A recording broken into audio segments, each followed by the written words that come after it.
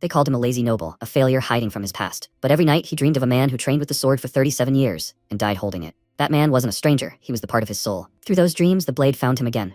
Not as punishment, but as purpose. Step by step, effort replaced fear and discipline replaced despair. This isn't a story about talent, it's about perseverance. How far can someone go when he finally stops running from himself? Let's find out. The story began with an old diary entry by a villager. A new resident had arrived in their village. His expression was uninviting, his eyes angry, as if something terrible had happened. He personally didn't want him living there. But the good-natured village elder took the stranger in. There was nothing left to do but ignore what had happened. 3 days had passed since the young man had settled in their village. He was so quiet that sometimes he forgot he existed. A couple of curious villagers began to show interest in the stranger, but he, as before, remained indifferent. A week passed, then another 10 days since the stranger's arrival. He found out what he was doing. Children peeked over the fence and told him. The stranger trained with a sword every day, looking as if he had a whole bag of stories behind him. He still didn't care at all. A month passed. The young man continued to train in his yard. No, he didn't see him, but he heard him. Another month has passed. No change. The stranger is still learning swordsmanship, and the villagers are gossiping about him. Some say he's plotting revenge, others say he's a fallen knight or some famous mercenary. There's a lot of buzz, but he's genuinely uninterested. He'll have to go watch him train tomorrow. His daily training for 6 months has piqued his curiosity. Anyone would be overwhelmed. How fast is he? How strong? What sword techniques is he honing? It's not for nothing that he's a regular at the neighbor's gossip. He thinks everything will be cleared up tomorrow. He's been utterly disappointed. The villagers, who know nothing of swordsmanship,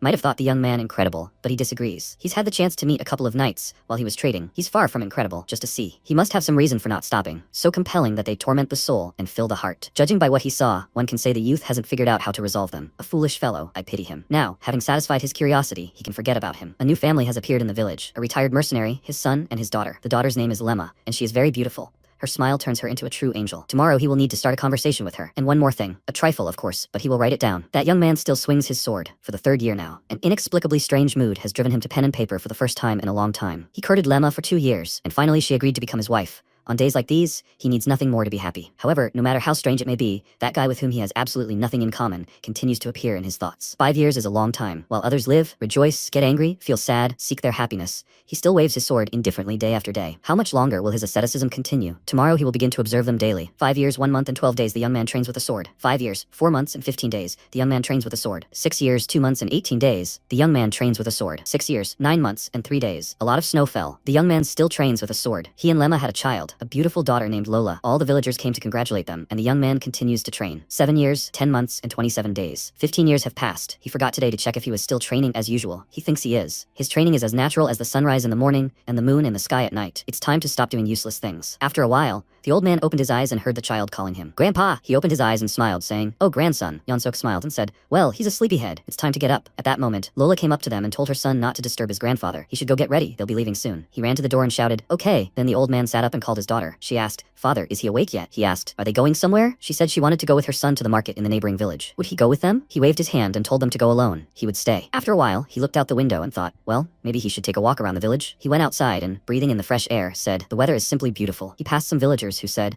"Elder, good afternoon." He replied, "Good afternoon, any news?" Another villager asked, "Elder, are you out for a walk?" He confirmed it. A man said, "Elder, he has such a catch today. Will he come and taste it?" He replied, "No need. He must eat himself." He thought, time flies. Even the village has changed a lot, except for one place. With these thoughts, he stopped at the gate, changed by time. He thought about 37 years have passed. Then, surprised, he peered through the hole that had formed and ran through the gate. He stopped in surprise, noticing that the swordsman was kneeling, holding his sword. He sat there, his eyes wide, not letting go of the sword. For a moment, he couldn't tear his gaze away from this picture. When the silver light surrounding him faded, he laid the stranger on the ground and closed his eyes. Then he said, "I wish for him to find himself in a good place." After a while, Irene opened his eyes in surprise. He was lying in his bed and asked, "What kind of dream was that?" After a while, the Peria estate. The knight said, "The Peria estate is located in the southern part of the Heil kingdom. It is a famous trading post that connects several nearby kingdoms. Baron Peria's disciples are the most popular people here." The others were surprised. "Disciples?" He answered, "Yes, sir, especially Princess Kirill. She's only 11, and she's already officially received the status of a sorceress." The knight asked, "Did the royal family really grant her the title?" He shouted, "It's true. He too should know how rare and valuable sorcerers are." He replied that he knows. He'd heard they were much harder to meet than the great lords of magic. He declared it true. Sorcerers couldn't even compare to the handful of magicians in the magic tower. Since the girl had awakened her own power,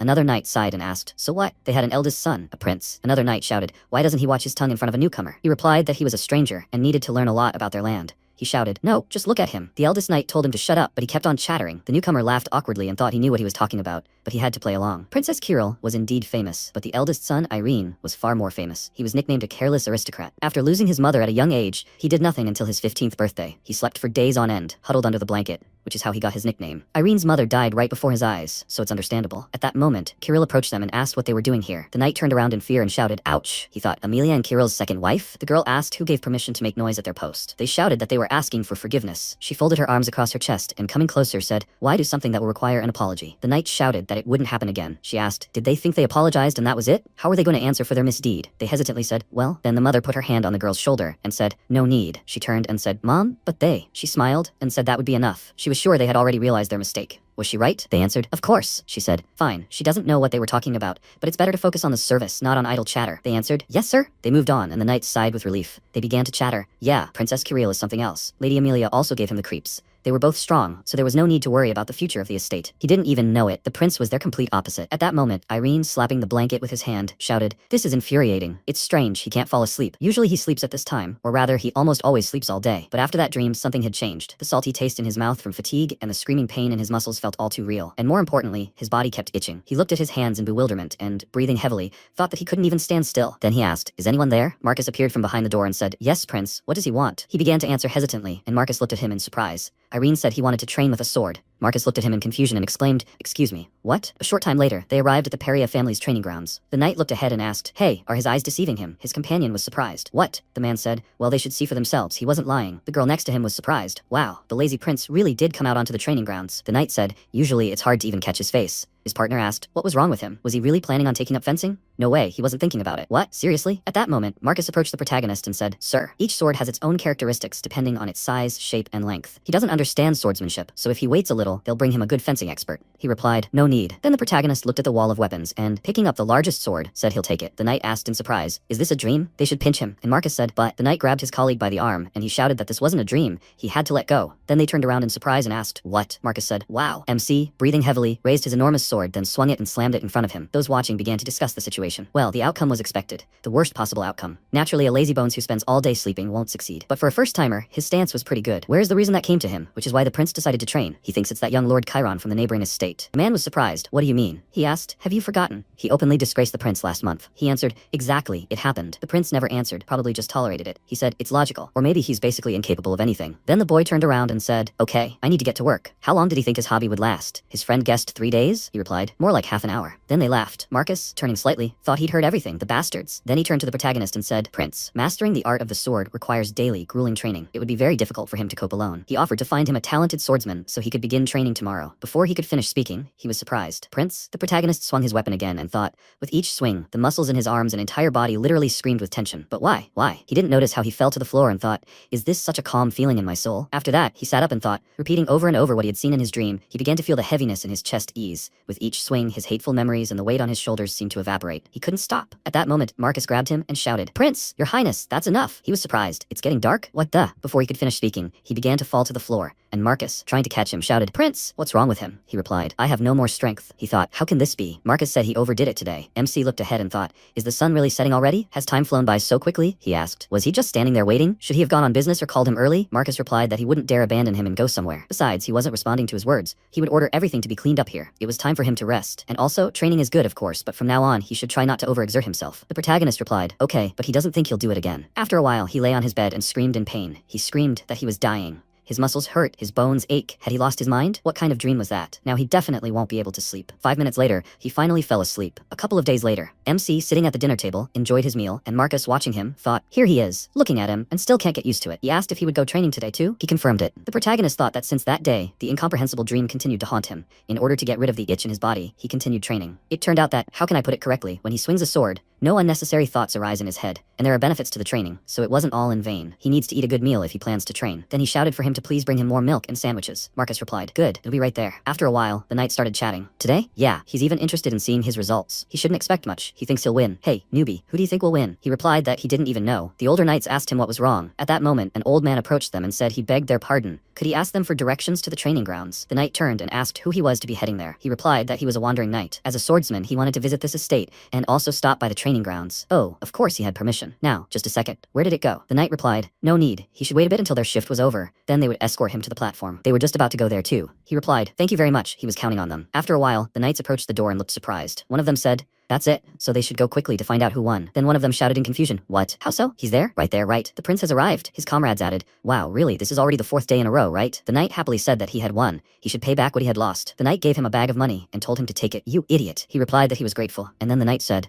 unbelievable, he's been coming for 4 days in a row. His comrade, examining the gold coin, asked, didn't he just say that? Chiron had greatly embarrassed the prince. Perhaps his persistence would last another week. The knight screamed, oh, the bastard. He knew and kept quiet? He asked, is he stupid? Why would he reveal information to someone he'd argued with? The younger knight asked, headmaster, he needs to calm down. He asked, hey newbie, and he knew? He replied that he didn't. At that moment, Bran Somerville was watching the protagonist. He thought, surprisingly, he's not wasting his time. However, his skill level is terrible. He's so weak he can barely hold his sword. His stamina is also lacking. His breathing is ragged. I wonder how long it will last. Rumor has it that it's all due to a grudge against a young lord from a neighboring estate. But one can't approach swordsmanship with such lewd intentions. He thinks he'll soon give up. The next second, he was surprised, and the knights, looking around, said, the wind has picked up. One of them shouted, that's it. MC looked up at the sky and cried out in surprise. The legendary griffin? And Miss Kirill. A griffin, a creature from legend that doesn't exist in reality. A lion's body, eagle's wings, skin as strong as steel. Is that it? The next second, the creature landed on the ground, and Kirill, stepping down, stroked its skin, creating an animal with her own hands, then infusing it with energy to bring it to life. That was the sorceress Kirill's ability. At that moment, she pointed forward and said, hey, you. The knight cried out in fear. Yes. She looked at the other knight and added, and him. Then she looked at the older knight and also said, and him. They looked at her in fear, and then she looked at Bran and asked, who is he? He smiled affably and said he was a wandering knight, come to see the training grounds. She said, they're the ones who were doing other things at their post in their previous encounters, right? Isn't it work time? What are they hanging around here for? The knights replied that they had literally just finished their shift as expected. The senior knight smiled awkwardly and said that the guards who were on afternoon duty were already at their post. They hadn't done anything that could cause trouble. She was indignant. What was he saying? He could argue with her? He replied that wasn't true. She'd misunderstood. She asked, what do you mean? No, they were talking instead of training. At that moment, the protagonist approached her and asked what was wrong. She glanced at him, then looked away and told him to stop. He looked surprised. What exactly? She asked. What do you think? Stop engaging in useless nonsense. He looked ahead, then turned and grabbed his sword, and she shouted,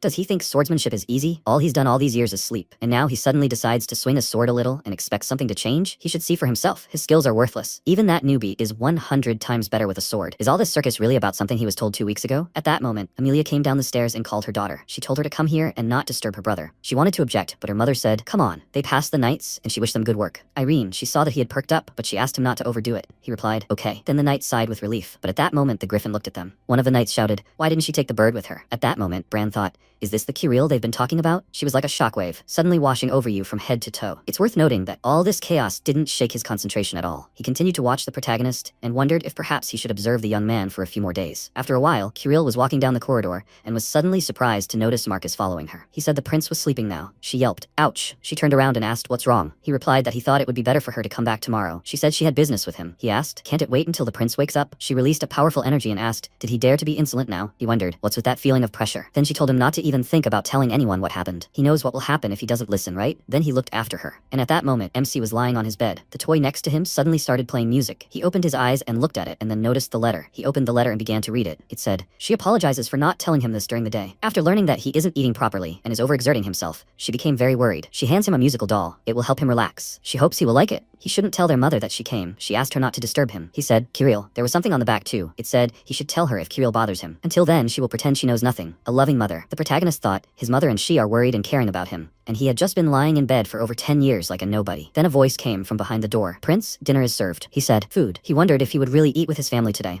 At that moment, Marcus was happily walking down the hallway and thought, the prince has changed. After some time, the whole family was sitting at the table. Kirill, putting a piece of meat on a plate, said, brother, here, he should take more. He replied, aha. Then she continued putting food on his plate and said, and this, and this, and this too. He awkwardly said, okay. At that moment, the mother of the family called her daughter, and the protagonist said, thank them, father, mother, and sister. He always wanted to thank them. They are so kind to him, despite the fact that he does nothing but lie in bed. Before, he was even ashamed to say it. He apologizes. He loves them. Father said that they love him too, his son. The protagonist apologized again for the trouble he caused, and his father told him not to say that. He suggested going back to food. MC agreed. Then he said, by the way, son? He said, yes, father. He said, he heard that lately has been focusing his attention on fencing. Physical training is a commendable thing, albeit a little belated. He shouldn't overdo it. The protagonist said that everything is fine. He is not overexerting himself. Father said that it would be better for him to make small breaks in his training. He replied that everything is fine. He shouldn't worry. He thought that, in truth, compared to the training he saw in his dream, his was a mere trifle. After some time, the guy looked ahead and asked, which day is it today? His companion paused and guessed, he thinks it's been about a month, right? He replied, it's mind-boggling. The prince trains for so long and doesn't miss a day. Has his brain really slowed down? He replied, nonsense. He was sure he'd soon reach his limit. He said he didn't think so. Then, the boy looked away and asked, by the way, who's that old man? He'd been seeing him constantly at the training grounds for the past few days. His companion said he was the overseer.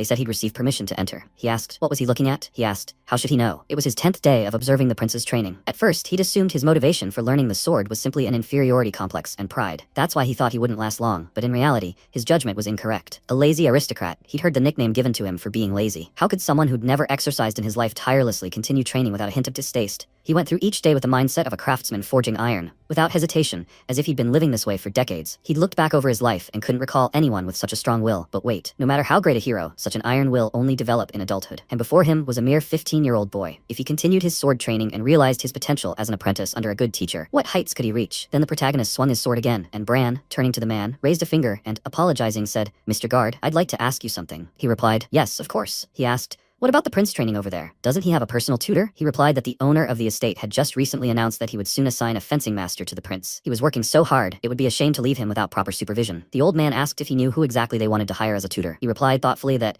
in fact, the information was not secret. The tutor would be the knight Ornjuker. Bran suddenly shouted, no way. He was surprised. What? He thought, such a precious child could never be entrusted to a libertine who guzzled alcohol by the bucket load the day before regular training and then yelled at the soldiers. He had to hurry. The boy had talent. He couldn't let it sink into oblivion. He must meet the owner of the estate. After a while, the head of the family asked, is that true? Bran, standing opposite him, replied, yes, sir, absolutely. The father of the family wondered if his son really had such great potential. Just that. He looked at the letter in his hands. Chrono Fencing Academy, the best academy on the entire continent, which selects only the most talented people, regardless of gender, nationality, or status. Just becoming an official student is enough to be treated with far more respect than aristocrats. This place is renowned for its reputation, which surpasses that of the Royal Academy, he thought. But the greatness of Chrono is commensurate with the difficulty of admission, and being kicked out of it is as easy as pie. Will Irene be able to withstand that endless competition? After a while, MC asked in surprise, what? The father of the family gestured forward and said that he wouldn't insist. If he didn't want to, he should just say so.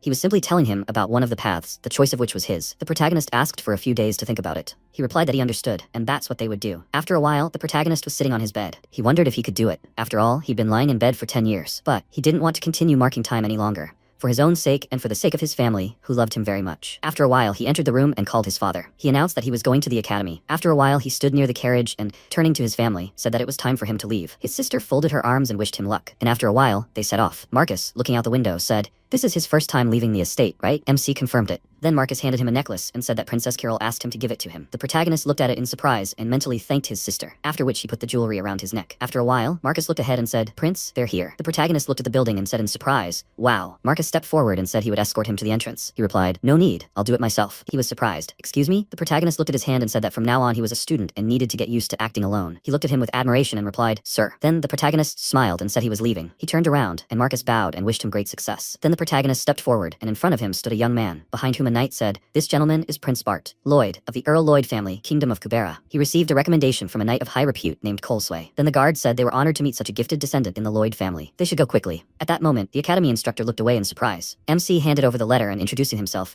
said he was from the baronial family of Peria. The letter of recommendation had been given to him by the wandering knight Bran Somerville. The instructor smiled and said, young lord of the Peria family, it is a great honor to meet you. They also know Knight Bran. This great lord led a raid in the mines for several decades. Since such an outstanding person recommended him, his successful passing of the exams would be an expected result. He should go straight to the audience. They wished him luck. The protagonist walked forward and thanked them for their support. At that moment, Ahmed looked after him and asked, did old Bran write the letter of recommendation? What's wrong with him? The instructor replied, by the way, isn't that guy a negligent aristocrat? He was surprised. A careless aristocrat? Who is this? He was surprised. He doesn't know? The lazy Peria family. He replied that he didn't know, but judging by his build, he thought he was the one. Up close, he seemed even weaker. How did he manage to catch that picky old man's eye? He replied that they would find out soon. Meanwhile, the protagonist opened the door slightly and entered the room, where a huge number of students were looking at him. He thought everyone was staring at him with such disdain, he should maintain his composure. He looked ahead and, surprised, thought a familiar face. At that moment, Ahmed came onto the stage and said that he welcomed the 400 students who had passed the preliminary selection. He introduced himself and said that today was not the day he would be teaching and evaluating them. MC was surprised, thinking, is he an instructor? At that moment, he looked at the students and thought, there are some very interesting people among them. Of course, the second genius of the Lindsay family of swordsmen, Elia Lindsay,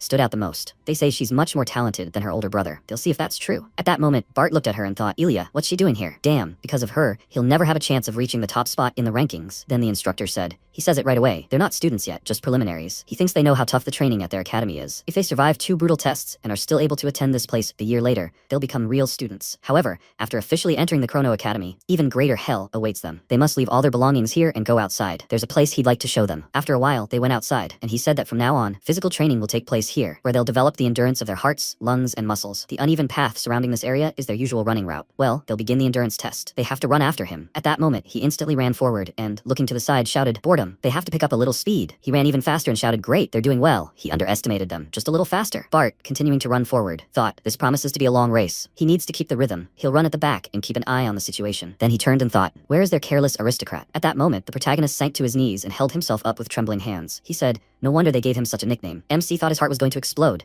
It's too heavy. He can't run anymore. At that moment, the instructor looked at him. He thought, everyone is gradually moving away. He can't take a step. However, he will get up. It's nothing compared to what the man in his dream went through. He wants to be like him. He wants to be his equal. For this, he must escape his lazy self. At that moment, Karaka looked at the protagonist and thought, unexpectedly. Then he looked ahead in surprise and thought something was wrong. At that moment, the protagonist, breathing heavily, continued to run forward and then overtook the instructor, after which Karaka quickly ran after him and managed to pick him up. He placed him on the ground and, sighing, thought that he had fallen not from simple fatigue, but from complete exhaustion. He had squeezed out all the strength he could muster. Interesting young man. After some time, MC opened his eyes slightly and sitting up in bed wondered in surprise. Where is he? He looked to the side and Run Tarhal was standing next to him. He noticed that he had woken up. He said that he didn't need to worry about his health. Everything was fine. He introduced himself and said that he was an instructor and also the head of the rehabilitation department. The protagonist replied that he was grateful to him. He said, naturally, he was grateful. If it weren't for him, he wouldn't have recovered so quickly. Something tells him they'll see each other often, Irene. The protagonist said he understood, and he handed him a scroll and said he was joking. He shouldn't answer with such a serious face, and here, he should take it. The protagonist asked what it was. He said it was the participants' ranking based on the results of the first test. He shouldn't worry about it. The midterm assessment, unlike the final one, doesn't have much of an impact on official admission to the academy. The first test was only needed to roughly determine the stamina level of the preliminary students. The MC looked in surprise at the last place, where his name was visible, and the instructor smiled and said that the higher the place, the happier he felt. However, the lower the place, the greater the incentive to try harder, right? This ranking will change beyond recognition in a year. There's no point in being sad. Before he could finish speaking, he suddenly thought in surprise. He wanted to cheer him up, but at that moment, the protagonist closed the scroll and said, I see. The instructor thought, he doesn't look like someone who needs this. The rumors of his extraordinary nature were true. Then he pulled the protagonist to his feet and said, okay, he has to get up. You can't skip classes on the first day. He replied, of course. After a while, Karaka greeted all the preliminaries. How did you sleep in your new place? Not bad. The others responded positively, and he smiled and laughing slightly said, thank goodness. He sees that they are cheerful today. Wonderful. They will be acquainted. His name is Karaka. He is one of the instructors responsible for their training. From now on, their day will follow this schedule. With these words, he pointed to the schedule for the preliminaries of the Chrono Academy. It said, wake up from 6 to 8 o'clock, breakfast. From 8 to 12 o'clock, training. From 12 to 1 p.m. lunch. From 1 to 3 p.m. training. From 3 to 6 p.m. dinner. From 1 to 7 p.m. training and general education lessons. He said that if anything changes, they will be informed. After 7 p.m. free time. From that day on, they have access to all the outdoor playgrounds, indoor gyms, and other training facilities available at the academy. The protagonist thought, great, today he can pick up a sword again. Then the instructor raised his index finger and added, however, training with weapons is prohibited. MC thought in surprise, what? As evening fell, a team of students approached the building. One of them, looking at Bart, said, sir, didn't you find the regular lessons boring? He almost fell asleep listening to the theory. His comrade smiled and said, it's just that they were using a bunch of words, the meaning of which he doesn't know. He said this, perplexed, but he understood him perfectly well, so he should shut up. Then they went inside and said in surprise, wow, it's quite spacious. They walked deeper into the training room, and one of them said,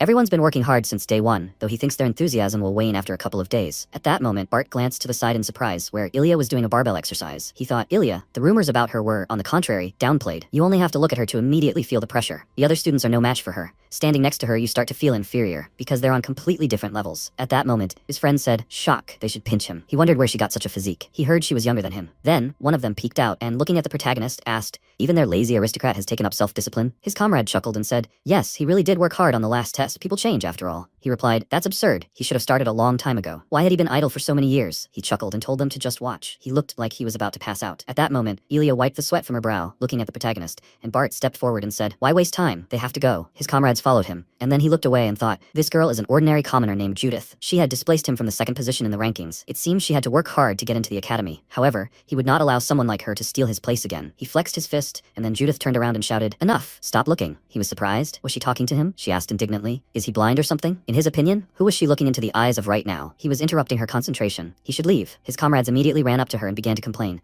What did she just say? Sir, this is a noble lord from the Lloyd family of counts. She, a worthless creature, is not allowed to be rude to him, she asked. Who are they? His regular girlfriends. The guy indignantly shouted at her to quickly get down on her knees and beg her lord's forgiveness. She replied, his breath stinks. Are they sure they ate the same food? He had to be silent for 5 seconds. He was surprised. What? Bart also turned around in surprise. They watched as Ilya approached the main character and asked him to listen. He looked at her in surprise, and then they continued their conversation. She pointed out his actions, while the others watched in bewilderment. Then she stepped aside and then left the training room altogether. The protagonist watched her go, and then looked away. Noticing how everyone who was looking at him suddenly turned around, Bart thought not a word was heard. At that moment, his friend grabbed the kettlebell from Judith's hands and indignantly shouted, "Where is she going?" He wasn't finished yet. She moved on and, approaching the protagonist, called out to him, "Hey, is he ignoring her? You have to answer when called." He looked up from his exercise and, looking at her, asked, "He's apologizing? Did she want something?" She said, "Nothing from him, he should say." He was surprised. What exactly? She came close to his face and said, "Ilya, what were they talking about?" Then she asked, surprised, "What?" She put her hands on her waist and asked, "Did she just explain how to bench press properly?" He thought she'd believe him. The protagonist replied that he wasn't lying, nothing more. She asked, had they known each other before, or maybe they were dating? He replied that wasn't true. They'd spoken for the first time today. She said thoughtfully, "Okay, by the way, he should make his face simpler, otherwise it felt like he was being bullied." He wondered what her problem was. She was pestering him. Damn it. He returned to his workout and thought, out with the thoughts, time to continue. He would try to do it right. At that moment, Bart approached him and said, "Hey." He was curious about what he'd been talking about with Ilya. A month later, Bart took a sip of water and his friend sat down on the ground, sighing, and said they'd been following the same routine for a whole month. Don't they think it's a little unfair that they're not getting swords? He glanced thoughtfully to the side and noticed Ilya standing next to the protagonist, telling him not to arch his back. She folded her arms across her chest and added that he should breathe more evenly. Bart thought, there's no point in paying attention to these two. In fact, he'll never surpass her. She'll take first place in the rankings again this time, and Irene will do the exact opposite. He's sure someone pushed him up there. Could a guy who'd never tried hard in his life defeat him if he suddenly decided to go all out in training? He didn't give up just because Ilya supported him. The ridicule of those around him motivated him. When he got used to it all, he'd return to his old self, the careless aristocrat. Then he told them to go to the stadium. He thought his goal was second place. Then he walked into the stadium and looked in surprise at Judith, who was running ahead. His comrade said she was tough, getting here before them every day. Their comrade added, obviously, after all, common people have to work hard to survive. Bart gritted his teeth in irritation and told them to run. His comrade was surprised already. He replied that they should drag behind if they were tired, but if they were capable of more, they should give it their all and catch up with him. With these words, he frowned and turned around. 3 months later, Ahmed folded his arms across his chest and, smiling, said that he knew it. Many were already exhausted. Karaka added, however, there are still some standouts this year. Their outstanding trio still maintains self-discipline. And the lazy one, no, you can't call him lazy anymore. After a while in the classroom, he told the students he had an announcement for them. The midterm assessment is approaching. Ahmed clapped his hands and added, here's the route they'll have to run. All they have to do is run it within the allotted time. One of the students exclaimed in despair, this is simply shocking. It's impossible to make it in time. The instructor folded his arms and replied that they'd been training them in running and swimming for 4 months. For them, this would be a piece of cake. The assessment system is simple. It doesn't matter what place they finish. The main thing is to meet the allotted time. Oh, and the first 5 to cross the finish line will receive their awards personally from the academy director. What a motivator, isn't it? The exam is in 10 days at 9 a.m. Until then, classes will be cancelled. They can use the time as they wish, but they mustn't forget about food. He wishes everyone good luck. After a while, Bart's comrade approached him and asked, Sir, can he handle it? The guy replied, Of course. Mr. is not a simpleton. At that moment, Bart thought Ilya, Judith, and a few others, even in the worst case scenario, nothing will stop him from entering the top 5. But why does his attention keep shifting to that guy? After a while, Judith lifted the barbell and then, lowering it, joyfully said, New record, we can finish for today. Then she turned around, hearing strange sounds, and saw the main character standing behind her on all fours, breathing heavily. She wondered if he had pushed himself to the limit again. His physical indicators had increased significantly compared to what they were when he entered. How can he squeeze so much out of himself? She clenched her fist and thought, is her will weaker than that of a negligent aristocrat or something? Oh no. With these thoughts, she picked up the barbell again. Karaka looked at the students and asked how many he thought there would be this year. Ahmed guessed about 30. At that moment, Ian approached them and asked, 30? Ahmed looked at him in surprise and asked, Leader, what is he doing here? The head of the academy replied that he decided not to repeat last year's mistakes and wanted to see everything with his own eyes, rather than listen to other people's stories. Then, smiling, he shook Karaka's hand and asked, Oh, and he, as he understands, is the new instructor from the Kingdom of Adan, right? He shook his hand in return and confirmed it. He said that their meeting was an honor for him. The leader approached and told him to tell how old he looked. He smiled awkwardly and asked, What? Well, about 55. Ian laughed and putting a hand on his shoulder said, Oh my god, he can't stand open sycophancy. He should expect double pay. Karaka thanked him awkwardly. Then Ian looked ahead and said, The atmosphere here isn't the same as it was last year. Could this all be the result of good teaching? Karaka said he was overpraising them. Then he looked at Ilya and added that the girl was the second best of the Lindsay family of swordsmen. She was incredibly smart and talented, as befits her family. Until now, she had ranked first in all her subjects. The instructor said, Poor child. She should choose her own path. Why cling to what others had chosen for her? Was this how the world worked? He hoped that one day she would get rid of these attachments. Then he looked at Judith and asked, What about that girl they told you about last time? The instructor replied that it was true. The supervisor smiled and asked if they had tried to stop her. Karaka replied that of course they had, but she wouldn't listen. Perhaps she could be considered the most persistent in this assessment. Ian stepped forward and said that they really needed to stop her. It would be a shame if such talent were to be wasted. Surely she had a reason for trying so hard. He would try to talk to her. He approached the student and Karaka asked his colleague if he thought he had a chance. Ahmed replied, Of course, she couldn't disobey the supervisor. Then he was surprised to see the leader walk away from a student who was still training. He asked, What? Supervisor Ian came closer and sighing said, What a stubborn child. She said she would stop if she heard a good reason. Then he turned and asked, Where is Irene? After a while, Ahmed whispered, How much time has passed? Karaka whispered back, She's been standing like this for 30 minutes. The MC continued training, and the leader ordered him to leave. The instructors were surprised. What? Just leave him? He replied, That's right. There's no way this young man can be stopped until he gives in. The young man's mind is now dominating his body. After a while, the protagonist sighed loudly as he lay on his bed. He thought, a lot of unusual things have happened in the last few days. The guys who had been ignoring and mocking him began to pay attention to him. Strange. Why was Ilya helping him? She wasn't the type to do anything out of sympathy. Okay, enough thinking about it. Then he fell asleep and thought, this place. They hadn't seen each other in a long time. A silhouette in red cloth hugged him tightly to his chest, and he thought he hadn't left his bed to be here. It wasn't a mother's hug, of course, but it was still very warm. He thought that sleep would be very welcome. The next second, a huge sword was pointed at them, and MC looked ahead in surprise. He turned around, felt a hand on his arm, smiled, and thanked him for everything. Then he walked forward, and thought that now it was time for him to go. Then he got out of bed, and after a while, he went outside, passing students who were asking, what happened to his clothes? Didn't sleep all night or something? The guy said, infuriating guy. It's a shame they won't evaluate each one individually, otherwise he'd definitely screw up. Bart silently looked away and thought, Judith has been really overexerting herself for the last few days. Her condition right now is unenviable. If he stays vigilant, second place is in the bag. Then Ahmed shouted, so it's 8:55. He'll explain the midterm evaluation rules again. The route consists of 4 stages. Each one has an instructor. Only after completing a stage can they move on to the next one. It will be repeated. The only important thing for the evaluation is to meet the allotted time. They mustn't let others confuse them. They must show how much progress they've made recently. Okay, get ready. Let's go. Stage 1, power jab. Bart tensed, holding the barbell. He thought, fast as expected. Even if you try your best, you can't keep up with her. In any case, except for Ilya, the next second, his teammate shouted, damn. They looked in confusion at the protagonist, who was lifting the barbell non-stop. Bart gritted his teeth and thought, idiot, is he out of his mind? Does he plan to collapse at the very beginning? Then the instructor shouted, Ilya, the first stage is passed. She moved forward and Bart thought, what? Already? That was damn fast. Then the instructor shouted, Irene. He thought, oh well. The instructor shouted, the first stage is passed. The others were confused. How did this happen? They should forget about him. He'll be out by the end anyway. The protagonist continued to complete the tasks and thought they could laugh as much as they wanted. He had already reached the second stage, the box jumps. He thought he understood their confusion. Even he was shocked at himself. His body, something had changed. It was practically on fire, and the thought that this was his limit hadn't even entered his head, so he was doing everything at his own pace. He needed to move faster. His current speed wasn't enough. He had to be more agile, more. At that moment, Ahmed shouted in surprise, wow, Irene, the second stage is passed. The others were surprised. What? At that moment, Bart turned around and noticed Judith trying her best.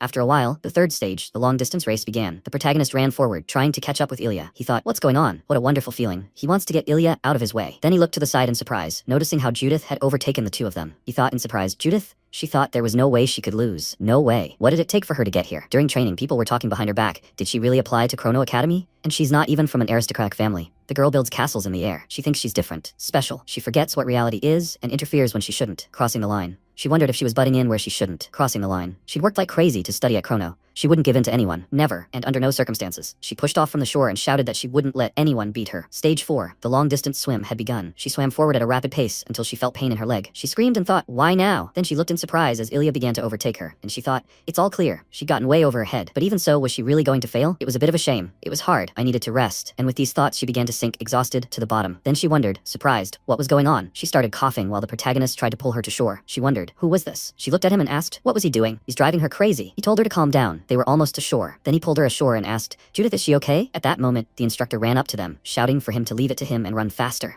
The protagonist rose to his feet and replied that he was listening. The instructor shouted for him to move. Judith looked at him and sighed. Her eyes began to close, and she thought, what an idiot. After a while, one of the students dropped to all fours and said desperately, he tried so hard and still failed. Karaka approached him and said, don't get discouraged, student. He still has a second assessment ahead of him. Compared to the first, the criteria for this test are much more lenient. If he doesn't give up, he'll definitely pass. The students ran in the opposite direction, shouting, super. Then he'll definitely do it. Then Ahmed approached Karaka and said, no less was expected from this year's students. There were way more people passing than last year. He smiled and replied, yes, this year is different. They've certainly gained a lot of talent. But the main character, the rescuer, stood out the most, taking 34th place out of 35, Irene. At that moment, one of the students looked at the protagonist and thought, what a bummer. Why did you even do that on the exam? Did you want to seem kind? Well, thanks to him, he took 5th place. A guy approached him and asked how he managed to come in 5th. He put his hands on his waist and smiling, replied, hey, at times like this, it's customary to congratulate. Another guy approached them and said, dude, he congratulates him. He's getting a reward from the supervisor. He's lucky. Then Bart approached them and said, Lance, he congratulates him. He turned around, noticing him, and said that without him, none of this would have worked. Bart asked, did he do anything? He achieved everything himself. Then a few more students approached them and congratulated him on 2nd place. They believed in him. Bart replied, yeah, he thought about it. With his current abilities, he couldn't keep up with the level Irene had shown today. If Judith had distributed her forces correctly, he would have come in 4th. He admitted he was completely routed. The next day, MC was running along the road, then sat down, trying to catch his breath. Ilya approached him and asked why he did that. He was surprised. What? She asked. He understands what she means, right? He stood up and clarified. About saving Judith? She confirmed it, and then asked, why the hell did he do that? He looked down and answered, it just seemed like he had no other choice. She asked if he even heard the nonsense he was spouting. The instructors would have helped her. There was no point in interfering, and for such a stupid reason, he spit on the award from the head of the academy, considered the best on the entire continent, and the chance to strike back at everyone who mocked them and looked down on them. Did he realize it? The protagonist waved his hand and said, she knows he's been called a negligent aristocrat, right? She looked at him silently, and he added that in the past, he'd felt like he'd been trapped in a swamp for a long time, and he had some excuse, but he never even tried to get out. After all, such a pathetic man had been pulled out by his beloved family. Thanks to the help of a few people,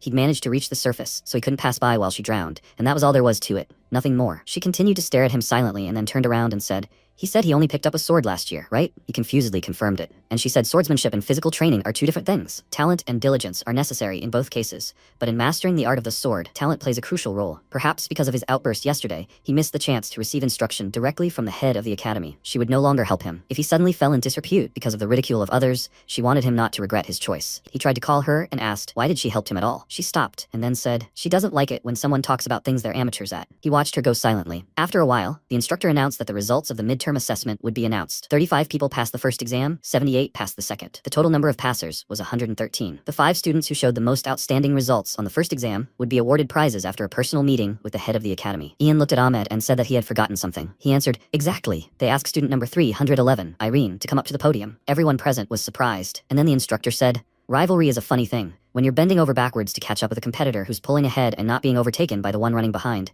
you can demonstrate stunning abilities you wouldn't expect. But by focusing too much on the result, you risk losing sight of something more important. But Irene wasn't like that. In a situation where a single mistake could have sent him straight to hell, he sacrificed his time and saved a drowning comrade. Opinions may vary regarding what happened, but he and all the instructors agreed that his action was worthwhile. So they asked Irene to come up to them. The other students began clapping hesitantly while the protagonist walked forward, smiling awkwardly. Sometime later, in the instructor's office, Bart sat in a chair and said, I see. Now he understood. He had been thinking too narrowly before. Ian said, there's no need to belittle yourself. A narrow-minded person wouldn't admit their own weaknesses. He replied that he was arrogant and stubborn, sticking to his own methods. As he had advised, if in the future he met someone from whom he could learn something, he would not miss the opportunity. Then he approached the door and, bowing, asked permission to take his leave. The young man was talented, clearly aware of his position, and demonstrating a willingness to overcome his own shortcomings. Moreover, he possessed excellent leadership skills. He certainly had his share of the stubbornness and self-confidence characteristic of the highest aristocrats, but it wasn't so bad as to be alarming. The manager reflected that another time he would have won first place. Then Ilya took the chair, and he thought, unfortunately, many talented students had arrived this year. She said that as a reward, she would like to spar with him. Ian replied, a wise choice. He would give her advice. She shouldn't allow others to control her. She needed to live her own life. She shouldn't waste her time here for the sake of affection. She needed to return home and learn her family's sword techniques. It would be far more beneficial for her. She repeated that she was asking to spar with him. He replied that it was foolish to expect any other reaction. His office was spacious. Would she agree to train here? She thanked him. After a while, the supervisor sighed desperately and finally spoke, his last words. He looked at his student and asked, does he want any reward? Even if it was something intangible, he should just say it. He thought his answer interested him most, Irene. MC replied that he wanted to make peace with someone. How should he do that? Then he lowered his gaze and added, he knew it sounded absurd, but he had no one else to ask for advice, so he apologized. The supervisor said he had no need to apologize. On the contrary, he was grateful for the sincerity. He thought that Irene hadn't left her room until she was 15, and now finding himself among his peers, he was completely confused. So someone had actually gotten close to him, a child the others made fun of. He said, okay, he should tell him what happened. After a while, the protagonist thanked the leader and said he had been very helpful. He replied that if so, he was glad. He hadn't given advice unrelated to fencing in a long time. He thought that his desire to make peace with Ilya was unexpected. More and more surprising things were happening this year. Then he said, so, now that we've dealt with that, we need to get to the main point. The protagonist was surprised. The main point? He replied that he wouldn't count a little advice as a reward. He should let him be specific. He wanted to give him some advice regarding sword training. He was more competent in that matter. He should tell him what he wanted to know. The protagonist apologized and said he couldn't think of anything. In fact, he'd only practiced swordsmanship on his own for a month before joining the academy. So although it was embarrassing to admit, he didn't know what he wanted or what question he should ask. The leader said, Irene, and he said he was apologizing. Everyone was talking about how amazing the opportunity was to get a personal lesson from him, the leader. He apologized,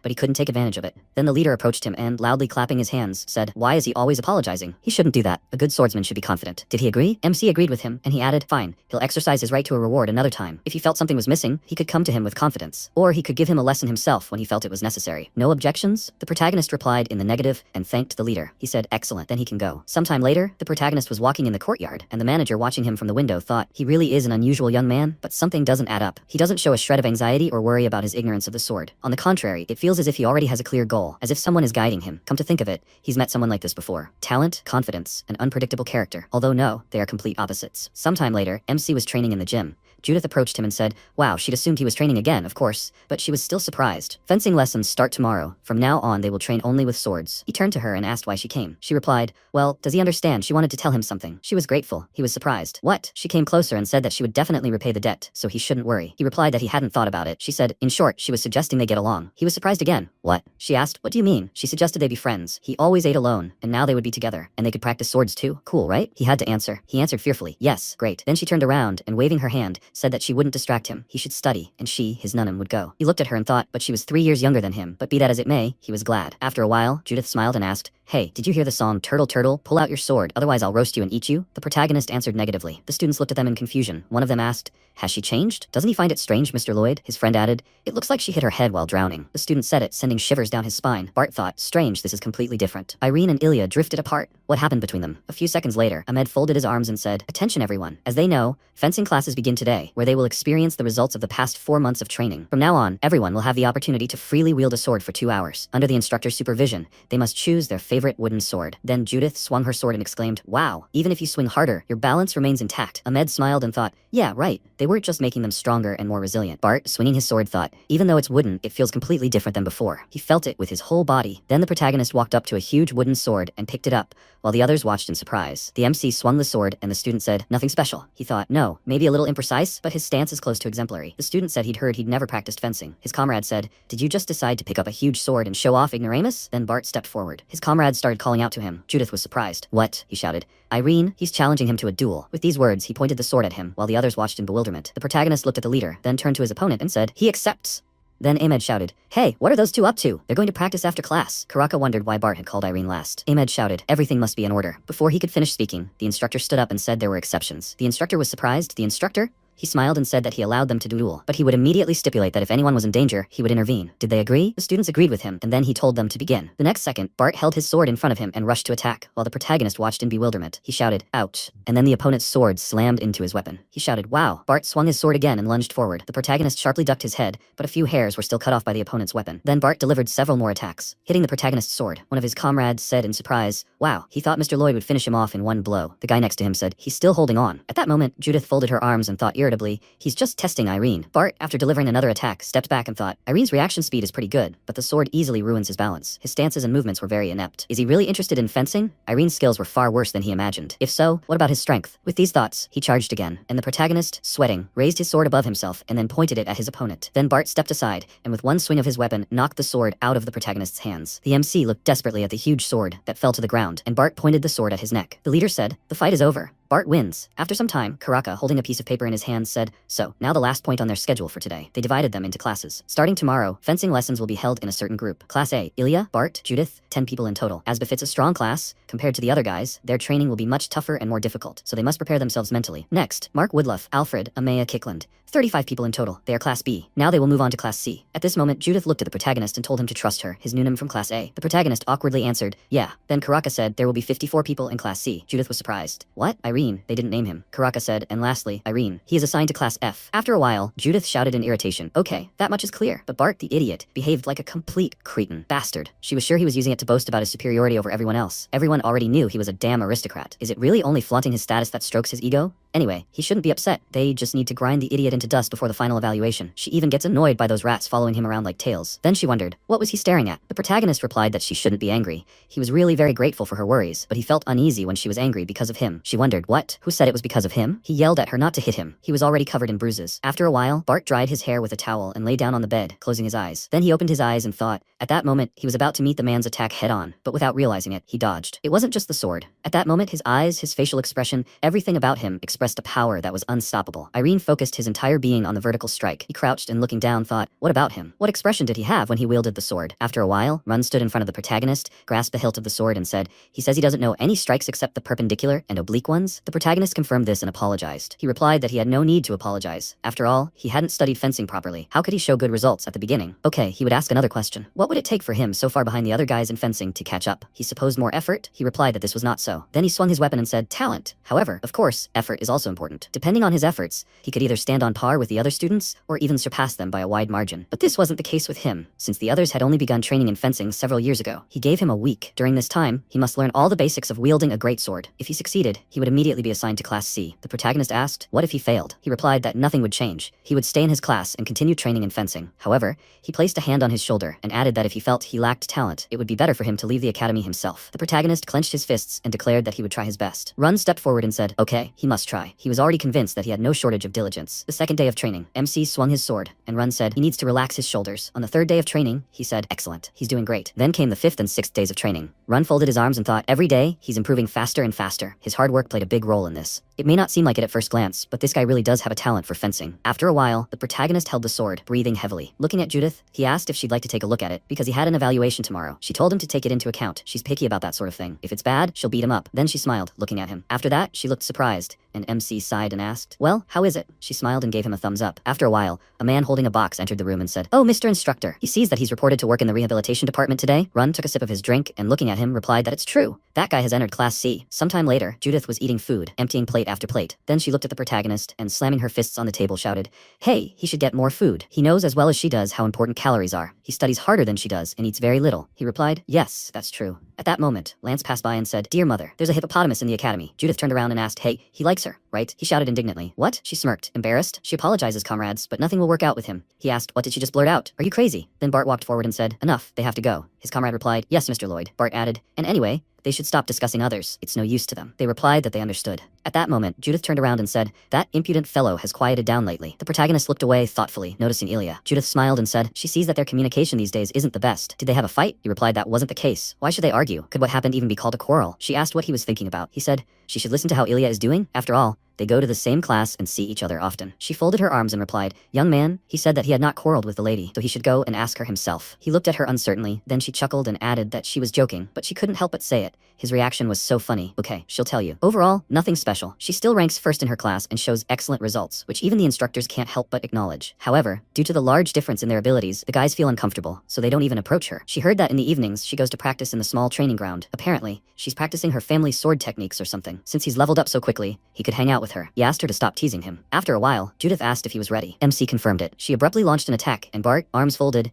watched him silently. They tried to hit each other with their weapons, but the protagonist, having parried her attack, thought that he expected nothing less from her. Her attacks are difficult to parry. He pushed her away and thought unimaginable power. Then he ran forward and swung his weapon. Judith thought vertical cross-section. She held the sword out in front of her, but at that moment, MC hit her from the side. She grinned and said, they should look at him. She squeezed her hands tighter on the sword hilt, then gritted her teeth and hit the protagonist, sending him flying to the floor. She said, wow, he really has grown. Clearly, he's made progress, but he's still far from her. Then she looked away and said they'd be done for today. He was surprised. So soon? She replied, brother, it's already like night. He should look around. They're the only ones left here. By the way, if he goes to the small training ground now, there's a good chance he'll find Ilya. The protagonist held his hand out in front of him and asked her to stop. Then he looked away. Meanwhile, Ilya was training. Suddenly, she turned around and asked, what the hell? The protagonist was standing behind her. Smiling awkwardly, he said hi. She asked, what's wrong? He handed her a scroll and a bag and said he had come to give her something. He asked to send a gift for her from his home, and here is a letter he wrote. A bit unexpected, right? She was surprised. Why would she need it? He replied that he had a younger sister. She wasn't good at communicating with people. They often argued over misunderstandings. However, the very next morning, he would find both the gift and the letter in his bed. He, too, lacked eloquence. He didn't even know how to start a conversation.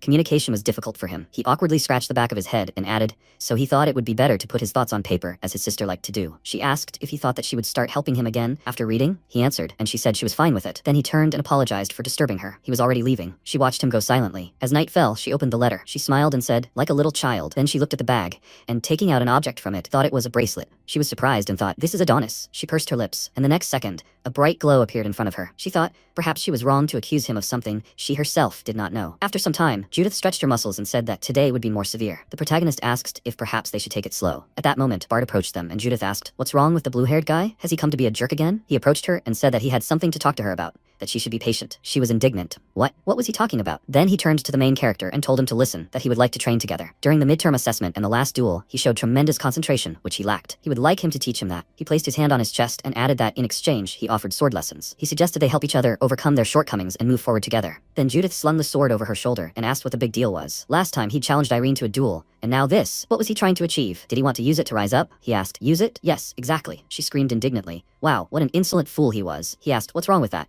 He could achieve excellent results on his own, but that approach was ineffective at the academy. Besides, they would both use him, just as he would use them. Judith, she herself, instead of lessons, spent all her time training with Irene. He believed he should gain experience from many people. Their knowledge wasn't limited to the academy's curriculum. He suggested they think outside the box. This was their chance. He clenched his fist and added that, under the pressure of fierce competition, he would learn new things from other students here and achieve qualitative growth in his abilities. One of the students, looking at him, said, wow, a student from Class A wants to study with a student from Class C. He clenched his fist and said, cool. Then the protagonist said he agreed. Was he sure their idea was a good one? He was behind him in every way. What did he plan to learn from him? Bart smiled and said, well, he did say that he had something in him that he lacked. He had been pondering this since the end of the midterm assessment. Not long before, he had asked, what the hell is the problem? He had tried just as hard. Why was there such a difference between them? And they spent roughly the same amount of time on training. So, Irene was different from him in something else. He got it. All the students were given a limited amount of time. However, the quality of their use of that time varied. Since the beginning of Irene's training, he hasn't lost focus once. He said that in the present tense, he told him to teach him how to maintain a focused mindset all day long. The protagonist looked at him in surprise, and then, lowering his gaze, said that he himself didn't know how it happened. He answered, the expected answer. All geniuses think alike. MC asked, what is he talking about? What kind of genius? He's not like that. Bart turned slightly and thought, no, one look is enough to see the talent in him. Constantly maintaining concentration at the same level is far from an easy task. Then he said that he had personal training today, so he went. Judith, she will join them tomorrow too. She shouted. Why on earth? She did not agree. He added, oh, and one more thing, he has advice for him. Irene, he should never belittle himself. He is a descendant of the noble blood of the Peria family. He's not sure about the beginning, but right now his actions and skills are quite befitting of a member of a noble family. Therefore, he should have pride and show others his confidence. Judith said, is she the only one feeling sick? Then Bart walked on. After a while, he looked at the protagonist and said that he was in a hurry. He took a stance and added that his movements would only be precise when he achieved balance between his body. The protagonist said that he understood and then lunged forward and said, like this. After a while, he said, Judith, they're already done. She doesn't want to fight? She passed by and shouted, she already said no. Bart smiled and asked how long he thought she would last. The protagonist smiled and said, well, since there were no curses, he thinks about a week. They laughed lightly, and sometime later during lunch, MC looked to the side and noticed Ilya, who had passed by him. She walked on and said she had read his letter. Judith looked at the protagonist and asked, a success with the confession, huh? He blushed with embarrassment and shouted that she had misunderstood. As evening fell, he lay in his bed and thought, concentration, as Bart had said, it really was worth thinking about. But how could it be improved?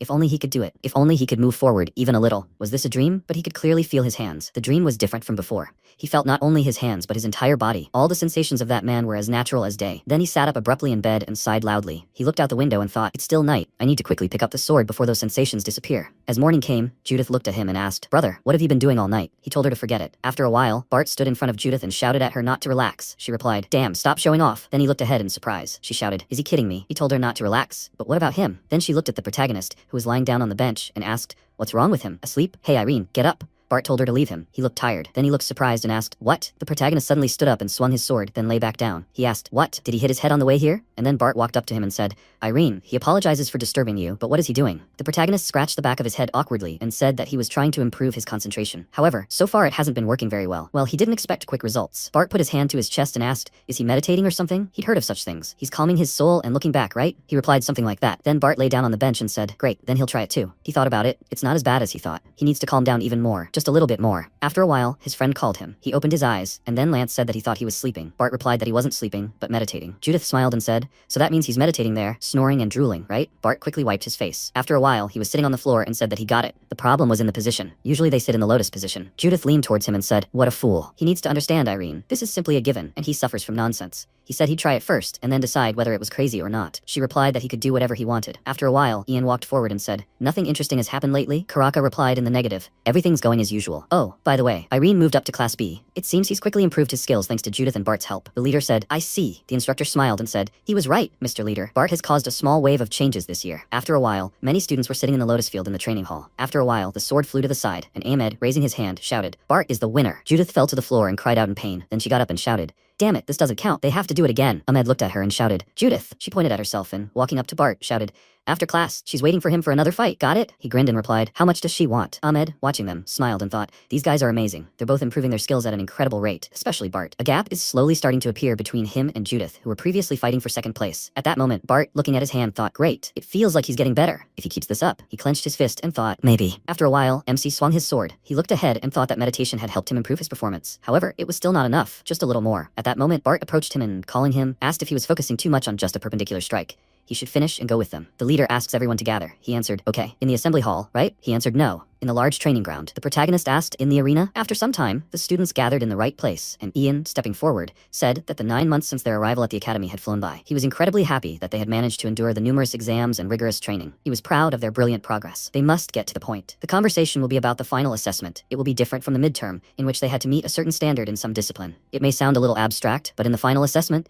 he would like to discover their hidden talents. They must not be intimidated. There is no need to start frantically searching for meaning in his words. All that is required of them is to use the sword to demonstrate demonstrate what they consider to be their best side. They can demonstrate some secret strike or an unusual maneuver to confuse the opponent. In other words, they are allowed to resort to any means to demonstrate their capabilities. He is confident that everyone here is capable of revealing their strengths. So, for the remaining 3 months, he asks them to give it their all. By the way, he has one modest gift for them. At that moment, he threw off his robe and picked up a weapon. He said that even if this was just an old man dancing with a sword in his own way, he would be grateful if they could take something from it for themselves. Then he opened his eyes and began his movements. The students watched him in surprise as he continued his dance. Then he looked to the side and pointed his sword forward. He said that was it. He wished everyone good luck. One of the students asked in surprise what he just saw. His comrade said, his blade. He was surprised. What happened to his blade? After a while, Bart, sighing, said he suggested they take a little break. Judith silently agreed with him and sat down next to him on the bench. He said, the leader's show-off performance yesterday was something, don't you think? She remained silent, and he added, feeling a bit awkward. Who was he even talking to right now, the wall? She shouted indignantly. Hey, he should shut up already. He asked, Miss, are you in a bad mood? Because of Irene? She shouted, what does this have to do with him? Then she looked down and said that they had the final assessment coming up, and he was completely immersed in meditation. Will everything be okay? He replied that he was 100% sure he would pass. Then he stood up. She shouted, how did he know? He asked, what were the criteria for the final assessment? She was surprised. What do you mean? You need to show hidden talents. He turned around and said, exactly, hidden talents. In other words, they should demonstrate not their current abilities, but their future ones. Who do you think, in the 9 months they spent at the academy, showed the most hidden talents and achieved the fastest progress? She replied, well, naturally, who? He said, yes, it's Irene, so she should stop worrying and get up. She shouted, what? Who's worried? On the contrary, she'll demonstrate her skills to the fullest. First place in the final evaluation is hers. With these words, she took the sword in her hand, and Bart, standing next to her, said he was afraid nothing would come of it. Ilya would do it this time too. She shouted, why her again? He replied that she knew perfectly well that she came from an outstanding family of swordsmen. Such families on their continent could be counted on the fingers of one hand. The Lindsay family studies martial arts, which helped them earn the title of that family name. So she simply couldn't help but take first place in the final evaluation. Judith shouted, does he consider that reason enough not to even consider first place? He replied, yeah, because it's not just her martial techniques themselves but also her tenacity. She shouted, it's infuriating. Then why arrange an exam whose results were already predetermined? What's so great about their noble families and her older brother, who used to be called the most famous genius on the entire continent? They'll lose to a commoner orphan and won't even be able to look up in front of the others. Then she was surprised. What about him? Where was he looking? She turned sharply and noticed Ilya behind her. At that moment, Lance said, things are bad. His friend said, wow. Then Ilya approached Judith and said she didn't care that she was insulting her and her family. It didn't matter what people like her said behind her back. It didn't affect her in any way. Judith shouted, is that so? Then they should fight once. Bart held out his hand and told her to stop. Fighting between students could get you expelled. Ilya went further and said that this time she would still take first place, and would do so every time. Her family's sword techniques? She didn't need that. The academy's curriculum alone was enough to prove she was head and shoulders above them. Then Bart ran after her and shouted at her to wait. Lindsay's family sword technique was the Heavenly Sword. That name was established after they captured the Demon Dragon King 400 years ago, right? She turned around and asked, so what? He said he'd like to see how good the technique was. She turned back and told him not to dream. He asked, right? Too bad. Then she should remember this. If she doesn't demonstrate the Heavenly Sword technique, first place will go to him. She looked ahead in surprise. After a while, the protagonist was training again. He looked at his sword and thought that it didn't feel the same at all. He frowned and thought that he'd clearly imagined himself getting closer. However, lately it seemed as if, on the contrary, he was gradually drifting further away. He needed to concentrate. He sat down in the lotus position and thought about starting with meditation. Wait, what if, for the sake of similarity, he tried meditating with a sword in his hands? He assumed a stance, holding the sword in front of him, and closed his eyes. Meanwhile, Lance knocked the weapon out of his opponent's hands. He spread his arms out to the sides and said, I give up. I've lost. Bart looked at them, smiled and said, they're hard workers. Lance turned and said, Mr. Lloyd. Bart came closer and said that he felt like he'd been training harder. He replied, well, the final evaluation is coming soon. However, more importantly, he had made a huge impact on them. He was surprised. He replied, what he said to Ilya that day served as an excellent symbol for them. Bart looked away and said he didn't remember saying anything special. Just then, Judith approached them and said, stop making that face. She'll be sick. He should take the sword, blue-haired one. After a while, they began their fight. Bart pointed his sword at her face. She looked in surprise at the tip of the sword, aimed straight at her, and then sharply dodged. She thought he'd gotten faster. Then she screamed, damn it. Then she noticed a blow from the side and extended her sword. She thought he wasn't just perceptive. He had a calm he hadn't had before. She swung her sword and breathing heavily thought, maybe at this rate he really could overtake Ilya and take first place in the rankings. Although reluctantly, she admitted that she couldn't defeat him right now. However, the words to think outside the box had taught her a lesson. She wouldn't rush. Once she becomes an official student of the academy, then she will win over him. Then Bart sighed and, looking at Judith, suggested they call it a day. She shouldn't overexert herself too much before the final assessment. She looked at him silently, then threw her sweater over her shoulder and, moving on, said, okay. He asked, wow, what's wrong with her? She wasn't even angry. It looks like green snow is about to fall. She said she had things to do. He was surprised. What? She replied that curiosity would hurt him. Then he sighed, looking after her, and thought, okay, never mind, he really has changed. His goal isn't impossible. He thinks he can really aim for the place next to her now, and Irene too. He'll be able to withstand his blow too. Meanwhile, MC frowned, holding the sword in his hands. He thought he'd changed his stance, but there was no improvement. What should he do? He doesn't understand anything. At that moment, Judith approached him and asked if he wasn't tired of hanging around the training grounds all the time. She suggested they step outside for a bit to get some fresh air. After a while, Ilya emerged from the building and looked away in surprise. Then Judith lay down on the grass and said they'd take a rest here for a bit. The protagonist sat down next to her and asked if they could stay here. She said if they said anything, they'd leave. He agreed. Then she asked how his preparations were going. He looked at her and asked, prepared for what? what? She replied, for the final assessment, less than half a month left. He replied that he was still training just as hard. She said, he answered somehow sluggishly. He asked, what about her? Does she think she will pass? She said, what's there to think about? Of course she will pass. This is not what he should have asked, but whether she could overcome this scoundrel Ilya. He asked, could she? She was indignant. Listen, brother, how tactless he is. He said, she herself said to ask. She shouted, what? He should listen. His answer was still unsure. Then she apologized, and he looked at her in surprise. She said, she apologizes for not paying attention to him lately. She did say she would practice fighting with him and correct his improper stances. He smiled and said it was fine. No need to apologize. Before he could finish, she interrupted him and said she was an orphan. She hadn't brought this up to get pity. It was just that, as a small child, she had had to survive by any means necessary. The only things she knew how to do were stealing and pickpocketing. However, suddenly looking around, it became clear to her that other people were dragging out their existence in the same way. Living like this, up until now, she hadn't felt gratitude or said thank you to anyone. That's why, when he pulled her out of the lake, she should have thanked him for saving her. But she was angry. To be honest, even now, she felt somehow uncomfortable saying thank you openly. So she was going to repay him in her own way. But the result had somehow become cloudy. He had to pass. He was surprised. She said that he absolutely had to pass the final assessment. He had to pass and shed his status as a pre-training student, become an official student of the academy, and let her help him properly so that there would be no more awkwardness. He smiled, looking at her and said, aha. Then she stood up and, clearing her throat, said that if they walked together now, she thought she would die of shame on the way, so he should wait 5 minutes and go. MC, watching her go, thought, Judith, shouldn't he be the one asking for forgiveness? He was the one who hadn't paid enough attention for the past 2 months. It seemed he'd changed a lot. He used to spend all his time in bed, but now he sat and looked at the sky. The first year at the academy wasn't so bad. He thought he was getting to know himself a little better. He looked at the sky and thought how grateful he was for everything he could feel now, and for his current thoughts. After some time, he returned to the academy and thought, Judith, Bart, Ilya, as well as the academy director and instructors, had helped him greatly, so now it was time to repay their support. With these thoughts, he got into a stance, and then suddenly, surprised, he looked forward. He felt energy and closed his eyes, a powerful aura enveloping his body. After some time, the student activated his technique, surrounding himself with leaves. Ian, watching his actions, said, his speed and accuracy are superb. Ahmed smiled and said, even among the pre-training students with low scores, there are plenty of guys who are improving quite quickly. Perhaps after the final assessment, their ratings will change significantly. Then Lance came onto the court and, swinging his weapon, split the stone in half. Ian said the cut was oblique, not perpendicular, but it looked very smooth. He thought that everyone was performing beyond expectations,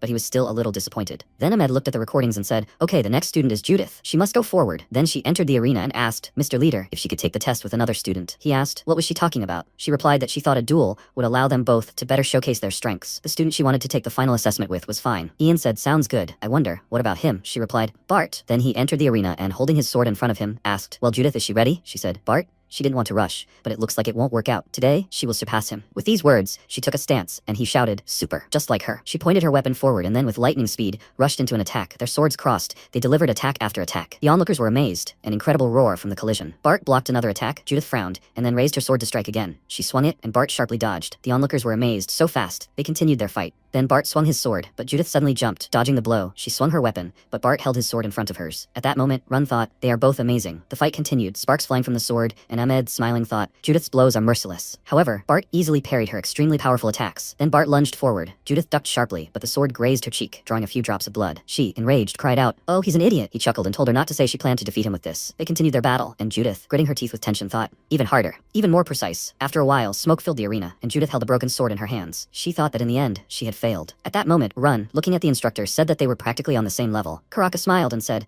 true, but he still thinks Bart was more skilled. At that moment, Ian clapped his hands joyfully and said, amazing. An amazing duel. They did really well. The students bowed and thanked him, and then he looked at Ahmed and asked, who's next? He wanted to see him soon. He replied, Ilya next. Bart, passing by, thought that he had become noticeably stronger, surpassed his former self. Perhaps he would defeat her too. Then Ilya entered the arena and Ian asked what she would show them. She replied, the family sword technique. He said, the sword of heaven, which slit the throat of the king of the demonic dragons? Excellent. Then she took up her weapon. Bart watched her actions in bewilderment. Karaka thought, the wind? She swung her sword even faster, creating wind whirlwinds. The instructors shielded themselves from her attacks, and Judith asked in surprise, what the hell was that? Karaka said, the sword of heaven. Bart sighed and thought, so it turns out there really was that insurmountable wall between them. He frowned and wondered what he was even thinking about. Then Judith came up to him and said it was Irene's turn, the last one left. She clenched her fists and shouted, good luck, Irene. He walked forward, and Bart thought he was a nervous wreck. Not long before, the protagonist said that he thought he was a very good person. Bart looked at him in surprise and asked, what? He said that the atmosphere around him was always warm and bright. He felt good when he was around him. Perhaps that's why so many people wanted to be his friend. He asked how he could say such things so calmly. He laughed lightly and asked, had he done something wrong again? Bart stood up and said that he was wrong. He was not as good a person as it might seem. He looked at the protagonist's back and thought, even if he, then he's begging. He's asking Irene. He shouldn't show anything special. Then MC walked forward and Ian, clasping his hands in front of him and smiling, said, so what will he show them, Irene? He looked ahead silently, while the others watched him, perplexed. Then he looked at the leader and said, perpendicular slash. The others were surprised. Lance clenched his fist and shouted, hey, is he crazy or something? He needs to wake up. They're in the final evaluation. If he shows off a secret technique here, he risks failing. What the hell is he planning? Perpendicular slash? At that moment, Ahmed turned to him and shouted, Lance, he's warning you, if he disrupts the exam again he'll be expelled. He replied that he apologized. Then Ahmed turned and thought, even though he stopped him, he thinks he's being reasonable. That's right, Lance. This is the final evaluation. What does Irene want to demonstrate at such an important moment, with a perpendicular slash that can't even be called a real combat technique? What the hell is he thinking? At that moment, the protagonist took a stance and began to concentrate. Ian sighed and thought, he must let him witness the mastery of the one who refused to learn from him and didn't even react to his blade dance, Irene. At that moment, one of the students wondered why he was standing there like a statue. His comrade turned to him and whispered to him to shut up. At that moment, Ilya thought, this is meditation. MC thought, even out his breathing, tense all the muscles in his body, and concentrate. He was penetrating the depths of his soul. He still didn't know who he was, and why he had dealt all these blows, but now, as long as he was in pain and patient, as long as he moved forward, all he needed was a steely will. He opened his eyes and swung his sword sharply, directing powerful energy forward, while the others watched in bewilderment. A crack formed and smoke spread in different directions. The protagonist was breathing heavily, gritting his teeth. At that moment, Judith said, Irene? She looked at Bart and called him over in surprise, and he clenched his fists. After a while, the leader asked the assembled students if they'd been waiting for too long, hadn't they? Well, they wouldn't delay any longer. They would move on to the results announcement. While the final assessments were decisive, their current ranking wasn't an indicator of whether they'd be admitted, since there was still the final interview left. Okay, he'd start from the bottom. 66th place, Peter Nelson. 2nd place, Alice Burnett. 7th place, John William. 4th place, Judith. 3rd place, Bart. 2nd place, Iron. And 1st place, Ilya. Everyone had done a great job. They'd announce the interview later, but for now they should get going and get a good rest. After a while, Ilya walked forward, opened the door slightly, and, smiling, said she knew she'd find him here. No one else would have gone to the training hall the day after the exam. The protagonist, sword in hand, turned to her and said hello. Then they sat down on a bench, and she said he'd gotten much stronger. He looked surprised, and she continued. Bart and Judith had done well too. She hadn't felt like someone was chasing her in a long time. Getting 1st place was a stretch. Previously, she would have been annoyed, but this time it was a bit funny. That blow of his was truly terrifying. The protagonist awkwardly replied that her heavenly sword technique was also incredible. She laughed and asked if he wasn't used to praise. Then she said she wouldn't be staying at the academy. He yelled in surprise. What do you mean? Why? She said thoughtfully, an interesting reaction. He glanced away and said awkwardly, it was all so sudden. She added, to be honest, she hadn't planned on becoming an official Chrono student from the start. She'd planned to take 1st place in the midterm and final assessments, then return to her family. Then she called him over and asked if he knew who the continent's true genius was. He replied that he wasn't sure. She replied, Kyle Lindsay, her older brother. When she was 7, Kyle had become so popular that he was known to practically everyone on the continent. When he was 10, he defeated a knight in a duel. Even then, his extraordinary talent had already achieved unprecedented heights. Naturally, Kyle was recognized by many famous people, and he became renowned on the continent as a powerful genius. They pinned their hopes on him,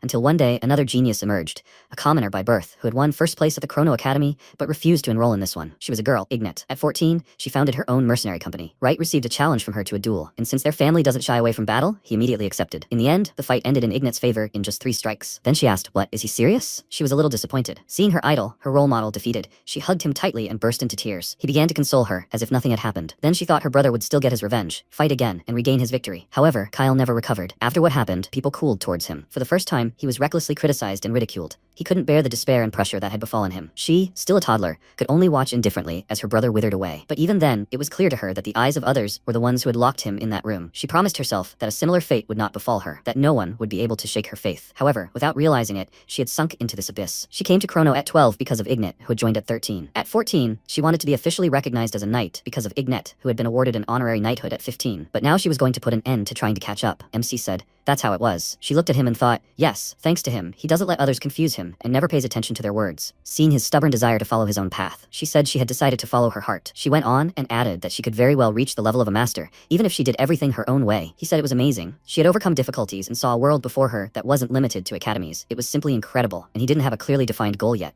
She told him not to talk nonsense. He looked at her in surprise. She added that she was telling him not to dare relax, that he should try even harder, otherwise the gap between them would instantly become an abyss. He smiled and then lowered his gaze and thought, is he really all right? Is he doing the right thing? He looked at the sword in his hands. After a while, Bart approached the crack in the floor. Judith came up behind him and putting her hand on his shoulder said, hey, their beloved lord, there are actually renovations planned here. The passage is closed. She suggested they go out and compete. Her fingers were itching. In response, he announced that he was dropping out of the academy. She was surprised. Why? He frowned and said that a man who had only recently picked up a weapon was able to demonstrate an amazing level by practicing just 1 strike for an entire year, while he had dedicated several years of his life to the art of the sword. How much more time would he have to spend to achieve the same results? Although, would he even be able to do it? He thought that such abilities were predetermined from the very beginning. He turned and thanked her for everything. Then she put her hand on his shoulder again, and then she punched him in the face, sending him flying to the floor. He screamed indignantly. What is she doing? She screamed. What the hell is wrong with him? He dodged her sword strikes without any problem, and now he couldn't dodge a fist. She added a few more blows and screamed, his brain has gone soft, and now his body has turned into a felt boot. What did he say about relativity? Predetermined? Utter nonsense. Then can't she even defeat a wimp like him? And all the others who study at the academy? He means to say that they suffer from useless nonsense here? He should brag later about how, in his youth, he defeated the one who would one day become the best swordsman on the continent in an exam. For a coward who fell into despair and simply ran away because of some stupidity,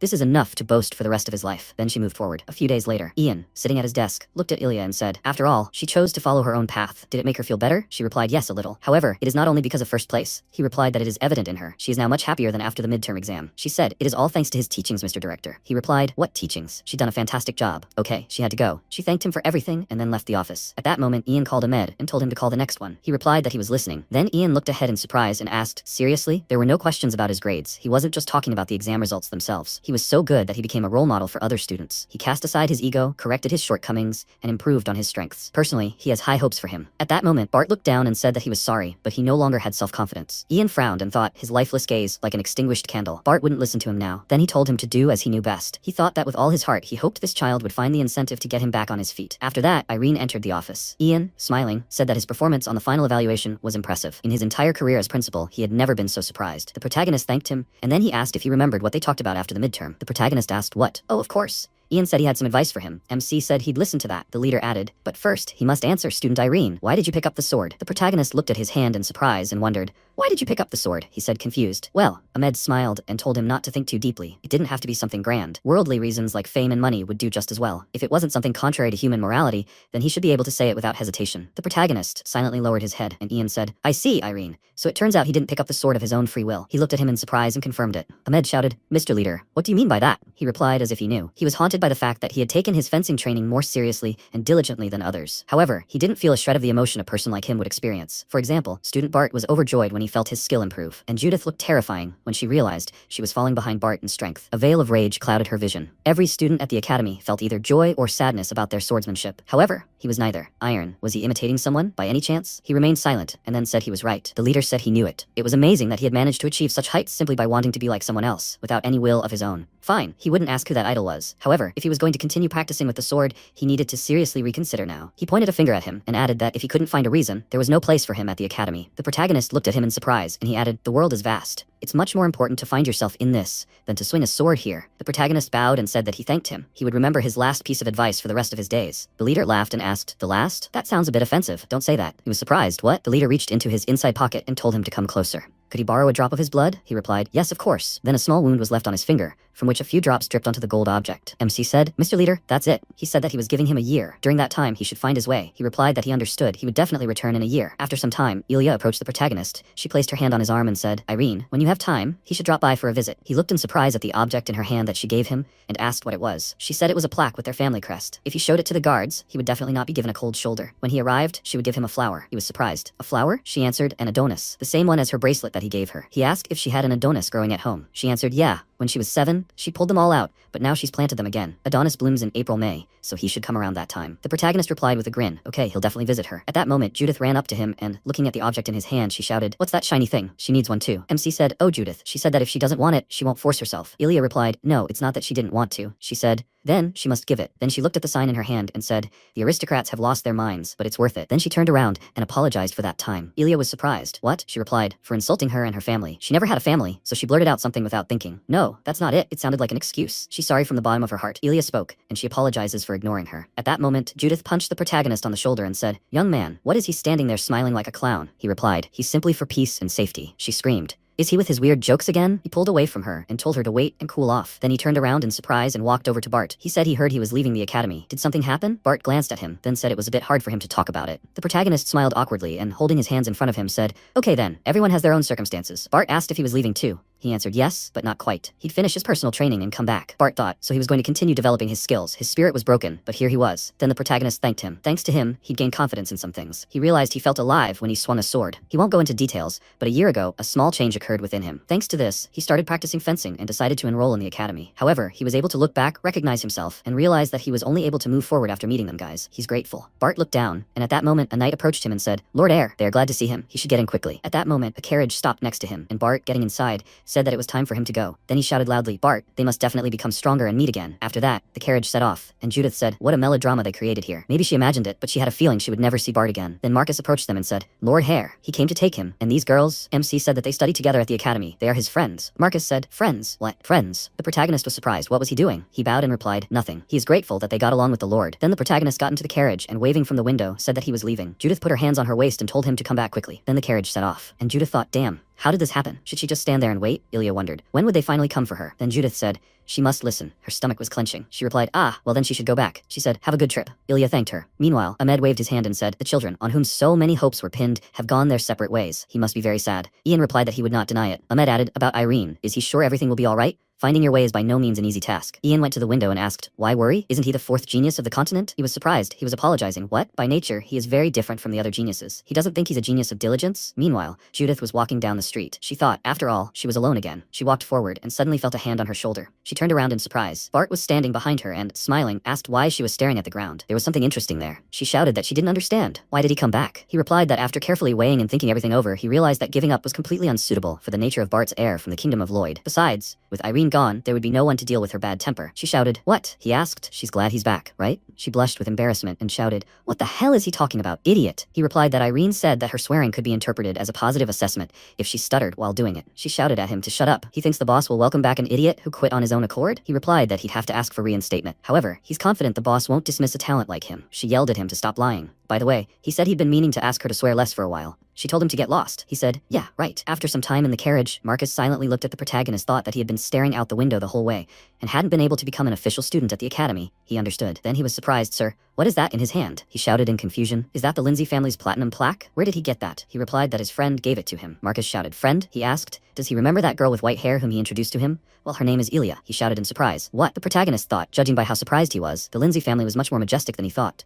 Then he apologized and said he would get some sleep. Marcus replied, yes, of course, sir. Then MC closed his eyes and thought, his sword. After some time, Marcus said, sir, they are staying in the guest house for today. And then the protagonist, sitting on the bed, began to concentrate his energy. Marcus, putting his ear to the door, said, no sound. He started pacing and wondering what to do. He thought the gentleman was desperate. This wouldn't do. He needed to find something to put the gentleman back in a good mood. Then he went outside and shouted, this is it. He looked ahead and thought, an orc. He'd heard that orcs could only be found in the northwest. How did he end up in the south? Moreover, he was no ordinary orc. He had a pentagram pendant around his neck and a tattoo on his arm. He was an orc fortune teller. After a while, MC asked in surprise, what? An orc? Marcus walked forward and pointing further said that orc fortune tellers were outstanding. The protagonist said, aha. He'd also heard that just meeting an orc could bring good luck. Then they approached the tent and the orc, smiling, said, welcome, dear guests. Which of them should he predict the fortune of? The protagonist smiled and said he'd like to try. Marcus thought, frankly, orc fortune tellers are known for saying only good things. Good news about the future might instantly cheer up the master. Then the orc asked, today's luck? This year's? In love? In financial well-being? Or perhaps in health? Which of these were they interested in? He had to choose any. Such an outstanding orc fortune teller as he was. Then he apologized and asked which age group Marcus belonged to. Marcus frowned. Age group? MC replied that he was 16. The orc was surprised. Really? He really does look young. However, if he were to lie, he wouldn't be able to make a prediction for him. The protagonist said he wasn't lying. The orc replied that if he was telling the truth, he believed he'd be swept into any knightly ranks as soon as he applied for membership. If he continued to follow the path of swordsmanship, he would be in trouble. At that moment, Marcus shouted, what a lie. He was definitely a fortune teller? Then he walked in the other direction and shouted, sir, they must go. There's no point in wasting time on him. The protagonist followed him, and then the orc told him to wait a second. He handed him a folded piece of paper and said that whenever things got tough, this thing would definitely help him. The protagonist thanked him and then walked forward. The orc thought he hadn't just gained muscle mass. His body itself looked strong and well-shaped thanks to his practiced movements. However, even more striking was the powerful energy thickly enveloping him. 16. Who was he lying to? Mysterious man? Would they ever meet again? And then a woman standing nearby whispered to her husband, hey, he should listen. It looks like he's a charlatan. The orc thought, damn, there's no business here now. After a while, the protagonist and Marcus set off. Marcus apologized and asked for forgiveness for what happened yesterday. He didn't know the orc would turn out to be a charlatan. MC replied, oh well, they didn't hear anything bad. He thought, by the way, about that piece of paper. It said something about standing firmly on your feet, not necessarily being alone. He wondered what that meant. It turns out that when the orc asked his age, he meant a man. Then Marcus said that he immediately suspected something was wrong. He remembered how strangely he expressed himself when asking about age,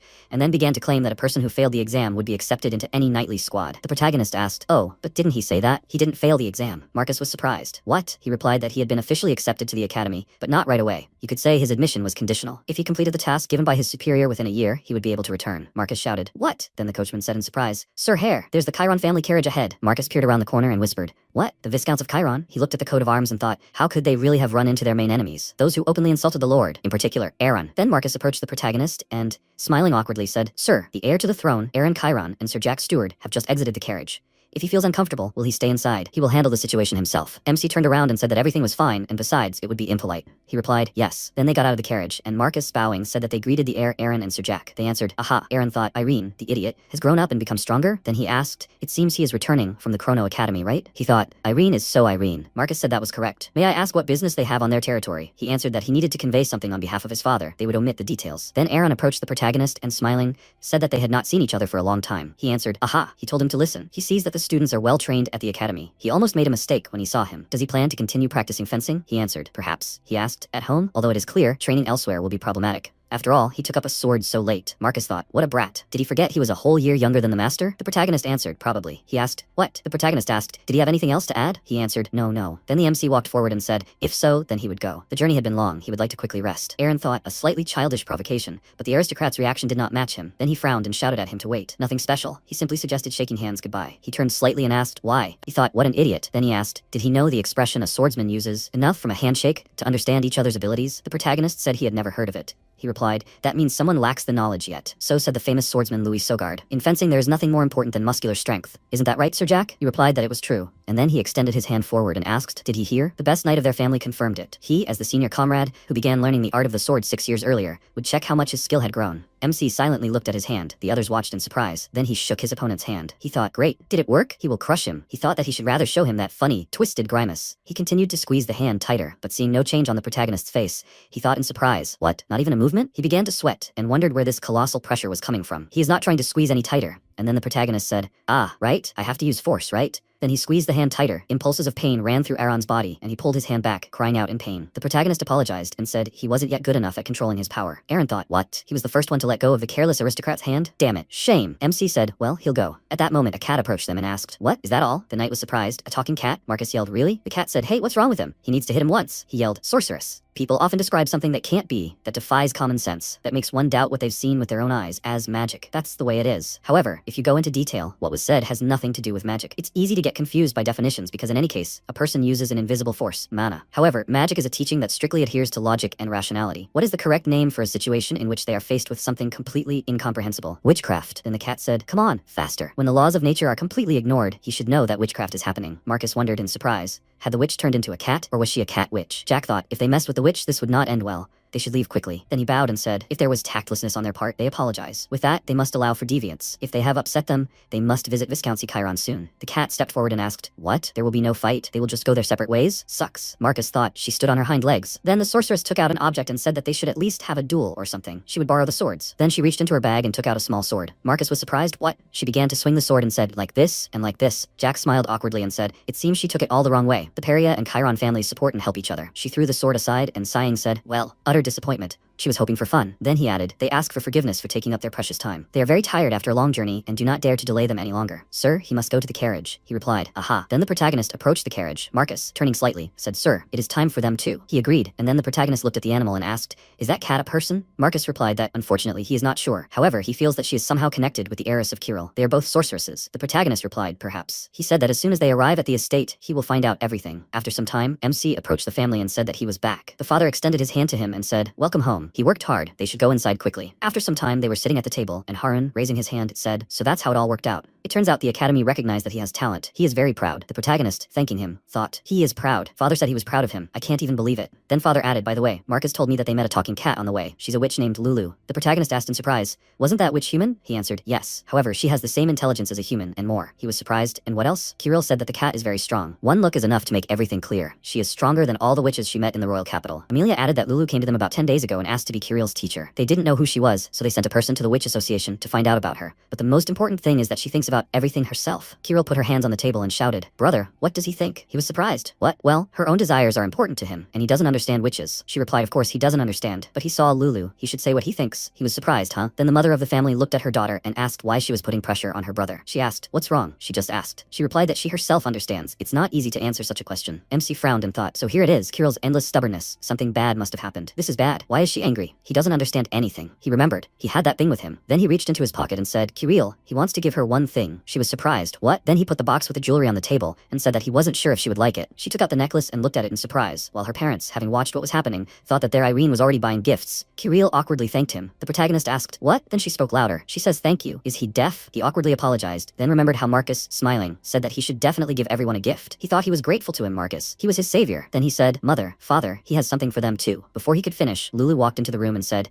"So, that means he's Kirill's older brother." The others looked at her in surprise, and then she climbed onto the table and said, "No wonder she thought they smelled similar, but they were completely different." At that moment, Kirill grabbed her by the scruff of the neck and pointing her finger shouted, "What the hell brought her here?" In response, he apologized. She didn't want to scare anyone. The mother of the family called her daughter, and Lulu said, "Well, since that's the case, all that remains is to convince her older brother." Kirill shouted, "What?" She covered her mouth with her paws and said that she accidentally blurted out what she was thinking. Kirill shouted at her to quickly explain what she meant. She replied that she thought it was easier to get along with her brother than with her, and also, she asked, "And also?" She answered, she loved him to death, so she thought if she could persuade him, she would agree too. Kirill shouted in irritation, "There you go." Lulu asked, "Is this too much, right?" Then Kirill approached her and screamed loudly, and Lulu put her paws in front of her and started screaming words of apology. She will not do it again. Kirill declared that she will never become her student. She ran to the exit, and Lulu, following her, shouted for her to forgive her. She did something wrong. The head of the family said, "He has no idea what to do with this." Amelia said, "More problems later." Irene, "He should tell him something else about his studies at the academy." He replied, "All right." After a while, he lay on his bed and thought. His mother and father were very happy with the gift. It seemed to touch them even more than his admission to the academy. He sat on the edge of the bed and thought, in an ordinary family, such things are probably rare. Seeing his parents rejoice over little things makes him feel both happy and guilty. It's decided. No more wasting time like before. You can't delay finding your way of the sword. Then he looked to the side and asked, "Who's there?" The maid asked, "Master, may I come in?" He replied, "Yes, she can come in." Then she approached him and asked, "Will he be going to the training grounds tomorrow?" He replied, "Yes, early in the morning. So please, she should prepare what he asked for in advance." She asked, "Is he sure?" He had been traveling to the academy for over half a month and hadn't had time to properly rest. He replied, "It's okay." He looked at his clenched fist and added, on the contrary, his hands were itching from not holding a sword for half a month. After some time, Aaron approached the head of the family and said that he would go, father. He replied that he must go. He was a good man. Then the head of the family called Jack. He replied, "Yes, Sir Viscount." Viscount Phil Chiron said that Aaron looked strange. Did anything happen at the Peria estate? Jack lowered his gaze and said, on the way back they met the heir of Irene. Phil asked, was he talking about the careless aristocrat who returned from the academy? He confirmed this when he and the lord exchanged greetings. The Viscount looked away and said, so that's how it is. Then he threw the mug aside and shouted, in his opinion, is this normal? He came closer to him, pointed his finger and shouted, where was he at that moment? He apologized and the Viscount turned around, put his hand on his shoulder and said, although he probably wouldn't have been able to interrupt. True. He clenched his fist and shouted, what a bastard. Why did that half-dead brat suddenly change so much? Jack said he seemed like a completely different person to him. Apparently Irene's heir learned a lot at the Chrono Academy. The Viscount shouted, nonsense. The Sword Academy isn't some kind of witchcraft circle. He thought. He hasn't liked Taran for a long time. He has everything. Luxurious hair, irresistible looks, a wife who, if rumors are to be believed, is considered a beauty, and a daughter who is a sorceress. His fortune only increases year after year. Then he reached for his mug and shouted, now what? The kid, who was so easy to trample into the dirt, has suddenly perked up? Why the hell did he even come out? He should have let him rot within these four walls. At that moment, Ryan entered the room and asked, Father, please don't be angry. The sprout that has appeared should be pulled out, and that's the end of it, right? He replied, Ryan, he's right. Do you have a plan? The chief heir to the Vionian throne crossed his legs, and smiling, said, of course. A punitive expedition is coming soon, right? When the 6 noble families of the Southern Hale Kingdom arrive at the Peria estate for a meeting of the heads of the family, they'll be able to wipe their feet on the negligent aristocrat. Father smiled and said, excellent idea, Jack. He must go. He bowed and replied, yes, sir. Then he added, I expected nothing less from their family's pride. Jack covered his face with his hand and thought, what a lunatic. He left the room and thought that Irene could very well get into trouble, since a man much smarter, more talented, and far more composure than the Viscount, the primary heir, had entered the game. After a while, several knights entered the training grounds, and one of them exclaimed, damn, what the hell kind of training is this early in the morning? His comrade said there was a punitive expedition soon. What else is there to do? If he doesn't deal with monsters regularly, one day he'll see them jumping out of alleys. He asked how long this excuse had been around. Everyone has long known that monster raids were only organized so noble families could demonstrate their status. He replied, okay. His words wouldn't change anything. Before he could finish speaking, he cried out in surprise. What a meeting! At that moment, the protagonist was doing pull-ups, having tied a weight to his body. A knight approached him, and after greeting him, said that they heard he had returned yesterday. What was he doing here at such an early hour? The protagonist looked at him and replied, oh, right. He'd been told the privates had morning training scheduled today, but he decided to work out alone. They shouldn't worry. He wouldn't get in the way. He replied, okay. Then one of the knights, turning to his comrade, whispered, since the heir is here, that means he flunked out of the academy, right? He replied, I suppose he should check on how much he's bulked up. Hey, is that how they usually use that weight plate? His comrade said there's another one over there. He should try lifting it. The knight grabbed the weight plate and shouted that his belly button was about to come undone. His colleague was surprised. How did the heir manage to lift it? Just then, Orn came up to them and shouted, did they come here to have fun or what? At that moment, the knight behind him said, oh, with Juker, he's already here. They weren't having fun.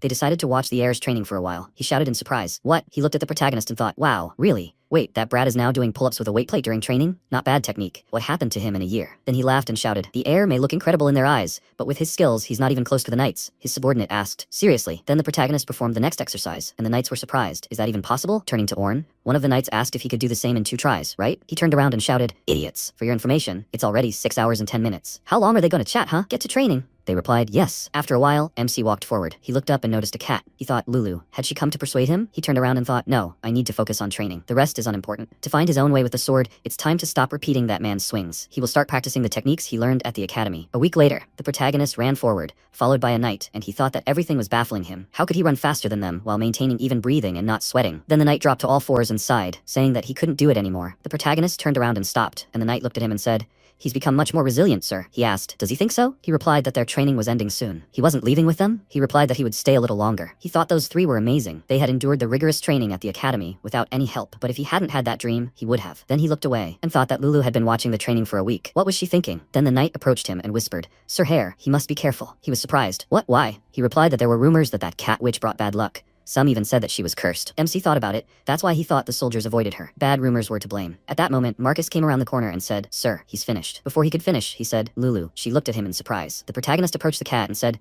she said last time that she wanted to convince him, so why didn't she even come to talk? He thought she wasn't avoiding him. She scratched her ear and replied, Kirill is interesting, but he's nothing special. Boring, like hundreds of boulders in the valley. He asked, puzzled, what the? That's rude. Does she know? She climbed down from the boxes and said she had a gift for him. He was surprised. Why all of a sudden? She asked, what difference does it make? She was going to give him the thing anyway. A bribe, as people say. She held out the sphere and told him to take the bribe and talk to Kirill. Marcus ran up to them and shouted, stop. It's a cat's eye. MC asked, a cat's eye? Marcus, is that expensive? He replied, of course, incredibly expensive. You could buy a quarter of the Peria estate for that. He asked, really? Lulu thanked him for speaking up for her. Then Marcus said he'd only named the price of an eye. She said, in short, if he helps persuade the kid, something will come his way. The protagonist asked why she was willing to part with such a valuable thing for the sake of Kirill becoming her apprentice. She replied that it was a very piquant question, then thought for a moment and said, just like that. MC was surprised, so there was no reason? She replied that she liked her, that's all. Do you really need a reason? He replied, no. Then Marcus said he understood, but to bribe such treasures. She replied, was he implying that she had no concept of money? He replied that was not true. That's not what he meant. She asked, what, no? Does he take her for a fool? She may be a cat, but she knows the value of a cat's eye. Humans are naturally greedy for gold and precious stones. However, there are far more valuable things in this world. Here, a wooden ball. Marcus said, yes, that's it. Lulu, holding it in her hand, said it gave off a wonderful aroma. She adored it. You can't get a ball just like it anywhere else. She wouldn't trade it for a few dozen cat's eyes. It's her precious one. There's one more thing. She took the next item out of her bag and said, a foxtail. Her memories are connected with this before she learned witchcraft, and also a stuffed toy that her friend a stray cat gave her. What do they have? Such things couldn't be obtained for any amount of gold or treasure. Marcus bowed and said, so that's how it is. There's logic in her words. The protagonist smiled and thought, unusual. He wouldn't have guessed the secret. So, in a relationship with Kirill, there's also value that can't be bought with money? Then Lulu shouted at him to shut up. That would pass for smart, he thought. Good cat. Then she looked at him and said, well, anyway, Irene, he should take the stone and praise her to Kirill. In response, he apologized and said that he wouldn't accept her gift. She shouted in surprise, what? Where on earth did he even listen to me? She'll repeat herself. It's very expensive. He replied, she said that there are things much more valuable than money. She looked at him in surprise, and he replied that he wanted to tell Kirill not what she ordered, but what he saw and felt after meeting her. Then Lulu jumped to the side and said that she had her doubts about Kirill, but she was counting on attracting him with the stone. Well, he should see for himself, but that doesn't change the fact that he's a simpleton, compared to his sister, so to speak. She'll be visiting often. The next day, Lulu pointed her paw to the side and shouted, Irene, trouble, quickly, get her! He shouted in fear. What's the matter? He ran after her and said, hey, Lulu. She has to say something. What happened? She was standing next to the food bowl and told him to stay with her while she ate. He asked, is this her problem? She replied that she gets restless when no one is around while she eats. Another day, Lulu grabbed his t-shirt and shouted, Irene, it's just awful. She's in shock. He asked, what this time? She looked at the lying cat and asked, does he know what a cat lying on its belly is thinking? He replied that he doesn't know. And what about? She said that she was asking him. Why was he answering a question with a question? He was surprised. Of what? He thought she knew and was just asking him to guess, right? She turned around and shouted in surprise. Of what? How could she know what the cat was thinking? MC sat down next to her and laughed lightly. She asked why he was laughing. He replied, I wanted to. She folded her paws over her chest and shouted, hey, what do you mean? The hero laughed loudly, then sighed and remembered Ian's words, who had said he was giving him a year. During this time, he must find his way. Then he rose to his feet, and Lulu was surprised. Where was he going? Irene. After a while, it started to rain. The protagonist came to the training ground and thought that now was not the time for nonsense. He must find his way with the sword as quickly as possible. He took up his weapon and thought, it seems that after leaving the academy, he completely lost it. Now he understands nothing at all. What should he do? What should he do to find his way? He swung his sword, while Lulu looked at him in surprise. She lowered her gaze and thought, and then he repeated the movement again. At that moment, Lulu approached him and asked, Irene, has he tried learning witchcraft? He wondered why. Then he noticed a bright glow in front of him. She shouted, Irene, he must become her apprentice. He thought in surprise, wow, that's some pressure. Lulu isn't what she seemed before. She said, hey, you're on the line. Can you copy? She's asking him to become her apprentice. She pointed her paw to the side and said she'd teach him everything. and then together they'd set off for the joyful world of sorcerers. He thought the oppressive energy had disappeared. He shook his head and said he didn't want to. She was surprised. Why? He asked. Why? He wasn't a sorcerer, he was a swordsman. She told him not to worry, and to start learning from her. He told her to wait, but they weren't talking about magic, they were talking about witchcraft. He couldn't master it, even if he wanted to. Could he? She shouted. Ignorant. No one is more suited for witchcraft than a swordsman with a strong will. In her opinion, there's a high probability that he'll discover an ability within himself that will make his sword better. He asked, why not? She asked if he knew the difference between swordsmen, sorcerers, and mages. He answered negatively, and she said, okay, she'll tell you, but he must listen carefully. She won't repeat herself. All martial artists, including swordsmen, focus on their physical body, also known as their inner cosmos. By tirelessly training and hardening their bodies, they acquire a mysterious power called aura. Mages, on the other hand, focus on their external environment, also known as their outer cosmos. Their goal is to analyze the mystical force, the mana that permeates the universe, and to understand the laws and principles of the world. But what about sorcerers? Most often, people call sorcerers creatures who are stubborn about the order of things. Sorcerers strive to make the impossible possible. They are stunning beings who ignore common sense and worldly logic. They can also make things they deeply desire materialize. That's what sorcerers are. They are called stubborn. She, a sorceress, could respond to this statement in many ways,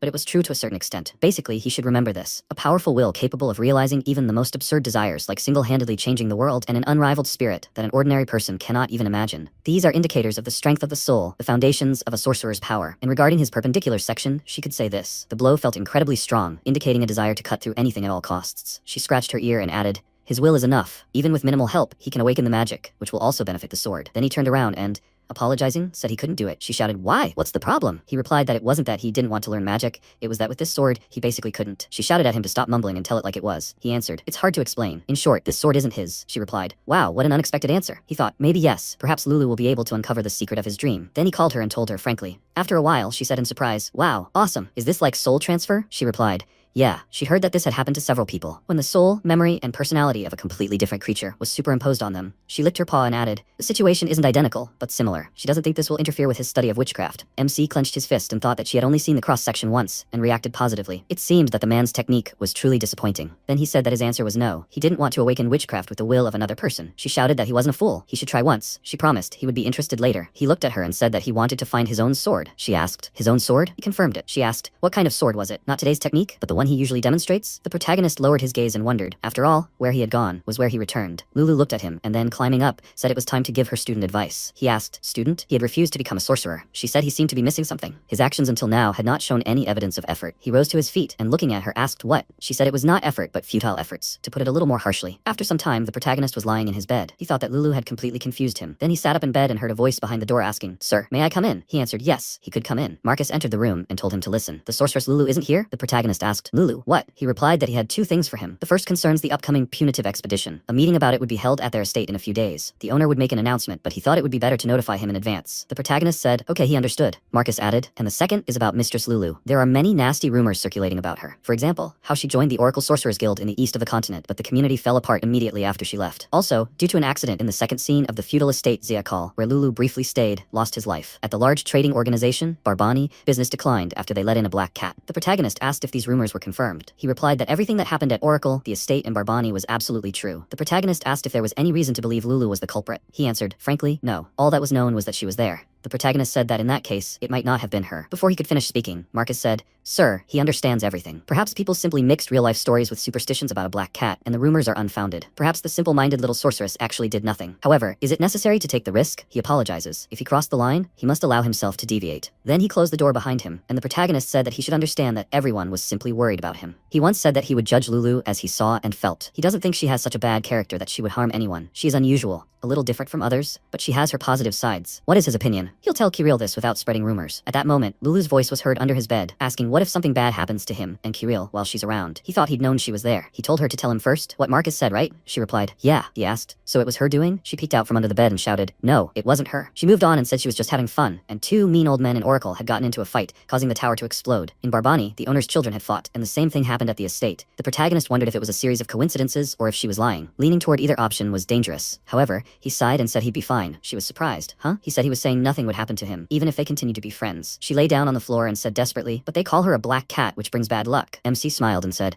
everything is fine. There were a lot of bad rumors about him too. She looked at him in surprise, and he said they were similar. Of course, he made mistakes too, but he would evaluate her as his mind and heart told him, and if bad luck befell him, then he would think about what to do. She looked at him, upset, and then jumped onto the bed. The protagonist added that people around would be a little worried, but he would slowly dispel their worries. Then she took another item from her bag and said she had a gift for him. This thing is very expensive. It's much better than a cat's eye. He should take a bribe and tell everyone she's not bad. Well, it's time for her to go. MC shouted at her to wait, and then he rose to his feet and added, he said he doesn't take bribes. It vanished in an instant. Then he looked at the sphere on his bed and thought, wait, Lulu showed him this recently. It's one of Lulu's prized treasures. He placed his hands on his waist and, sighing, asked if the ball wasn't too big. After a while, Harun looked at his son and asked, well, has he decided? The protagonist confirmed it. He will take part in the upcoming punitive expedition. His father asked if he was sure. He replied that he would succeed. He said, Irene, on the punitive expedition he won't be fighting monsters, but other families, which could be much more unpleasant and burdensome than he thinks. Does he still want to participate? He replied that he would go and try his best. His father said he understood. A week later, the train arrived at the right place. Harun said, welcome Viscount Chiron. In response, he laughed and greeted him. He walked forward and, noticing the protagonist, said, it's Irene. He'd become quite the brave man in the time they hadn't seen each other. The protagonist thanked him, and his father said, Viscount Chiron, let's go inside quickly. After a while, everyone gathered around the huge table, and the protagonist remembered Marcus's words,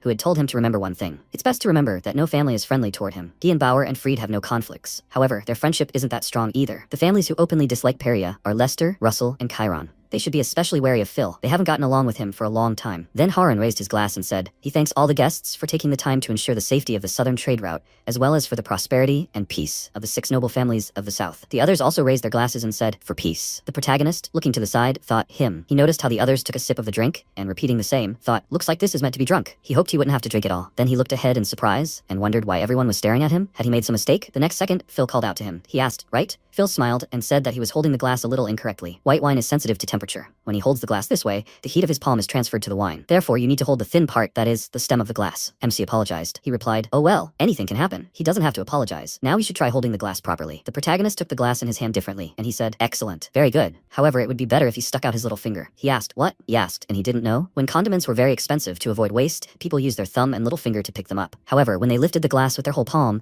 their fingers remained wet, and the condiments were often wasted. The protagonist said, that's it. And he added, at his age, of course, one doesn't worry about such things. But being an aristocrat, it is necessary to know the rules of table etiquette. Baron Lester said, correct. As they say, the difference between aristocrats and commoners is revealed in the details. Baron Russell laughed and remarked that those were the right words. Then Phil said, no, they must wait. They somehow distorted his phrase. Baron Lester, that's not what he meant. He must not misunderstand him, Baron Peria. He replied, no misunderstandings. He said, well, thank God. He said it only for Irene's benefit. Then Phil looked at his son and asked, by the way, Ryan, had he listened to those symphonies he recommended? He replied, yes, Dad. He especially liked the second composition. Baron Lester looked at the protagonist and said, Ryan has a deep knowledge of music too. Iron, what kind of music does he listen to? MC replied that he didn't have any particular favorite music. He was surprised. Seriously? Exactly. He was at the academy. Apparently, he didn't have enough time. However, a minimum of erudition is necessary for everyone. If the dialogue suddenly breaks off, both interlocutors will find themselves in an awkward position. Then he laughed and said he was joking. He shouldn't take his words to heart. At that moment, Ryan, grinning, looked at the protagonist and thought, how is he? How does it feel to understand that he, as an aristocrat, doesn't even have a basic education? This is all the result of his laziness and ignorance. The moment has come to expose the irresponsibility of Baron Peria,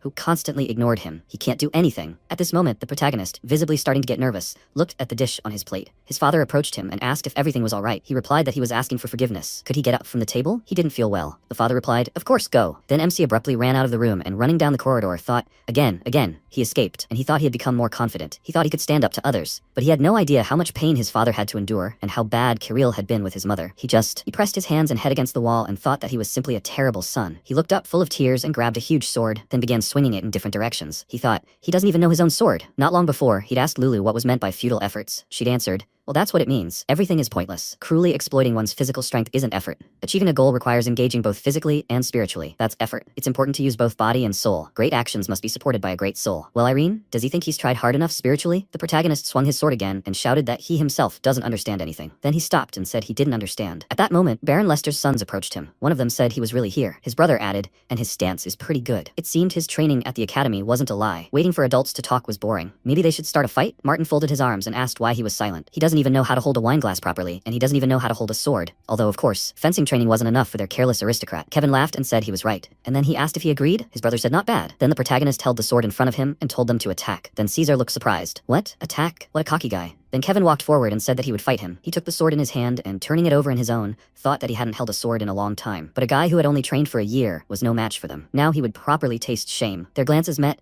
and then Kevin offered to see what he was capable of. If necessary, he would yield to him. Before he could finish speaking, MC rushed forward with lightning speed and knocked the sword out of his hand. He asked, puzzled, "What?" Then the protagonist placed the tip of his sword against his opponent's neck, and he sighed in surprise. After that, the protagonist asked, "Who's next?" Kevin yelled at him to wait. "It doesn't count." The protagonist asked, "It doesn't count. Why would it?" He yelled, "They didn't announce the start of the duel. He's a sneak attack." The protagonist replied, "It's his choice. They'll start over." Then Martin approached them and said, "Kevin, he should get up. He'll take his place." He yelled, "What? No, that impudent fellow just now." He turned to him and said that he understood. It was all because of his carelessness. He just needs to step aside. He replied, "Okay." Then Martin stood in front of the protagonist and said that he would only feel better after he personally fought him. Cesar looked at the brothers and said, "That pathetic idiot isn't ready for this. Did he see that?" He replied, "I saw that. What an insolent face. He's bragging about not playing by the rules." Then his brother added, "Martin won't lose. They're built differently." Then the protagonist looked at his opponent and asked, "Shall they begin?" He agreed and then swung his weapon, directing an attack forward. The protagonist blocked his weapon. He thought that blocking wouldn't help him. He made a few more lunges, and the brothers, watching what was happening, said, "Great, he should crush him, trample him into dust, so to speak." At that moment, Martin delivered another blow and shouted, "Oh, the bastard." He thought, "Why isn't he falling over?" Then Martin added another blow, beads of sweat streaming down his face, and he thought, "It's too heavy." He swung too vigorously. The next second, MC delivered his attack. His opponent held his sword in front of him, parrying it,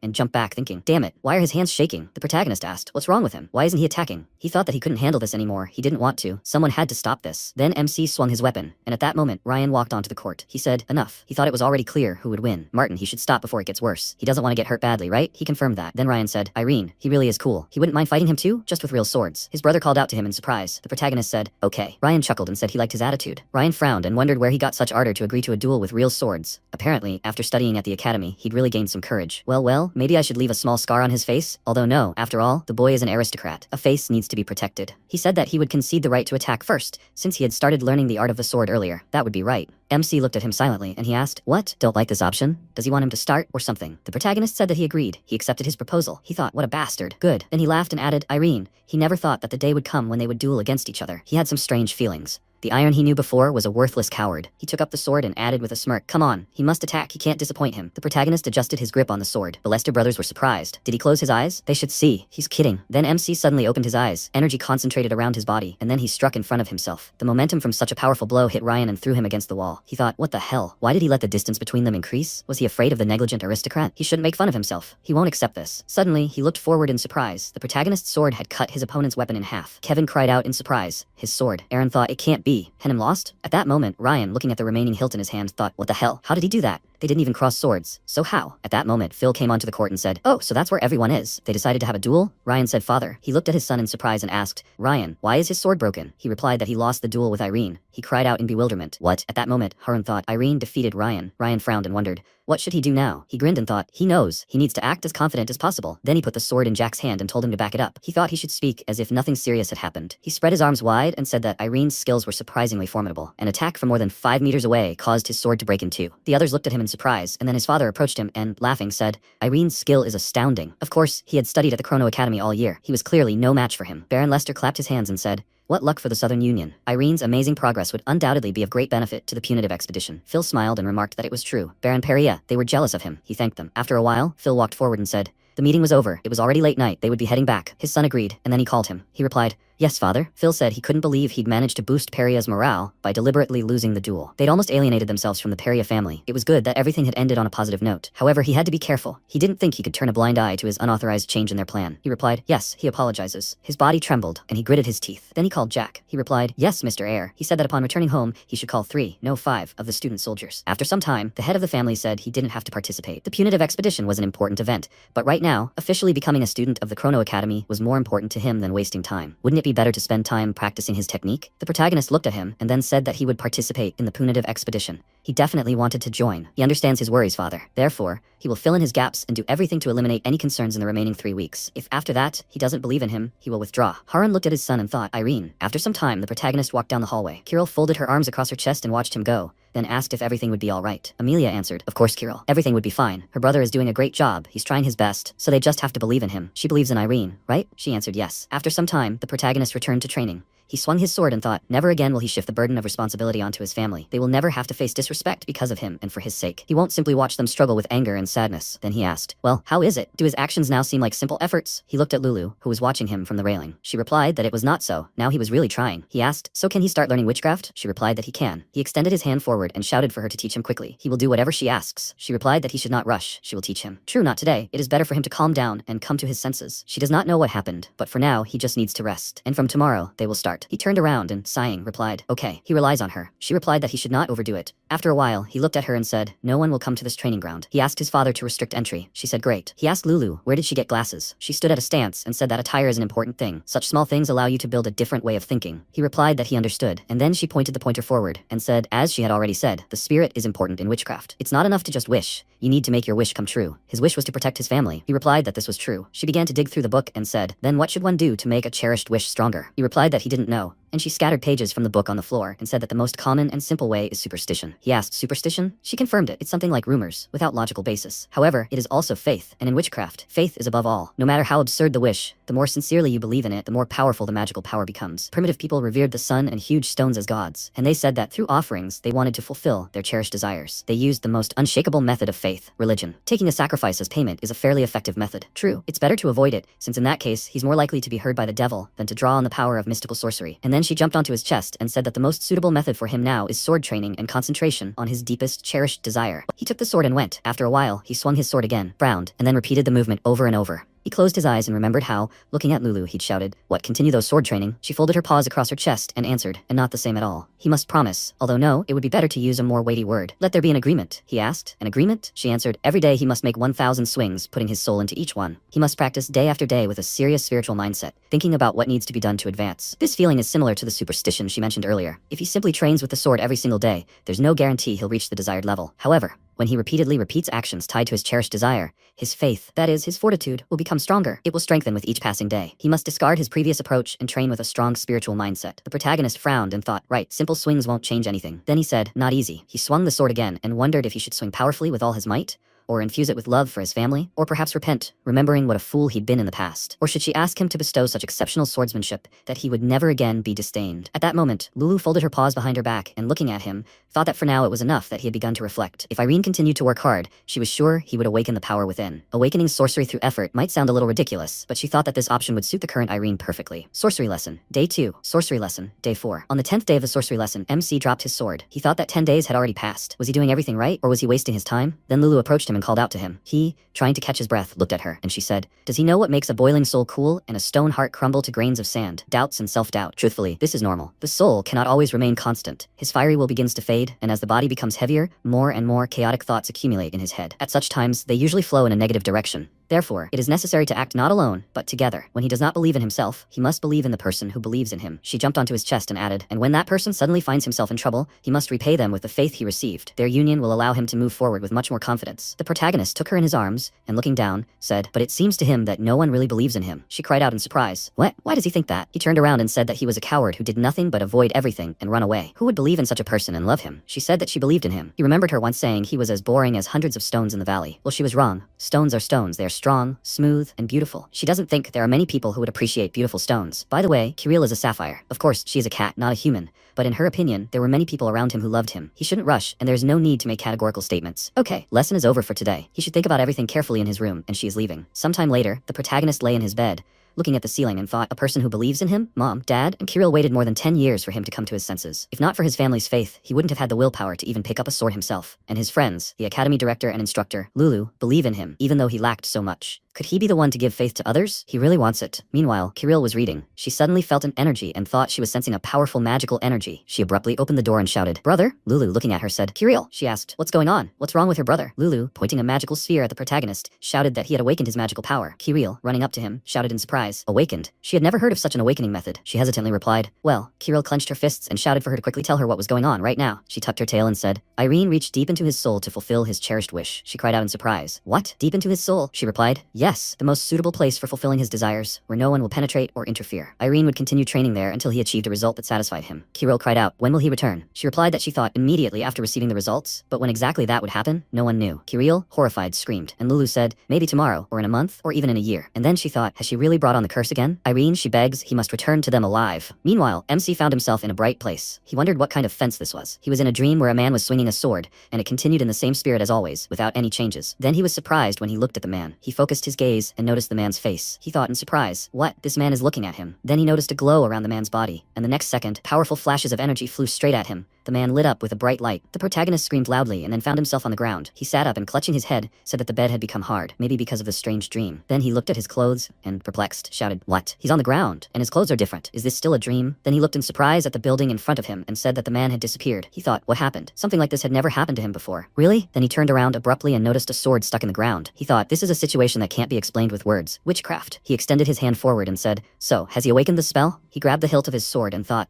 if this place was created based on his cherished wish, then he is now on the training ground. Then he raised the sword and, sighing, thought, a place where no one will disturb him. A place intended only for him. He ran forward and thought, excellent. He swung the sword and thought, here, he will definitely find his way with the sword. As evening fell, his body was covered in sweat. He thought that he had only gotten hot. It was already dark. It would be good if night didn't fall. Oh well, it couldn't be helped. He would continue tomorrow morning. Then he looked in surprise at the shadow in front of him, and then, perplexed, he turned around and said, the sun has risen. He thought that this is witchcraft. He wants spring to come. The next second, the flowers next to him bloomed. He ran forward and thought, he wants a gentle breeze to blow. After that, he ran into the building and, looking at his hands, said that he was finished with training. This should change him into comfortable clothes. His clothes changed, and then he sat down on the table and said, as soon as he sat down at the table, and then, on the table in front of him was a lot of food, and then he lay down on the bed and said that it was wonderful. After that, he put his hands behind his head and thought, this is it, the most suitable environment for concentrating on the sword. The power of sorcery is incredible. 5th day of staying in another world. The protagonist was training and thought that he was sleeping in bed, but every time he woke up here, what if he does not achieve his goal, but cannot get out of here? And that man who was looking at him as soon as he got here, is he somehow connected to him, since he appeared at the moment of awakening his sorcery? He looked ahead in surprise, then began swinging his head from side to side and thought, okay, get rid of extraneous thoughts. I need to focus only on training. He swung his weapon again and thought that he must swing with all his heart. Yesterday, he swung 2,000 times, so today will be 3,000. 3,022, 4,580, 5,471, 5,645. 211 days of being in another world. MC, holding the hilt of the sword, was breathing heavily. He thought that he couldn't do more than 6,000 times. What's the problem? Then he said, no, it's okay. He shouldn't doubt himself. He must keep swinging. He swung his weapon again and thought, 66 and 87, 6795. Then he turned around abruptly and thought, having gotten used to the surroundings, he relaxed for a moment. 353 days of being in another world. The protagonist fell on all fours. He said that today is less. Only 5,695. He headed towards the building and thought that he hadn't had a single rest this year. He must have overexerted himself. He needed to quickly regain his strength and resume training tomorrow. Day 417 of being in another world. The protagonist was training as usual. He shouted, 3,694, 95. He looked at his hand and thought, his right hand was a little numb. If he continued now, it would be uncomfortable to train tomorrow. That's enough for today. After some time, the sun shone brightly in the sky. Day 624 of his stay in another world. He was lying on his bed. 96 days had passed since Irene had picked up a sword. After some time, he opened his eyes and thought, frankly speaking, the result was obvious. More than half of his life in the past and how he had performed at the academy were not created by his own will. It was the will of the man from the dream. He must look at himself now. His search for the path of the sword had brought him here, but once that man's help evaporated, he simply fell pathetically. All his sweat-inducing training turned into meaningless sword swings. He'd only invested a year in his soul, and that was his limit. He had no idea how long he'd been here. If time here flowed the same as in reality, he'd wasted countless hours. But it didn't matter now. It was enough for him to be able to calmly be in a place where no one else was. After a while, he heard his name and his eyes snapped open. He sat up in bed and asked, who's there? He noticed Ilya standing in front of him, telling him to wake up, Irene. She walked to the door and, turning slightly, added, time for an early workout. He sat up and shouted in surprise, Ilya, what is she doing here? Before he could finish speaking, the blanket got tangled around his legs and he fell to the floor. He put his hand to his face and Ilya laughed loudly and asked if he was really that happy to see her. By the way, he wasn't going for a run in these clothes, right? After a while, they were running along a forest path. The protagonist thought, there wasn't a running track here after all. When did this appear? Ilya, running ahead, said, Irene, he's lagging behind. He needs to pick up the pace. He replied, aha. After a while, he returned to the building and, breathing heavily, thought that they had been running until dawn. He had never run such a marathon. Then Ilya sat down at the table and told him to hurry up and sit down. As soon as they finished eating, they would start sword training right away. He replied, okay. Then he sat down at the table next to her, and she, chewing her food, asked what he was looking at. Did he want to say something? He asked how she got here. She shouted, stop asking useless questions. He needs to eat quickly, and it's time for training. He replied, aha. After a while, he was holding a sword in his hands, and Ilya, putting her hands on her waist, said that she didn't understand. How long did he have to mess around for his stance to become so terrible? He was empty inside. He would only be able to show a normal movement if he filled his soul. Lulu taught him this. He was surprised. What? How did she know, Lulu? She shouted. She told him not to ask any stupid questions. Plus 2,000 swings. He replied that he understood. As evening fell, she said that he was doing well, and that was enough for today. Then she turned around and, smiling, added, they would see each other again. The next second, she disappeared. appeared, and MC thought that he knew it. She was fake. After some time, he was lying on the bed and throwing his hands behind his head, said how tired he was. Today he wouldn't have the strength to try to sleep. By the way, he thought, how did Ilya appear in this world? Maybe he called for her while unconscious? Well, all in all, it was not bad at all. As morning came, Judith grabbed him by the shirt and shouted, "Hey, rascal, he's not gonna get up? The sun has been up for 100 years. How much longer was he going to sleep? Are you completely tired of living?" He shouted in surprise. Judith! She grabbed his hand and dragging him toward the exit, asked, what was she saying? She knew the fool was still asleep. Bart looked at him, smiled, and asked, Irene, what's wrong with him? How could he have overslept? Judith pointed her sword at the protagonist and shouted, he needs to pick it up quickly. They'll start the duel right away. Bart folded his arms and told her to slow down. He hadn't even warmed up yet. She should think before she spoke. She shouted indignantly, he's picking on her again for every little thing? Does he want to get punched in the face? He replied that he didn't think she'd be able to touch him. At that moment, the protagonist approached Ilya and she told her to leave them. She continued training elsewhere. Then the protagonist picked up the sword. He thought, his stance is sloppy again. Maybe he's been resting too much. Then Ilya said that everything was fine. It might not be perfect, but his stance was already better. He could do it. He looked down, then looked away, and thought that he was asking them not to look at him like that. Why? Why did they have so much faith in someone like him? Someone who couldn't do anything without anyone's help. Someone so weak-willed and careless. After a while, he went out for a jog. He thought it was hard, he could barely breathe, his legs were getting heavier and heavier. It seemed he had reached his limit, but why? Why did he feel like he could run even further? Then Judith overtook him and shouted, there's no way she would lose. After a while, the protagonist turned around and continued his duel with Bart. He lunged a few times and said, excellent, he's coming again. MC parried the attacks and swung his huge sword. Bart, dodging his blow, shouted, super, he's holding on more confidently than yesterday. The protagonist struck again, but Bart dodged again, and at that moment, the protagonist appeared behind him. Bart sharply twisted his arm, parrying his blow. Judith shouted, Irene, more! He must show him. Ilya said that for the first time she saw Bart continuously increase the distance. After a while, Bart sighed and said, not bad, buddy. The protagonist smiled and said that it was all thanks to them. He thought, Lulu, she was right. He was thinking wrong. There's no need to torment himself alone. He swung his sword and thought, if you act together with people who believe in him and love him, you can conquer the mountain in order to rise. Then Judith asked, did he break his record? He confirmed it, and turning around, added, 10,000. He thought that it is not necessary to be alone. Then Judith stretched her body and said that their role was over. Bart said, who knows, maybe he will call them again. Then Judith pointed her finger at him and shouted, he must not cry, but must work hard. He must not let doubts get the better of him. Did he understand? They began to disappear, and the protagonist confirmed it. Ilya, before disappearing completely, wished him luck, and he thanked her. Then they dissolved into thin air. The protagonist took the sword out of the ground, raised it above his head, thought that now he will start over. Day 1237 in another world. Day 1292 in another world. Day 1375 and another day in another world. Day 1492 in another world. Day 1556 in another world. Day 1613 in another world. Day 1687 in another world. Day 1755 in another world. Winter gave way to spring. The protagonist's body was enveloped in a powerful aura. He sighed, looking at his hand and thinking, remembering the times at the academy when he felt similar feelings. How much has his progress increased? Maybe he should call them? They haven't seen each other in a long time. Besides, he wants to get something. And then Judith asked, what? She came closer and asked, hey, brat, he called them to show off his height, right? He replied that that wasn't true, and she put her hands on her waist and shouted, then why? If this is some kind of bullshit, then she was going. He offered to fight once, and she took the sword in her hand and rolling up her sleeves, said, he talked her into it. She's staying. His first opponent is her. He replied, no, the three of them. They looked at him in surprise. Then the protagonist swung his weapon and shouted for them to attack together. Judith asked if they heard that. Ilya confirmed it and told Irene that he had changed. Judith smirked and said that he had become too insolent, and Bart noted that it was not for her to speak of insolence. She asked him to be quiet and take up his sword, and Irene smirked slightly, thinking that it would not be easy. However, he was confident of his victory. After that, he closed his eyes and listened. He heard every tremor of his leg, the way his palm gripped the hilt of the sword, the other's breath, and even a bead of sweat trickling down his skin. He smirked, then rushed towards Judith, ignoring everyone else. He immediately struck her, which she blocked, and Bart pounced on him from behind. He lunged forward. Irene dodged, and at that very moment, Ilya appeared next to him and swung her sword. He ducked, dodging, then began to respond to their attacks. And when Ilya stepped back and almost fell, he smiled. At that moment, Judith pounced on him from the air and delivered a powerful blow that raised dust, but he managed to jump aside in time. After that, she ran towards him. He swung his sword, parrying her attack, and a loud clang was heard. Having struck again, she smiled broadly and noted that he was not bluffing. Irene happily said that he saw everything in detail, which slightly surprised her. And while they were fighting each other, the others were already running towards them. Trying to hold his sword, Judith let out a heavy sigh, and Bart immediately came to her aid. He parried Irene's blow, then attacked him, and together with Judith, they pounced on him. Seeing this, he jumped back and they followed him, delivering blows, which he immediately blocked. While he was preoccupied with them, Ilya approached him from the side, and noticing her, he became agitated. She gripped the blade tighter, then swung it with all her strength, delivering a powerful blow. Irene managed to block part of it and jumped aside, and he directed her blow to the side, and it smashed the stones behind his back. Seeing the stream emanating from his sword, she was very surprised. And at the same moment, Judith pounced on him from above and swung her sword, and Bart thought that this stream was just like hers. After that, his heavy sword collided with the girl's blade, and an explosion occurred. A shockwave spread throughout the area. Judith caught her breath and asked, Did he repeat her technique? He only smirked in response, and Ilya asked in surprise, did he reflect her attack with Bart's defensive move? He confirmed this, and the guy asked how he did it. He awkwardly scratched the back of his head and told him that he simply trained until he lost his pulse. It's the only thing he knows. Memories from the academy alone are not enough, so his techniques are not yet perfectly honed. He wants to obtain their ways of the sword, but this does not mean he will betray his own. His goal is to make his sword and will even stronger. Therefore, he asks them to teach him their techniques. Judith indignantly exclaimed that this was a deception. He was just an impudent robber. Where had they ever seen such a thing? Irene looked at her innocently and said that then she should awaken the magic. She got angry and threw the sword at him, and he immediately ducked, indignantly asking why she was attacking him right away. He too had tried to the point of exhaustion to achieve this result. She grabbed his sword and ran after him, ordering him to shut up and stop. He exclaimed in response that she would beat him then. A new day dawned. Irene continued her training with them, and they brought results. Judith's sword flew aside, the others stopped, and the girl who had fallen to the ground caught her breath and said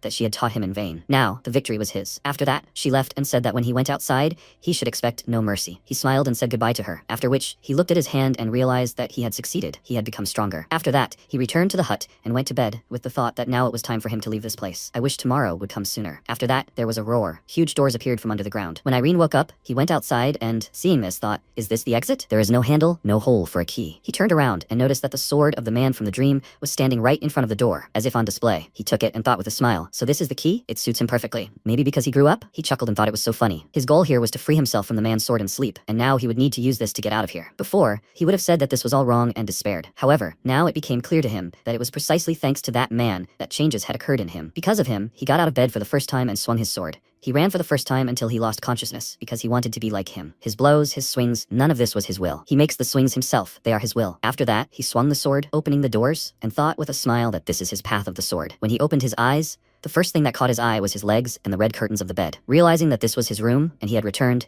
he immediately stood up and thought that everything around him remained the same. It seemed like only a little time had passed. He was so happy, he wanted to see his parents as soon as possible. Running out of the room, he heard meowing and thought it was Lulu, but he was wrong. Marcus immediately kicked the cat out and said that the door had been closed. How did it get in here again? Irene called out to him, and when he looked at him, his face immediately became shocked, and Irene noted with puzzlement that he had wrinkles on his face. The man was so happy to see him that he immediately hugged him tightly and burst into tears of happiness, saying that he had finally returned. Thank God, this is such happiness. He thought he had left them forever. Irene began to guess what was happening and nervously asked him to wait. How much time had passed? He answered that 5 years had passed, and he thought in horror, did time in that space flow the same way as in reality? Then what happened to his promise to the head of the academy and Ilya? But what about the punitive expedition on which their family's reputation depended? He asked where his parents and sister were, and if they were okay, after which Marcus took him to them. Seeing him, they burst into tears of happiness, and Irene apologized to them, saying that he had been there too long. His father smiled and said that he did not need to apologize. They were grateful that he had returned safe and sound. He touched his son's face and thanked him again, after which Irene asked where Kirill was. His mother told him that she was now in the Principality of Caesar. She had become an apprentice to the outstanding sorceress Skina Kitten. Making sure that she was okay, he felt relief and joy. However, because of him, his whole family found itself in an awkward position again. He couldn't do this anymore. He turned to his parents and said that although they said they were fine, he thought they were very worried. They were probably burdened by the thought of their son being alone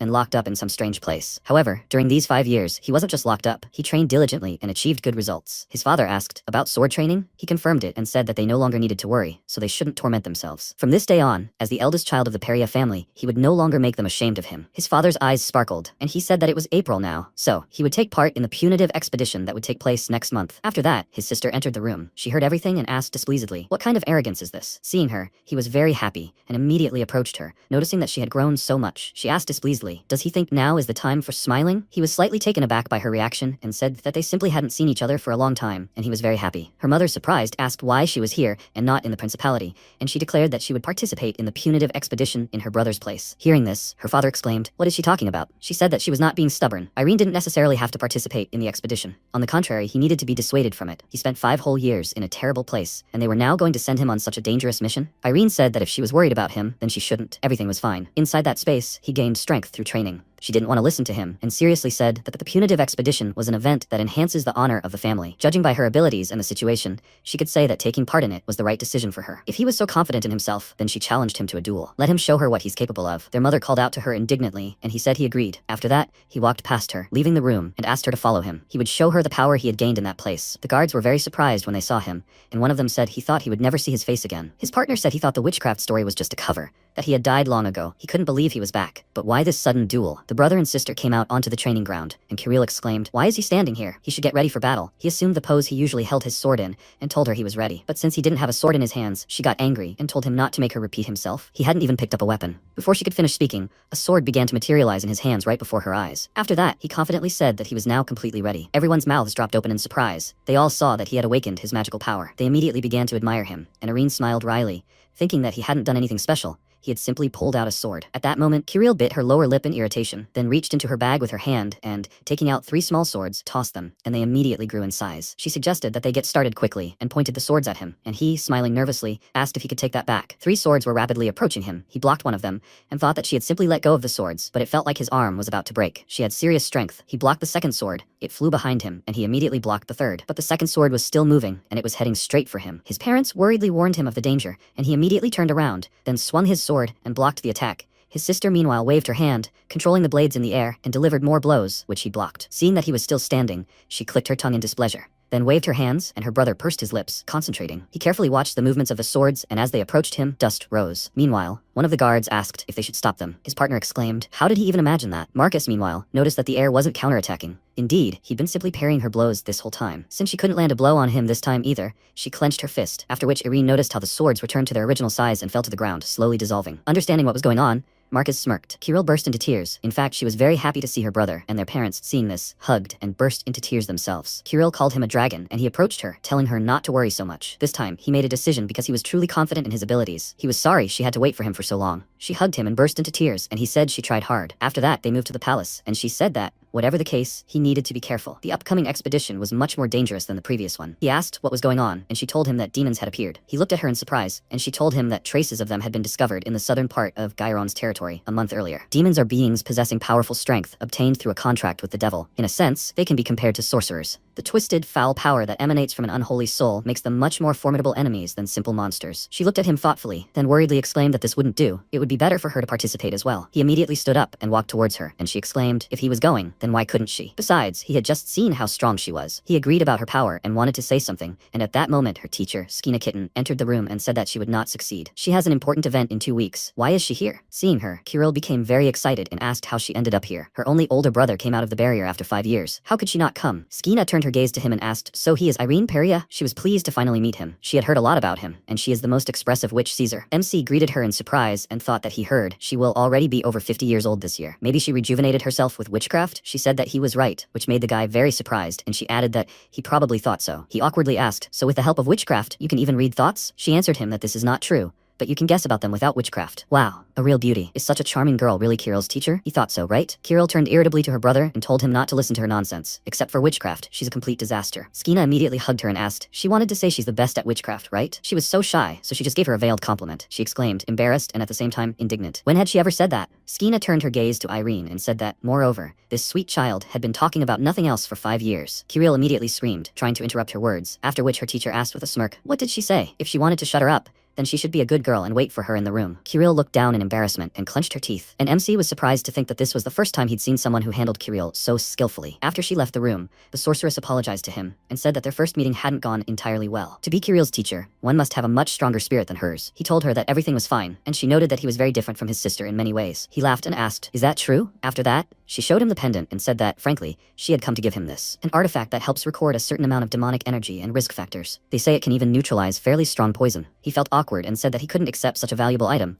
but she asked him to take it. She didn't do it alone, but with Kirill. She had prayed for his safe return for 5 years and poured her power into this artifact every day. She sees her so cheerful for the first time since she accepted her as a student, so she asks him to accept their gift. He thanked her with a smile and said that he would definitely use it, after which Skina headed for the exit and said that Kirill has such an amazing older brother. He is much better than she expected. Smiling, she left and left him alone. He looked around his room and thought that everything was so good. His parents were fine. Kirill found herself a wonderful teacher. He went to the bedside table, and putting his hand on the crystal ball thought, where is Lulu? Very soon, the expedition began, and he went to a temporary gathering place on the Gyron territory. He sat alone on a box and thought. That day he asked his sister where Lulu was, and she told him that she stayed in the estate for a couple more months, then disappeared in an instant. She has not seen her since then, and she knows nothing more. Not wanting to talk about her anymore, she headed for the exit, and MC said that he understood that she had a bad opinion of her, but it wasn't her fault. It was no one's fault. He wanted it that way. Kirill asked, what did he want from her? He fell silent, then smiled awkwardly and asked her not to hate Lulu so much when they met again. She remained silent, and after a few seconds told him that she would try. While he was thinking about Lulu, The others started discussing him. Kevin said that he never thought he would see him among their ranks, and his friend added that they said he was trapped in a magical barrier. Kevin asked, "Isn't that nonsense? He 100% lied to everyone so he could lie peacefully in bed. And anyway, what was he doing on a punitive expedition? He heard that he doesn't even have experience in monster treks." His friend said that if he showed the same skills as then, he wouldn't be lost, and the guy sighed with displeasure,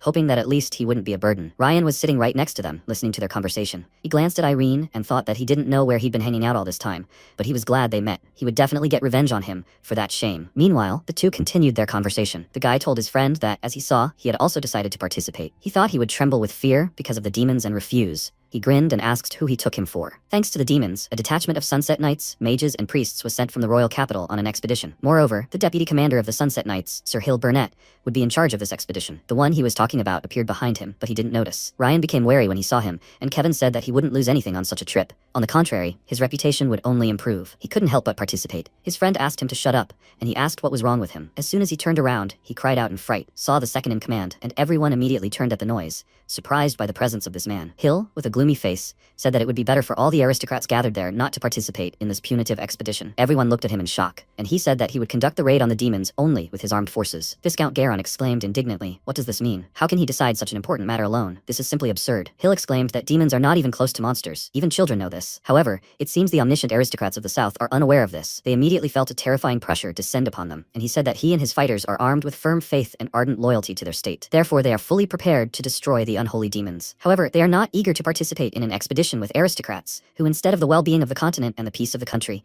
pursue only an interest in personal glory. Do they have anything to add? The pressure subsided. The aristocrats caught their breath after such a fright. Only Irene was normal. Suddenly, Ryan fell to one knee in front of him, and he asked who he was to dare block his path. He brought down an unimaginable pressure on him, which made him uneasy and very nervous. He bit his lip until it bled, in order to distract himself from the pain, and told him that he was the eldest son of the Gyron family, Ryan. Hill asked what he needed, and he said that they would not make excuses. They were very sorry. They relaxed too much before the fight against the demons. But this will not happen again. They will look up to him and his squad of Sunset Knights. They will do everything possible to remove even a drop of carelessness from them, so he asks him to give them a chance. The second in command smiled, then immediately released his pressure and laughed. He apologized to him, saying that he had overdone the humor a bit. Forbid them to participate in the raid? He was incapable of such extravagance. Only by seeing the heads of secular families fight demons personally could the people find peace of mind and enjoy life. Phil laughed nervously and added that, of course, the words about never being careless in front of demons were true. He hoped they would stay in top shape until tomorrow's departure. Night fell. Hill returned to his tent and thought about that guy, Ryan. He was quite talented, but the problem was that no one else stood out. He was distracted from his thoughts by Tom Miller, a knight errant. He looked into his tent and he joyfully called out to him, saying that they hadn't seen each other for so long. What business had he come to him for? He told him to come inside quickly, after which they began to exchange news about their lives. Hill laughed and said that he had heard that he had a student. According to rumors, he had a wonderful talent. He answered him reservedly that he was good, and he asked if he was too strict. He was a student of the 27th graduating class of the Golden Generation, for which Chrono Academy is famous. Tom laughed and told him that he had ultimately been expelled without officially entering the academy. He, of course, did not think that the current graduates would be able to overcome him, but he was far from a genius like Ilya Lindsay. Hill became interested and asked,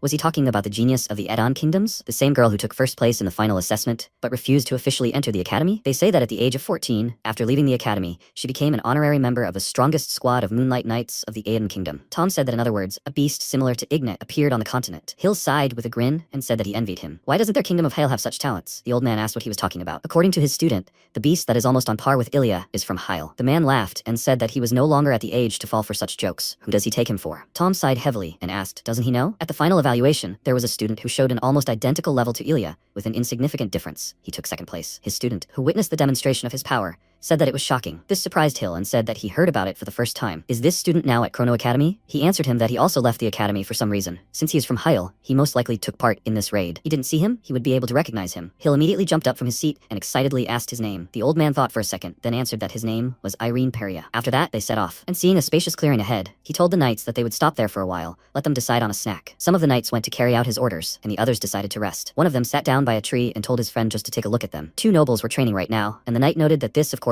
was better than nothing. But weren't they showing off too much? The guy said that their skills were good, especially Ryan. He stood out more than the others. His father, meanwhile, was very happy and silently told him to continue attracting attention. Over the past few years, the difference between them and Peria had grown very large, and it would be difficult to reduce their power. However, if they took full initiative in this raid, their family would be able to restore its status, and for that, he needed Ryan. Even if he had to force himself, he had to catch the deputy commander's eye. At that very moment, Hill headed toward Ryan, and he, seeing this, was very happy and thought, does he want to personally give him advice? It seemed that yesterday had left a strong strong impression on the deputy. Noticing him out of the corner of his eye, Ryan smiled and thought that he was walking in his direction. He needed to show even more brilliant skills, but the commander walked past him, which shocked him slightly, and he decided not to dwell on it. Everything is fine, there's still enough time. He turned around to check where he was actually going, and his eyes immediately widened in surprise. Why did the deputy approach him? Looking up, MC found Hill in front of him. He immediately stood up, and the man, measuring him with a glance, remembered how he asked his knights about this guy. One of them told him that this was the very heir of the Peria family, who was called a negligent aristocrat. Isn't he very famous in the southern part of the Heil Kingdom? They say the reason his location was unknown was because he was trapped in some place by magic. Hill was very interested in this, and wondered why he abandoned the official presentation to the academy and returned home. And what was this other incident? Was it somehow connected with his little sister? He didn't have the slightest guess. At the moment, he called out to him, and he asked what the deputy commander wanted from him. Hill said that since he was currently leading the squad, he should call him the raid leader. He decided to ask him directly. All the young men except him were using this rest time to diligently train with the sword. They were trying hard, but he was the only one sitting there carefree. He would like to know the reason for this overconfidence. Irene apologized to him if he had shown himself to be dishonest. However, at the moment, the lack of training is not an indicator of his efforts. Hill asked the reason,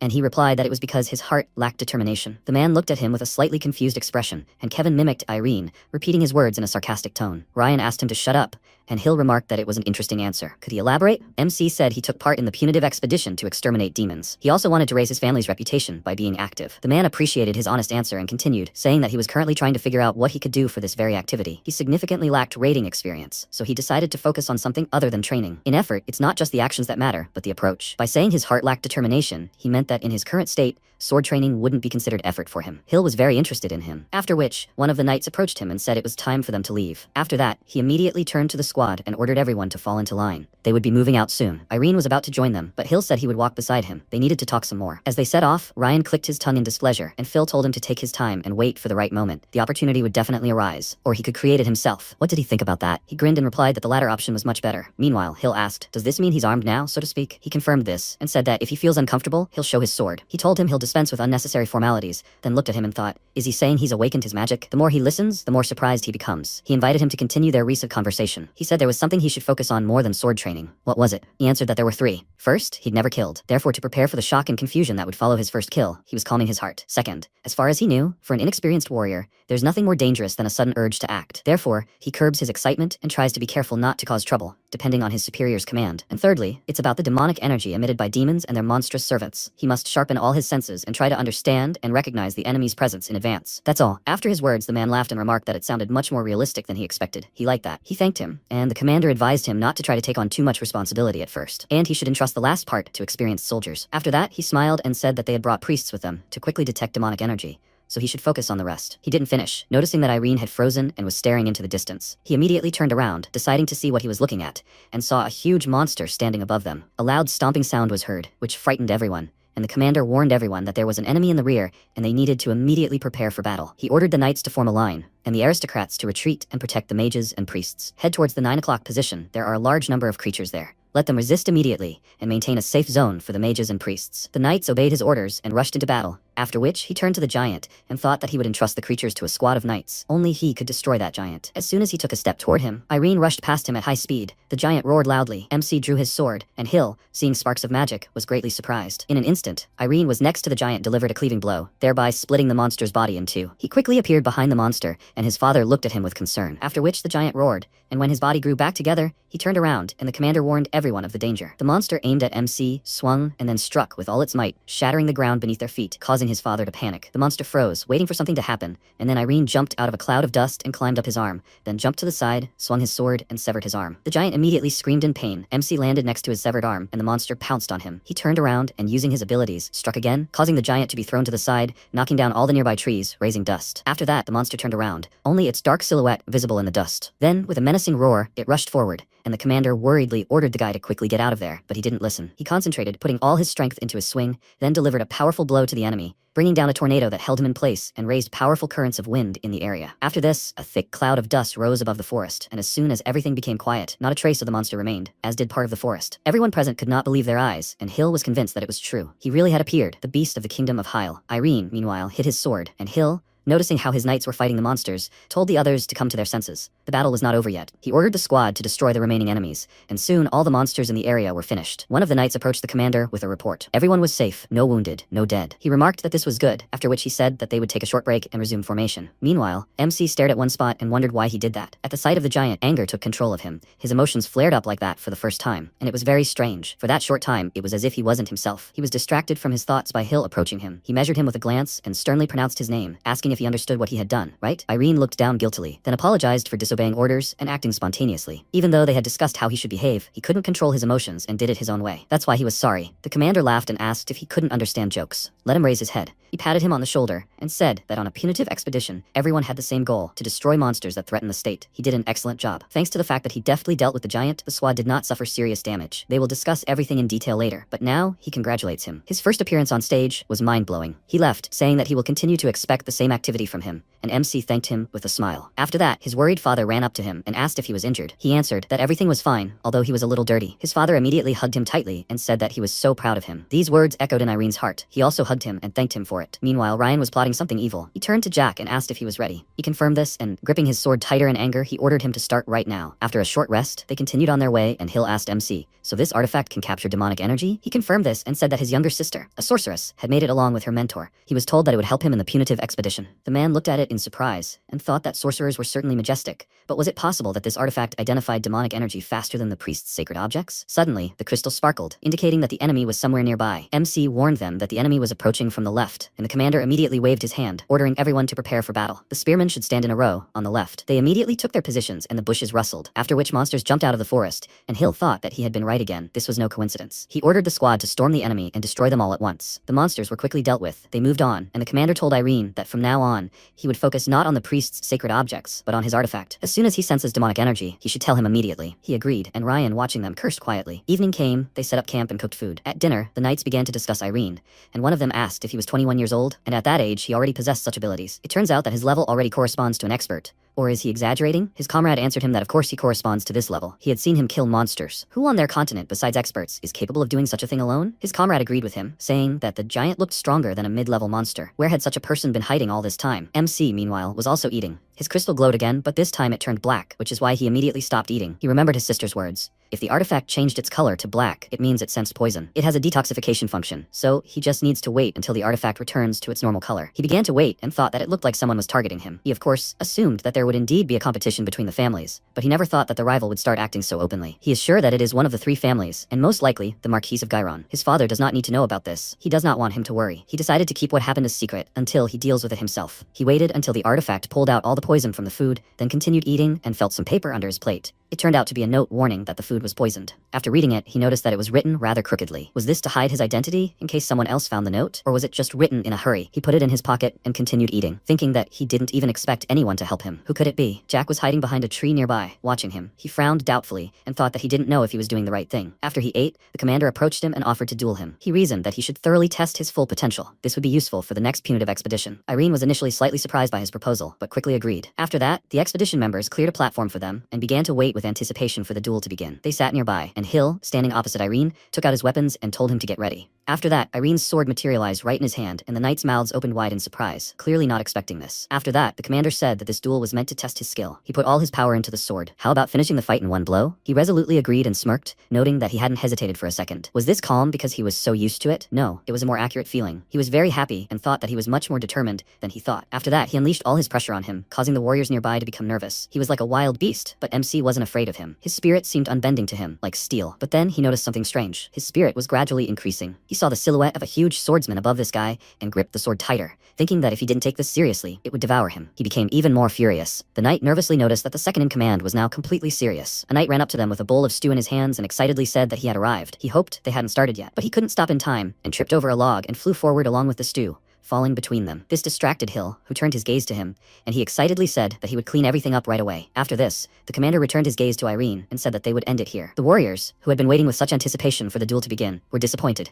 and Hill said that that was enough. From now on, he could act at his own discretion without asking his permission. MC was slightly surprised by this, and the man said with a smile that he thought that with such skills, it was better to give him free rein. He admitted that his skills were quite sufficient for the expert level. After this, he ordered everyone to disperse, and it was time to sleep. Irene laid in the same tent with his father, but unlike him, he could not fall asleep. asleep. He thought that during the battle with the giant and the duel with the commander, there were similar, but at the same time slightly different feelings. He had a feeling that the burning sensations were enslaving him entirely and taking away the right to own his body, just like on the very day when he first had the dream. Closing his eyes, he saw the man again and thought, so it really was him? He thought that he somehow escaped from him. So why did he appear again? But this time there was something wrong. He got angry. The dream was different, and the man never showed his emotions. So why was he so angry? Immediately after that, he woke up and got up. While he was trying to catch his breath, he realized that when he changed into a dream, changes were happening in him too. And perhaps this time they had already happened. After that, he got dressed and left the tent, and Ryan followed him. He turned to Jack and asked if he hadn't told him to put poison in his food yesterday. He told him that he had seen him eat everything. The guy asked why it hadn't affected him at all. He told him that he didn't understand either. This poison acts instantly. Then Ryan told him to offer him a double dose today, which made him nervous and said that it was too dangerous. If he exceeded the dose, it wouldn't just end in illness.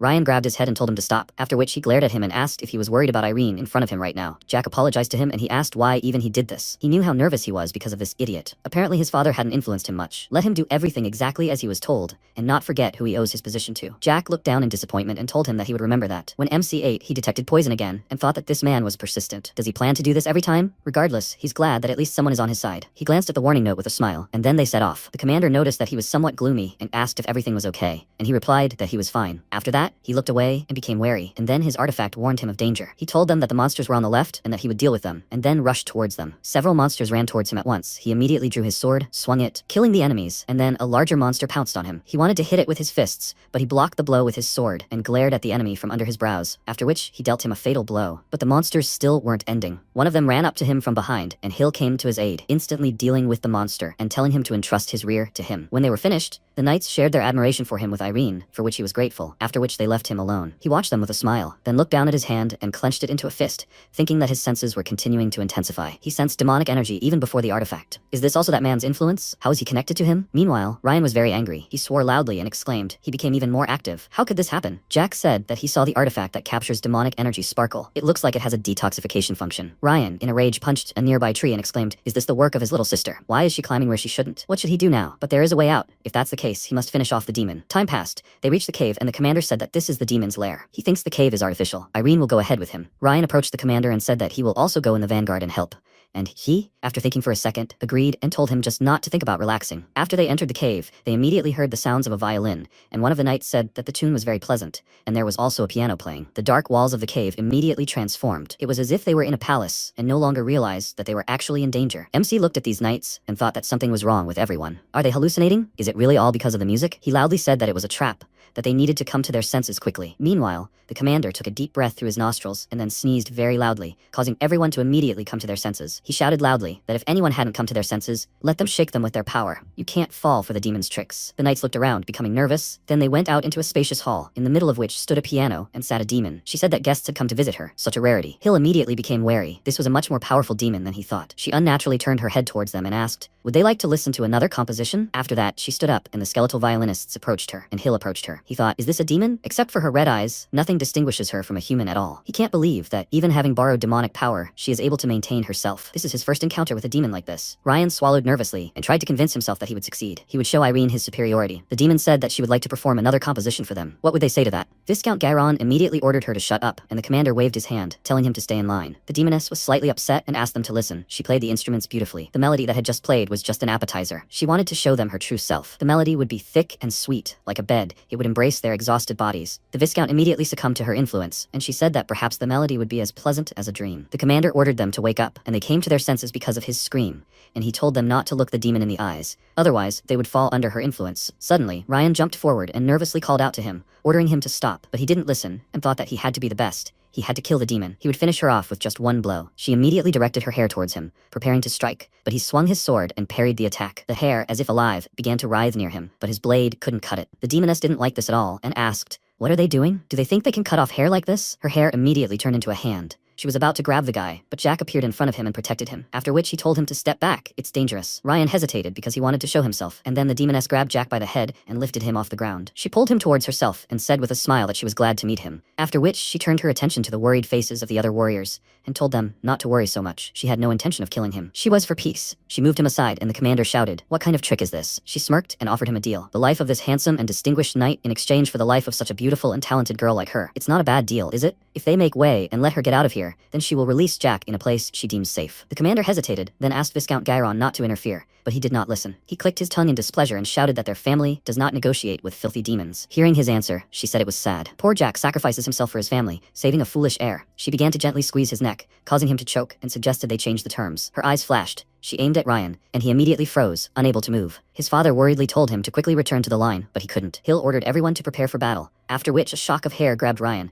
and his father called out to him worriedly. Now she had 2 members of the Gyron family hostage. She raised them to the ceiling so they would not interfere, and the commander immediately ordered them to begin the assault. But the Viscount jumped in front of them, blocking their path, and told them to wait. The commander exclaimed, "What is he doing? Let him step aside right now." Bill nervously clenched his teeth, then told his knights that they must protect the main heir. Tell them to stop the nightly company of the sunset. They immediately stepped forward, and the commander shouted in rage, "Does he think he'll let him get away with this?" The Viscount lost his temper and told him to shut his mouth. He needed to save his son, and he would never back down. He turned to the demoness and asked if the negotiations were still on. She confirmed this and swore on the name of Master Lastro, whom she served. After that, the Viscount called out to Barons Russell and Lester and asked them for help. They know perfectly well what will happen if they refuse, right? Meanwhile, Phil turned to his knights and gave them an order as the commander of the punitive expeditions. No mercy for those who interfere with the raid on the demons, regardless of their birth and status. After that, the Viscount and the commander ordered everyone to attack, and the demoness laughed out loud, saying that it was an amazing sight. Don't they think so? She put poor Jack down and said that they reacted differently than expected. If she were in their place, her heart would break into pieces. So, what now? In what other ridiculous form will they show themselves to them? Are they also waiting impatiently? When she turned her gaze to the side, she saw a guy standing apart from the main squad and thought, something is wrong with him? Why is he standing there? And when did he get there? And why are his eyes closed at such a moment? She didn't pay much attention to it, and at that very moment, Irene opened his eyes and rushed towards her at high speed, which surprised her greatly. She didn't have time to react. He struck, cutting her body, and she screamed loudly in pain. She was thrown to the side, her body breaking everything around her, and Hill was surprised. Irene concentrated again. The demoness got up. Her body began to recover, but it was happening too slowly, which made her nervous. Gritting her teeth, she turned her gaze to her opponent and thought, because of such a minor wound, she had already fallen? As soon as her body had healed a little, MC rushed towards her, and she decided to use the hostages as shields to buy herself time to recover. But he deftly slipped between them and cut off her arm,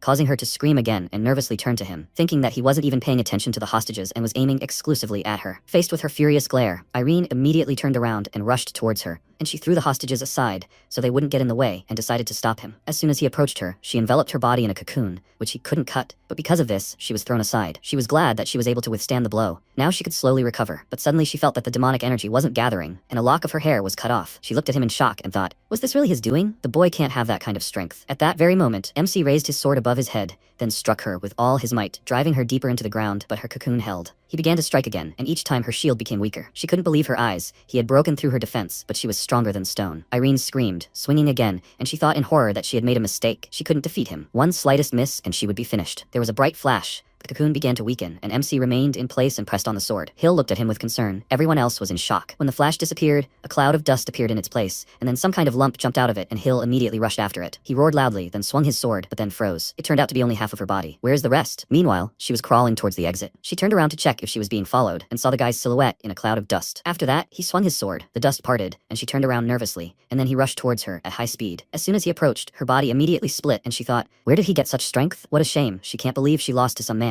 After that, her body crumbled, and a huge crack appeared at the place of the impact. The knights, watching this, exclaimed in shock that the demon was defeated. Irene destroyed her. His father was very proud. Hill said with a smile that he was speechless. Meanwhile, Jack finally freed himself from the demoness's hair. Taking a deep breath, he looked in surprise at Irene, who was now looking at what was left of her. After that, they returned to their temporary camp in Gyron, and one of the knights said that he still couldn't believe that the expedition ended without a single casualty. His comrade agreed with him. Moreover, their enemy was a very powerful demon that controlled minds, but Irene dealt with her alone. He was very surprised. He is very different from what is known about him from rumors. He still can't forget that scene of dissecting the demon. Finally, an outstanding person appeared in the kingdom of Hale. By the way, as soon as the second-in-command finishes with that matter, they will have to return, right? His comrade confirmed this and said that they absolutely must sort everything out. Something like this cannot happen under any circumstances. Meanwhile, at the Gyron estate, Phil apologized to Hill, saying that he was very guilty before him, but then his mind went clouded. He slammed his fist on the table in rage and told him to stop talking nonsense. Does he think that such an excuse will be enough after what happened? He replied that he had seen for himself that he had been mind-controlled. His son was very dear to him, but he was not so foolish as to abandon the peace of their continent because of attachment. The mind control of that wicked demon was to blame for everything. Of course, Hill did not believe him and thought that he was a disgusting person. Everyone present knew that he was completely sane, but there was no crushing evidence that could incriminate him. The Viscount himself understood this and therefore smirked. Meanwhile, MC was lying on the bed and resting. He got up and thought that that sword did not appear for the sake of a noble family. It was simply a sword for cutting a demon. Could it really be because of that man? Who was he that he constantly confuses him? After that,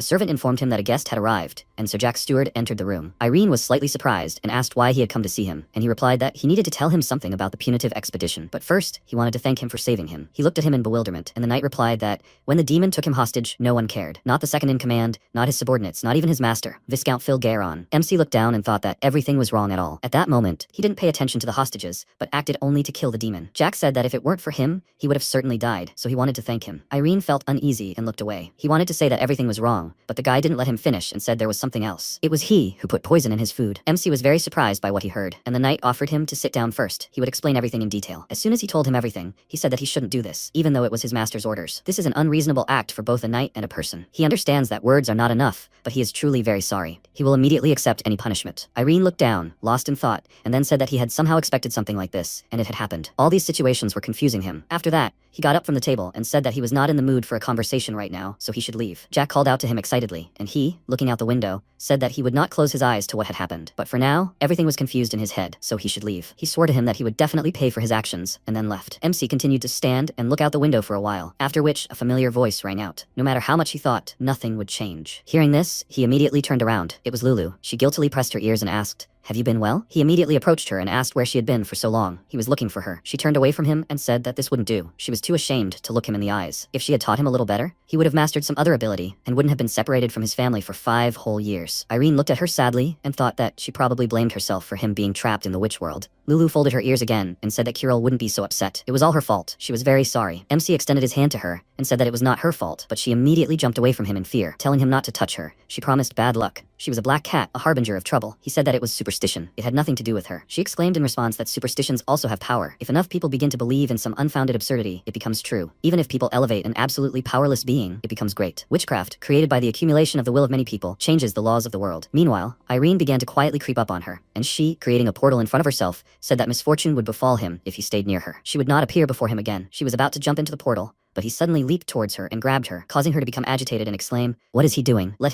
her go right now." Bad luck is transmitted from her like an infection. He said that from that day on, black cats would be a sign of good luck, and she exclaimed, "What kind of nonsense is this? Black cats are harbingers of trouble." He said with a confident smile that now everything would change, because she would be with him. He believed that she brought luck much more strongly than other people put together. Because of this, the cat couldn't take it anymore and burst into tears, after which she hugged him and said that she missed him so much. When she calmed down, they settled down on the bed, and she asked if this was possible. After all, witchcraft is a mysterious thing. He answered her that he himself didn't know that even his friends from the academy would show up there. Lulu noted that he now even draws his sword with the help of witchcraft. It is his path. He asked how she knew this, and she jumped off the bed, answering him that she had actually been with him since his return. She was in the form of a white cat, and those notes during the expedition were also written by her. Hearing this, MC was very surprised, and she seriously said that she wanted to ask something. In the battle with the demon, he seemed slightly unfamiliar to her, a little more ferocious. Did something happen to him? He told her his suspicions, and she touched her chin thoughtfully, saying that the man in the dream seemed to harbor a strong hatred for demons. Perhaps the source of this hatred lay in the devil himself, if this man lived 150 years ago. Well, it doesn't really matter. What difference does it make whether he thinks about something or not? The really important thing is that the will of an unknown man influences his soul. He agreed with her, and she said that it was okay.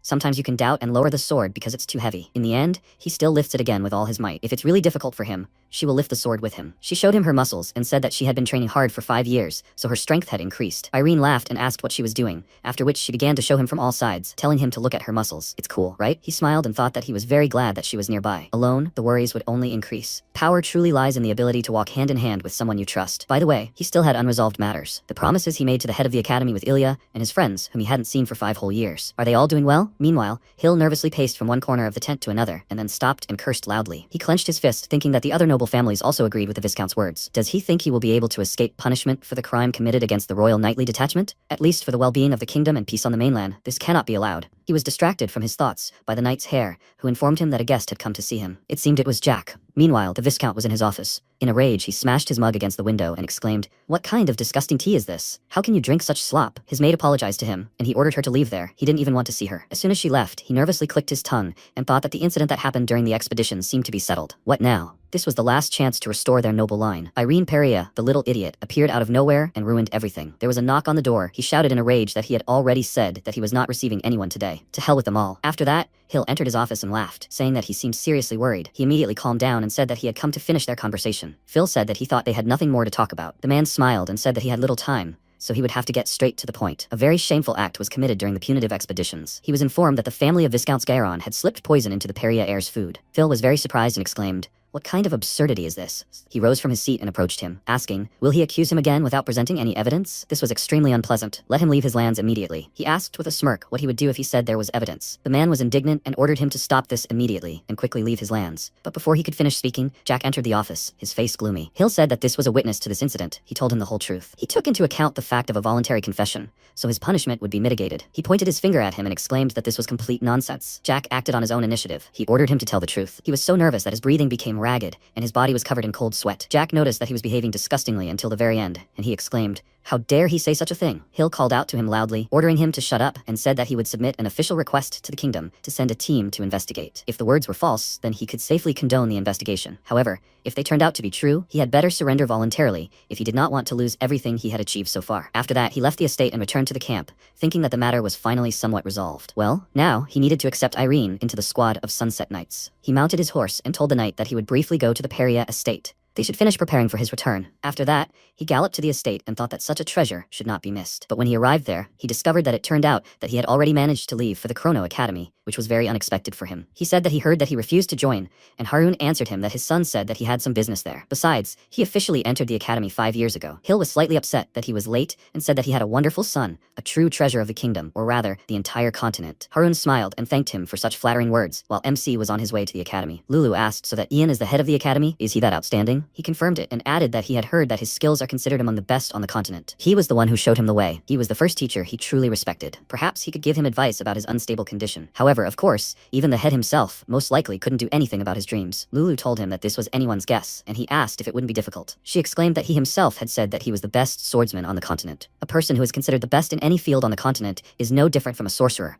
because they possess incredible willpower and abilities that cannot be explained by common sense. Irene smiled and thought that then, perhaps there was still a chance. Lulu asked, so she's his witchcraft teacher? He confirmed it with a smile, and she was delighted. After which, she jumped off his shoulder to the ground and decided to really prepare for the journey. A purple haze began to emanate from her, after which she appeared before him in a new outfit. She had fashionable boots on her paws, a sword on her belt, a distinctive red bandana around her neck, and a hat on her head. She smiled and asked how he liked it. Since this was a trip, she dressed up a little. He said it was so cool, and she began to show off in front of him, saying that she usually didn't dress like this. With a little effort, it was easy as pie for her. He smiled, thinking that the journey would definitely not be boring, and she, confidently holding her sword forward, said that the Chrono Academy was waiting for them. The strongest swordsmen were coming. Soon they arrived in the great city of Alcantara. They walked through the main square, and Lulu asked, is this here? He confirmed it. The Chrono Fencing Academy was located in this city. Lulu looked around in delight and said that there were so many magic lanterns here, you could play all night. Seeing people casting spells nearby, she excitedly called out to Irene, and he also turned his gaze to them. He smiled and thought that it was thanks to the academy that Alcantara had become a great city, and the academy itself had been transformed for the better. He suggested that they first find a place to spend the night, and she said that it should have a cool name. They found an inn called the Cradle of Swords, and since the name was cool, Lulu decided to stay there. She jumped off his back and said she was going for a walk, and he told her not to stay long. After that, he went inside and admired how spacious it was, but the atmosphere immediately made him tense. Most, or rather,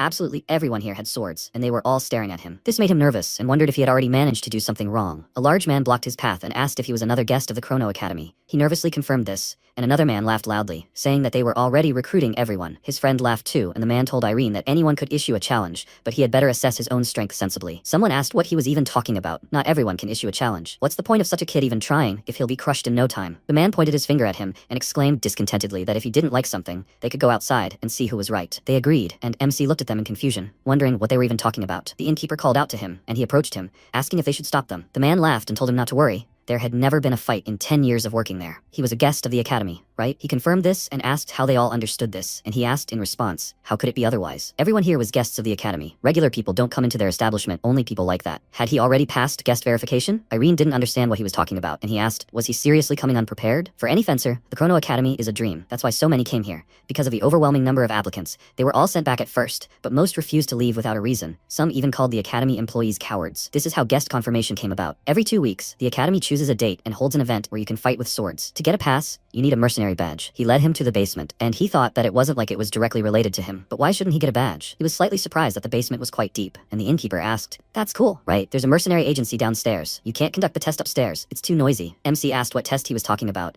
and he told him that he would see everything for himself soon. They went down to a small room where there was another man, and he asked with a smile, what brought him at this time? Did he come with a guest for the test? Irene noticed a strange device in the middle of the room. It was a measuring instrument. If you hit it, the force of the blow would be displayed on the screen above. MC asked what exactly he should hit with, and the man answered with a grin. With a sword, of course. It's a simple but convenient method for understanding his true strength and rank. Irene approached the tool and asked what would happen if he broke it. It didn't look reliable. The man laughed and said it was a magic item. It wouldn't break that easily, so he shouldn't worry. It's surprising that he even cared. He smiled and said that he would do his best then, and at that moment, the innkeeper approached the man and said that he was a guest of the Chrono Academy. He asked if he was too small. Then he bet 7 pieces of silver, which would be 300. The innkeeper told him not to underestimate him. He may be young, but he's strong, which would be 500. The man grinned and said that then it would be 501, and he remarked that he was so cunning. The man told Irene that he saw he didn't have a sword and could take any. He told him it was fine, but he didn't understand what he was talking about, and then he showed them his sword. They were very surprised and started asking him how he did it, but he ignored them and closed his eyes to concentrate. As soon as he opened them, he swung his sword and then hit the measuring device with all his might, causing them to be surprised. After that, he exhaled and, seeing that all the damage was indeed disappearing, was surprised. The innkeeper approached him and asked where the sword came from. He answered that it was witchcraft, something similar to regular magic here. After that, the sword disappeared, and he asked how many points it had. He didn't know what was good and what was bad,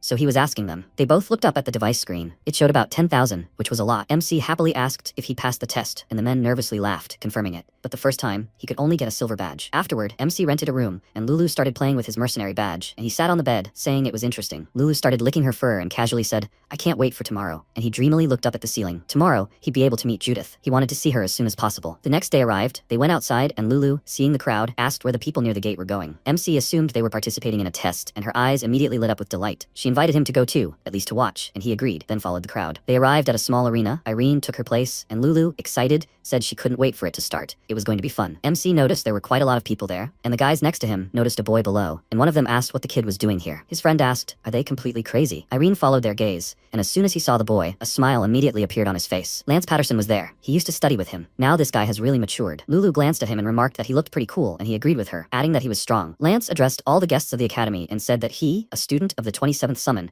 would be fighting them today. Indignant exclamations were immediately heard. He wasn't even a graduate and all that. Someone told them to calm down. Hadn't they heard that the 27th summon is called the Golden One? Lance smiled and said that he knew they all deserved an opponent of the level of a graduate, but this time, it would be different. The academy wanted its students to gain experience in real duels. Of course, they might be stronger than him, so he suggests introducing a condition. If someone doesn't like fighting him, they have the right to call on a senior disciple. A man entered the arena and said that it was as easy as pie. He would defeat him and call on a worthy opponent. He smiled back and said that he had every right to do so. When he took out his weapon, Lance was slightly surprised and noticed that his sword was big. He asked if he was afraid. He had prepared for a fight and, laughing, answered that he wasn't. He just remembered someone. Maybe he wanted him to give in to the first attack? This angered the man, and he pounced on him, shouting that he would not forgive him for such words. He swung his sword. The blade flew right in front of the guy's face, and then there was a clang and sparks appeared. He parried the man's blow, which he didn't even realize at first, and then immediately counterattacked. He knocked the sword out of his hands, and it spun and flew straight towards the other guests, and then pierced the wall between the two men. Lulu noted how strong he was, and the man, meanwhile, fell to the floor in shock and thought, how did this happen? He's stronger than he looks. After that, Lance called out to the next person, but he too quickly lost to him, as did the next couple. One of the guests exclaimed in surprise, how could a simple student have so much strength? His friend reminded him that he had said he was from the special 27th summoning. The man exclaimed that he had to fix the situation. He was the hero of their village. He fought alone against 17, only he could do it. Lance turned his attention to them, and seeing the one sitting above them was surprised. He immediately headed towards them, which made them nervous, and the man said that the strongest can see the strongest from afar. Meanwhile, his friend was praying for him to leave soon,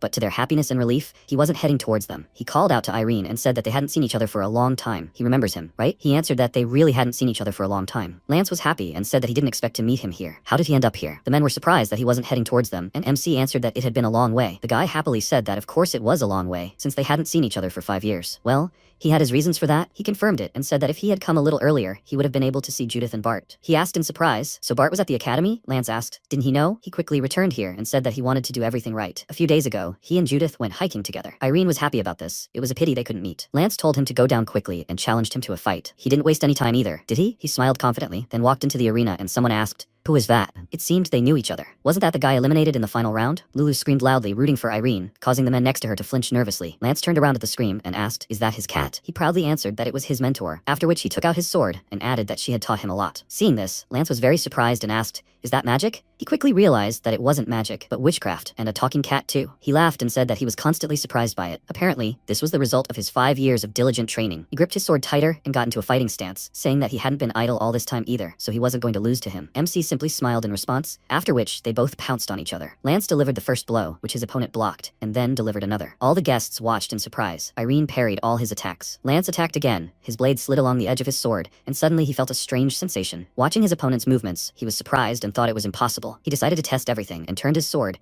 After which, MC turned and swung his sword, and then they increased the distance between each other. Lance caught his breath and asked in surprise, is he using the Bart style? He only smiled in response, and he thought he wasn't imagining it. It was definitely Bart's technique. But how was that possible? He already wanted to ask how he achieved this. But seeing the stance he took, he was even more surprised. He immediately understood what it was and pounced on him to prevent him from preparing this terrible attack. He started throwing a lot of punches, but he parried each one, which made him nervous. He increased the distance between them and thought that the last time he saw Bart in action was 5 years ago during training. How could he have learned his technique then? Irene called out to him, then instantly appeared next to him and said that it was his turn now. Swinging his sword, he dealt him a heavy blow, which he blocked, but the floor under his feet cracked. He looked at him in shock and thought that this was a lie. This was impossible. At that very moment, MC started using other techniques. He dealt him another heavy blow and he remembered the past. He knows this fighting style because he constantly fought Judith and lost to her. He clenched his teeth, trying to hold on to his sword, after which his feet slid back. He let out a chuckle and immediately pursed his lips nervously, thinking that he had pushed him away. But he was so confident in himself, he thought that except for those two, he would never lose to anyone. Why can't he do it? Could he really not defeat him too? After that, he made a furious lunge and delivered a blow, which Irene immediately parried, and dust rose between them. The man noticed that he was pressing the blonde and anxiously leaned forward, and Lulu worriedly called out to Irene. Meanwhile, he nervously clenched his teeth and thought that he was distracted. Lance let out a roar, striking him quickly, and when it was Irene's turn to attack, he jumped to the side. Immediately after that, he pounced on him again and thought that he knew he couldn't defeat him. He blocked his blow, and seeing in his movements the styles of his two friends, thought that they had tried their best to improve their skills. But he wasn't sitting idle either. One day, after another loss, he stood up and asked Judith to wait and fight him again. She turned to him in surprise and saw his determination and readiness. Now he pounced on Irene, thinking that he didn't want to lose. He lunged, but MC immediately ducked, which took him by surprise. He struck with his sword, knocking the weapon out of his hands. It flew up, spun, and plunged into the ground with a clang. After that, Irene hit his sword, and Lance looked at it in confusion, then smiled. Lulu immediately began waving her paws, rejoicing at his victory, and he meanwhile shook his old friend's hand and said that he was an excellent opponent. Lance asked what he had been doing all these 5 years, and at that moment, Lulu felt something. She ran up to Irene and warned him that he was there, and he asked who she was talking about. She said that the mentor he spoke of was there, and indeed, Ian was already here. He rubbed his beard and said that this was not what he expected to see. He didn't think they would meet here. They hadn't seen each other for a long time. Was he doing well? MC told him that he was fine, and Ian noticed the cat at his feet. She greeted him, and he thought, is she speaking? But that's not the most important thing now. He said that as he saw they had just had a duel. Who won? Lance smiled awkwardly and told him that he lost, and the old man laughed, saying that he was not surprised, considering who his opponent was. Irene bowed his head before him guiltily and apologized to him. He was not late on purpose. He suggested that they talk about it later,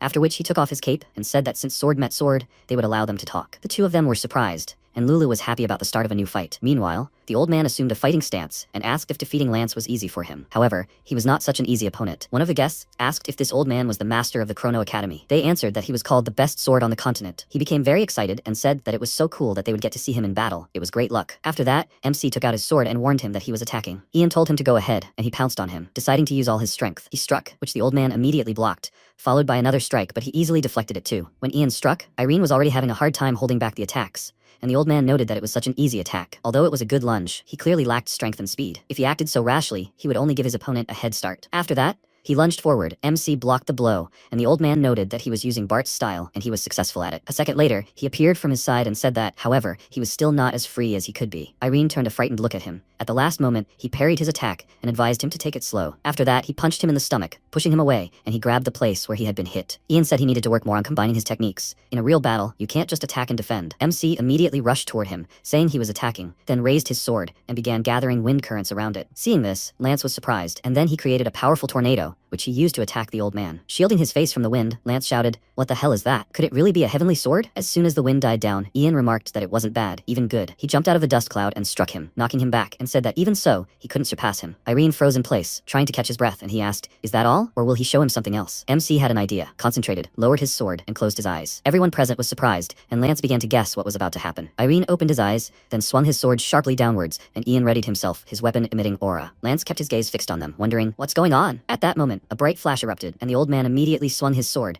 parrying the boy's attack, sending it flying, destroying everything around him. Dust rose, and everyone gasped in shock. The blow was so powerful that it split the arena floor. After that, everyone leaned forward in surprise and said that only swordmasters could create such things. Ian's blade was now shining. It was an aura sword. He said he never thought he'd have to draw it, then smiled and praised him. Now he understood what kind of sword he had. MC looked down in disappointment and said that his heart was still uneasy, and he should find out the reason. MC looked at him in surprise, after which Ian turned to his dear guests and said that, unfortunately, their selection ended here. Having picked up his cape, he asked Irene to follow him. After the sword talk, it was time to have a real talk. They moved to his office, cat. The cat immediately climbed onto the old man's desk and said that her name was Lulu. She was a mentor in witchcraft. He smiled and said that he was glad to meet her. Should he address her formally? She answered him that they could communicate informally. They were both teachers. After that, Ian introduced Irene to the woman standing next to him. She was his deputy, Kira Finn. MC introduced himself to her in response, after which Ian invited him to start a conversation. What had he been doing for the past 5 years? And what was bothering his heart so much? Irene told him everything, and he noted that, as he saw it, this dream had greatly affected him. He didn't know exactly why he was dreaming about it, but he could help. Let him go from here. Of course, he would be glad if he stayed to train with them. If he was not yet ready to fight monsters, he can practice here, but is this the right path for him? A swordsman has many roads, and he should follow the one his heart desires. He has seen too little yet. His perception of the world depends on his surroundings. Perhaps, seeing something new, the problem troubling him will change. He might find something that will make his sword stronger, or he might find a sword stronger than all the ones he has encountered before. In this vast world, he can find all the answers, as well as the man from his dreams. MC remained silent, and the old man advised him to think carefully. It was a difficult decision. Irene told him that he would go. He always avoided what frightened him, or simply didn't want to do anything, but he would not run away again. After this confident statement, he left, and they began to discuss it. Kira came to the window and said that she was not sure. He had talent, but he was far from a real swordsman. Ian chuckled, and noted that she was so straightforward. Let her give him time. This kid will definitely find the answer he's looking for. The next day, MC met with Lance to say goodbye. He said he could stay longer, and he laughed in response, saying he was afraid that then he definitely wouldn't want to leave. Lance asked, so he'll go west? Judith went there too. Irene was slightly surprised by this, and he continued, saying that the 5 western kingdoms are known for their swordsmanship styles. They have many famous academies and battlefields. He advised him to go there, and MC thanked him and said goodbye. After that, they parted, but Lance suddenly stopped and thoughtfully lowered his gaze. Kira distracted him from his thoughts. She approached him and told him not to feel inferior. He needed to overcome this feeling and move forward proudly. Let him show them what he's really worth, as he had done so far. Lance trembled, then calmed down and answered her with a smile that he understood everything. Meanwhile, Irene went out into the city and Lulu asked where they were going now. He wanted to answer her, but noticed an orc lying on the road, asking him for food. He had been hungry for a week. Looking closely at his face, he asked, he remembers him, right? He was an orc. They met 5 years ago. MC immediately remembered him. It was Kubharu. After that, he took his old acquaintance to eat. While he swept all the food off the table, Lulu narrowed her eyes and quietly said that he was suspicious. What if he was dangerous? He smiled and told her not to worry. He was not bad, and then thought that he was worried that he had asked about his age and passed on this note. Perhaps he knew something about him. When the orc had filled his belly, he sighed heavily and said that now he felt much better, and Lulu asked discontentedly, don't you think he's going too far? They'd only met once, so why this relationship? The orc laughed and asked if he'd give her a gift. Would she stop grumbling? He showed her a wooden ball, which she wasn't very happy about at first, but when she smelled its delicious aroma, she immediately started rubbing her cheek against it. The orc said the ball contained a bit of a herb called taiho, which only grows in the northwest, and cats simply adore it. Lulu immediately warmed up to him and told Irene that this orc was so nice, and he noted with a smile that his magical friend was no longer angry with him, which meant he could repay for the food. MC looked at him in bewilderment and noted that he'd said he had no money. He told him that was true, but he shouldn't forget that he was a wizard. Orc magic was stronger than human magic. He thought he'd need it more than regular money. He agreed and he asked, is there a persimmon tree growing near his house, right? He answered him that it is not, and the orc said that he is sure. It used to be there. Perhaps, in his childhood, that's why he doesn't remember. He answered him that the tree was definitely not there, and he asked, maybe the tree was planted only recently? It is unlikely that he lived there. Lulu came to her senses and said that she senses a deception. Let him say something about her. He asked, she likes raw fish, right? She asked in response, what cat doesn't like fish? He answered her that only cats know about this, but not orcs. It's all his magic. Lulu looked him up and down, after which she told Irene that he is definitely a deceiver. That's why he has no money for food at all. Kuparu sighed heavily and said that he understood everything. This can't be done. He doesn't want them to think badly of him. His eyes lit up when he looked at Irene, and he said that the stone on his heart had become even heavier. He shuddered because the orc was right, and he continued, saying that although he had skillfully hidden it before, now the truth was coming out. It was as if a red-hot point was piercing his heart, and it really hurt. Someone was deliberately pushing it deep. Lulu looked at him in surprise, not understanding how he knew about this, and he reached into his bag, saying that he uses not just psychic abilities, but elementalism. Although he is not as good as more experienced in this matter, even he can see the power of metal. MC became interested, and the orc poured some sand on the table, saying that elementalists believe that everything in life is made of 5 elements: earth, metal, water, wood, fire. It is these elements and their harmony that support everything that exists in the world. MC asked, so his element of metal is somehow distinguished? The orc noted that he was quite smart. This metal tip was upsetting the balance in his body. He asked how he could get rid of it, and the orc replied that he had already said that an element cannot be eliminated. It must be forced to coexist harmoniously with the others. If one energy is too strong, it must be divided into other, less powerful ones. For example, the power of fire. Using magic, he created metal from sand, then snapped his fingers, and it caught fire. If he could control the element, he would open up new possibilities. Even though the metal was sharp and made him feel pain, if he doused it with fire in the right amount, it would become a worthy sword. He demonstrated this to him, causing the boy's eyes to widen in surprise, and he excitedly leaned forward, asking how he could learn to control his fire. He answered that he needed to light it in his heart. Now he saw a fire that was not there 5 years ago. He needed to make it move, like adding more wood to a fire. Let him keep trying constantly, and then his fire will grow. Irene realized that to fuel the fire, he needed to move more. After that, they left the restaurant, and MC thanked him and said goodbye, but the orc asked him to wait and asked if he could go on a journey with them. He thought it was his first time on such a long journey, so his help would definitely not hurt. He had been on this continent for 10 years and would definitely be useful. Lulu asked Irene's opinion, and he thoughtfully raised his gaze to the sky, after which he agreed. Kuparu was very happy and said that this was the right decision. And when he saw their looks, he awkwardly said that he was not with them because of the money. When else will he get to see how the kid turns into a real man? And he hopes he can help him with this. They didn't believe him, and Lulu said, no bees, no honey, no work, no money, and he said upset that he understood everything. After that, they set off. The orc told him about Darinku. There are a lot of skilled blacksmiths there, including orcs. They had better visit this city before traveling to the 5 western kingdoms. Lulu yawned and said that he didn't need a new sword,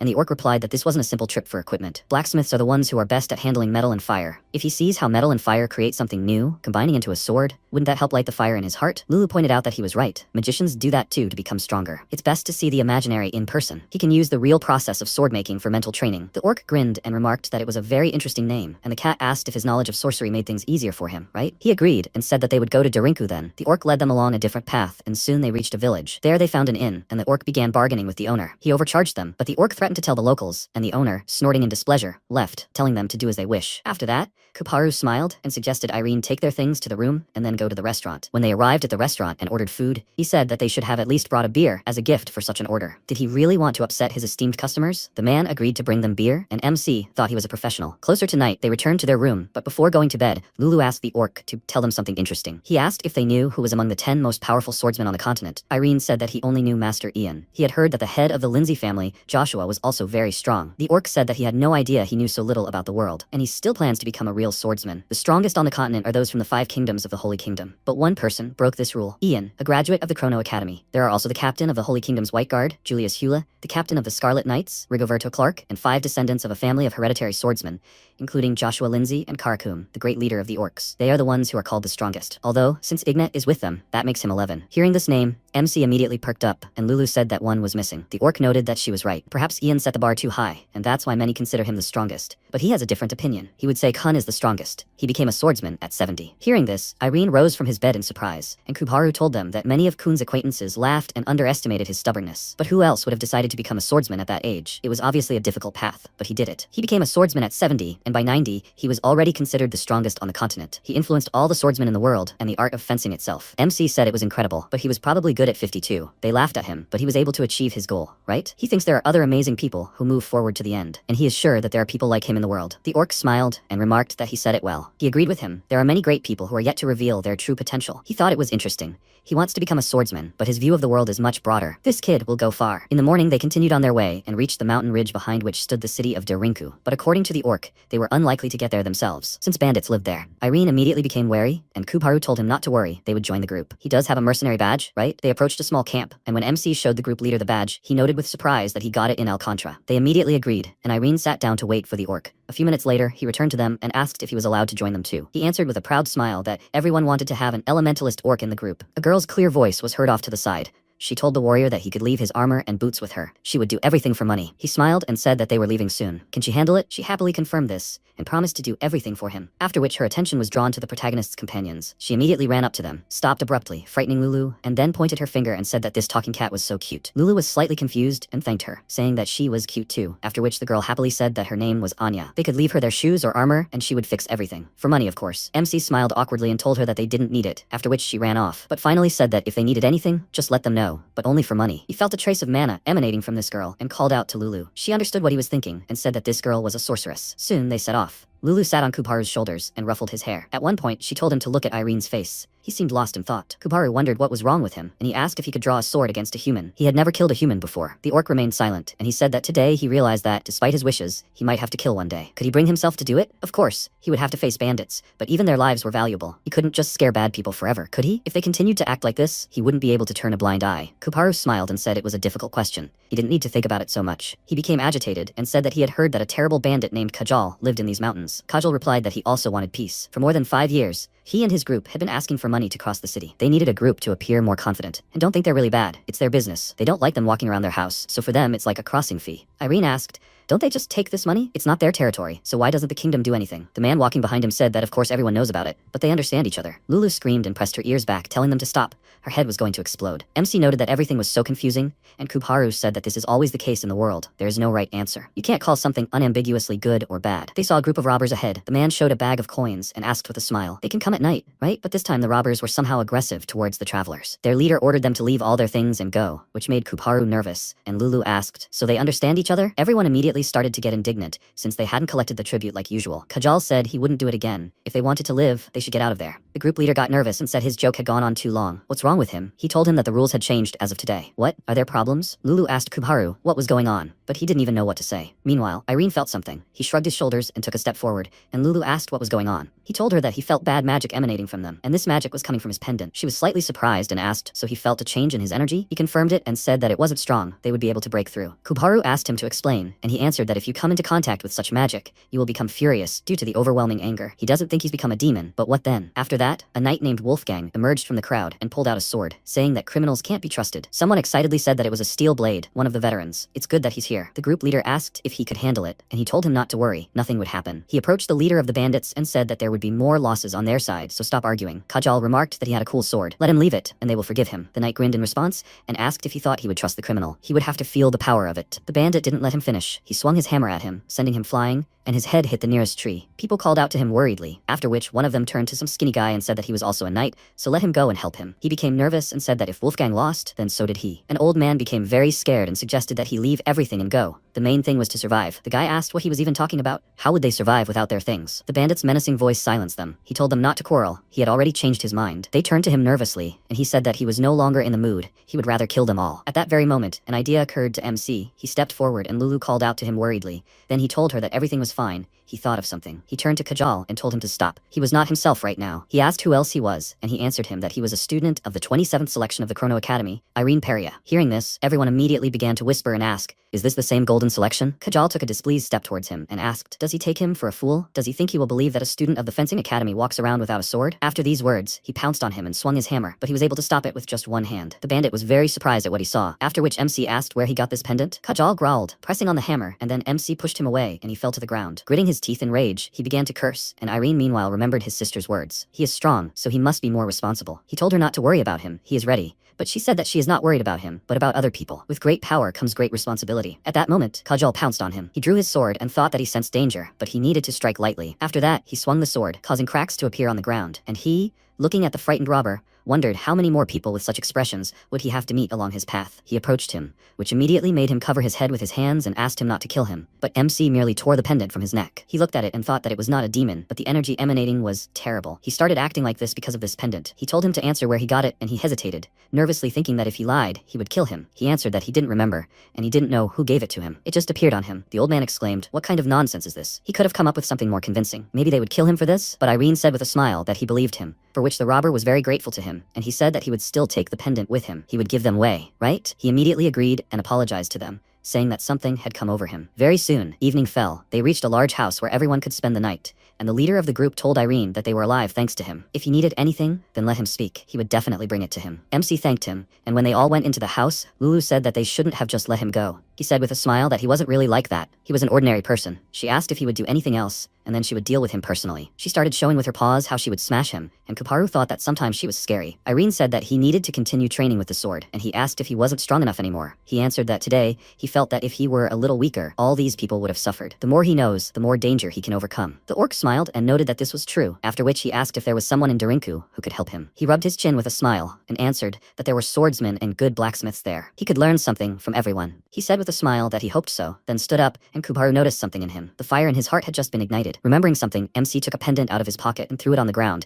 saying that he needed to destroy it now. Kuparu excitedly asked him to stop, then put the pendant in his special pouch, and said that they could do it later. After that, an enthusiastic voice was heard from the side. It was Anya. She looked at Irene's sword with delight and asked if he wanted to trade with her. She would give him her treasure in exchange. She wanted to give a gift to her captain. He smiled awkwardly and apologized to her, saying that he couldn't, that it was an important thing to him, and that she would hardly be able to use it properly. She asked why, and Lulu greeted her. She also said hello to her, after which she took out a treasure from her magic bag. It turned out to be a large golden pig. Seeing it, MC was surprised. It still emanated strong magic. He asked what he should do with it, and Lulu exclaimed in surprise, "How did she create this?" She happily answered her that she had been saving money for a whole year. After that, she looked up at Irene and said that she would exchange it for a sword. He refused her, and she said that now she would raise the stakes. Now he definitely would not refuse. She took out her bag of money, put one coin into the pig, and it immediately grew in size, which surprised Lulu. She and Kuparu became very interested in this treasure and began to beg him to exchange his sword for it, and he discontentedly told them to come to their senses.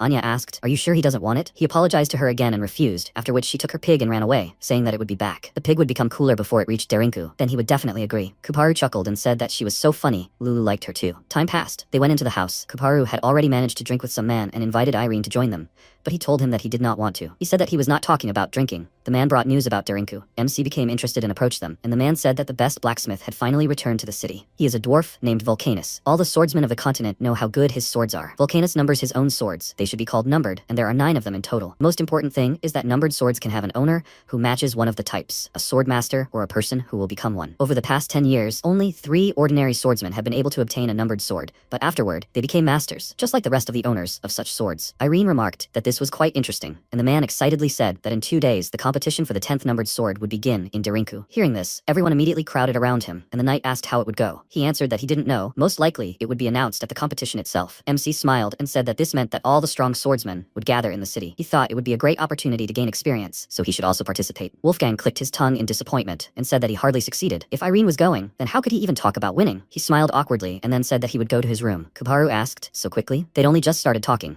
He told him he was a little tired, and after he left, the orc drank some beer and thought he wasn't ready yet. For a swordsman, this conversation is a real treasure, but he seemed completely uninterested. You could say it's part of his character, of course, but he's still not like all the swordsmen he's met. For some reason, Irene is still far from being a swordsman. Meanwhile, he sat on his bed and looked out the window. He remembered what happened today and thought he'd been outplayed again. It's good that he managed to escape quickly, but what if this continues? Maybe he should try some imagination training. He sat in a meditative pose and decided to clearly imagine himself in a magical world, where a steel wall stood in front of him. The next day, they arrived in the city of Derinku, the masters, and MC immediately noticed a lot of knights around. Kuparu noted that everyone came because they heard about the rumor, and nearby they noticed Anya next to some man, whom she asked where the captain was. At the sight of him, Lulu immediately stood on end, and she said that this is the master. The orc was surprised and asked, "Is this true? He looks strong, but is he a sword master? Or has another one appeared on the continent that he doesn't know about?" After that, they approached them, and the man said that Anya told him about them. His name is Jerog. They all introduced themselves to him too, and he said that he heard they are as special as Anya. Not in a bad way, of course, let them not be offended. Irene smiled and asked, "What is there to be offended about?" Jerog said that he knew he was crossing the line a bit, but could he show him his sword? This little brat keeps talking about how amazing it is. He told him that it was no problem, then showed it to him,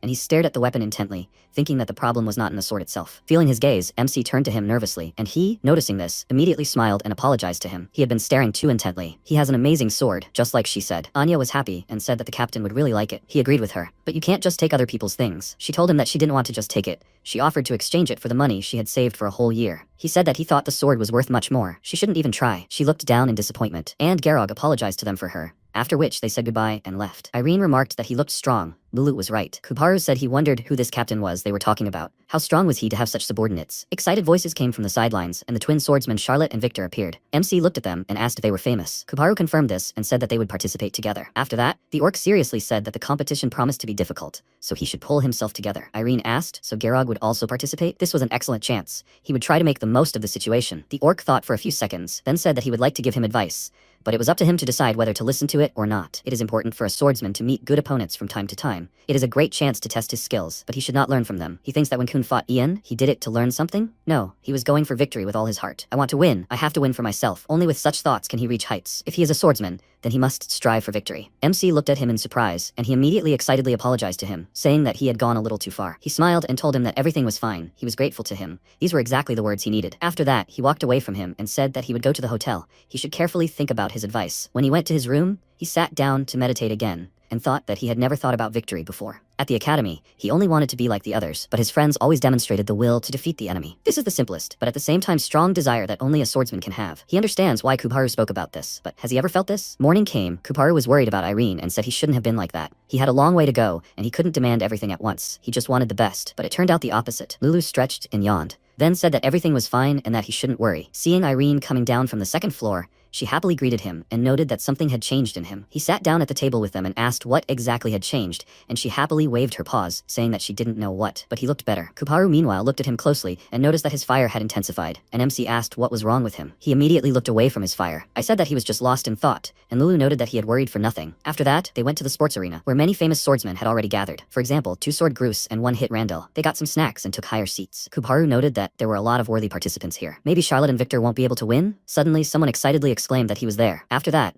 Volcanus entered the arena with Pablo and Dwanson. Volcanus took the loudspeaker and said that he thought everyone knew who he was, so they would get to the point. The prize for winning the competition is his sword. It is numbered, as they all know. The rules are very simple. 2 people enter the ring and fight. The winner stays, the loser leaves. If the winner gives up, a new pair enters the ring, and so on. These rules confused them. Who will be the winner then? The dwarf said that they will not have a winner. He needs to see a mesmerizing swordsman to create the 10th sword. They will continue until he finds it. Those 2 in the back are there for the same reason. Kuparu smiled and said that everything was clear to him now. He had gathered the swordsmen not to hand the final sword to one of them, but to create it. After that, Volcanus took his place and said that they should begin, and let the first pair enter the ring. Victor and Randall went first, both candidates for victory. The latter said that he hated people like him. It was never clear what they were hiding behind their forced smiles. Victor told him not to be so angry. He was a swordsman too. Lulu asked what was wrong with them, and Kuparu told her that Charlotte and Victor were among the best swordsmen they had. They had very interesting lives. They probably killed monsters in the villages or hunted them in the forests. But the better your reputation, the more envied you are. Randall turned to Volcanus and asked if he could kill an opponent. Everyone gasped in shock at what he heard, and the dwarf asked with a smirk, "Is that just to make it more interesting?" He agrees. Well, if his opponent doesn't mind, Victor said he agrees. He just needs to kill him, right? Randall swore quietly, after which the dwarf told him to get ready. As soon as he gave the sign, let them begin. He tapped his finger on the table, then gave the signal, and Randall immediately lit his sword with a bright flash and rushed to attack. Several blows were dealt in an instant. In the end, Randall's sword shattered into several fragments, and his opponent noted that he had amazing speed.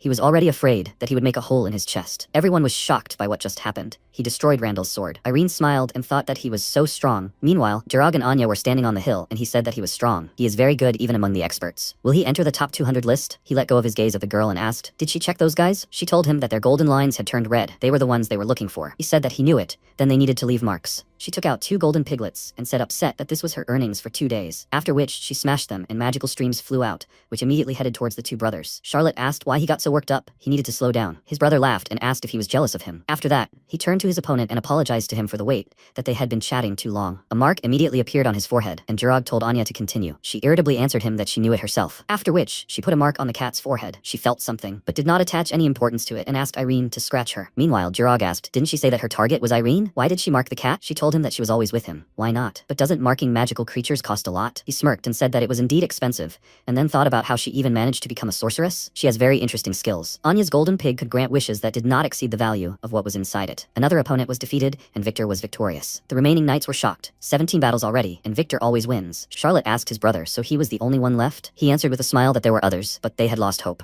Enough chatter, let him go to the arena. He agreed and, looking at the dwarf, said that he needed to show his best. At that moment, MC stood up and Lulu asked, will he go? He confirmed this, and Kuparu wished him luck, for which he thanked him. After which he went down to the arena. Seeing him, Charlotte noted that someone had finally decided to fight. So, he'll be next? His brother smiled at him and thought that this kid looked strong. Irene approached Charlotte and said that if he wanted to enter the ring, he could wait, but he told him to go first. By the way, didn't he forget his sword? He smiled and told him not to worry. It was there. The man examined him and remarked that it was interesting, after which MC entered the ring and thought he was ready. Volcanus immediately noticed something interesting about him, and he was fired up with the will to win. On the day they took the test, it was the same feeling he felt looking at Ilya with his friends. He felt a desperate desire to win. He remembers it. Looking at his expression, Charlotte smiled and thought that they were really going to fight in all seriousness. Meanwhile, Volcanus leaned forward in surprise and interest, like his colleagues, and wondered who this person was in front of him. Seeing the flame ignited in his heart, he realized that he was the same person, after which he excitedly told them to stop. He ran into the ring and grabbing Irene by the hand, said that he had chosen this guy to be the owner of the 10th numbered sword. Charlotte approached them and asked, perplexed, what he was even talking about. Meanwhile, the other warriors were outraged. They hadn't even started the duel. Volcanus immediately took out a loudspeaker and irritably ordered them to shut up. He had said that the point of the competition wasn't winning. He was looking for someone who would inspire him. His colleagues, meanwhile, were disappointed. They said that even they were better than this boy. How could he have chosen him? Having declared the competition over, the dwarf told the boy to follow him. Charlotte finally told Irene that he had noticed that he was an interesting guy, but it turned out he was so interesting that he would receive the numbered sword. He shouldn't feel guilty. Everything was fair and square. He had been chosen. He thanked them with a smile,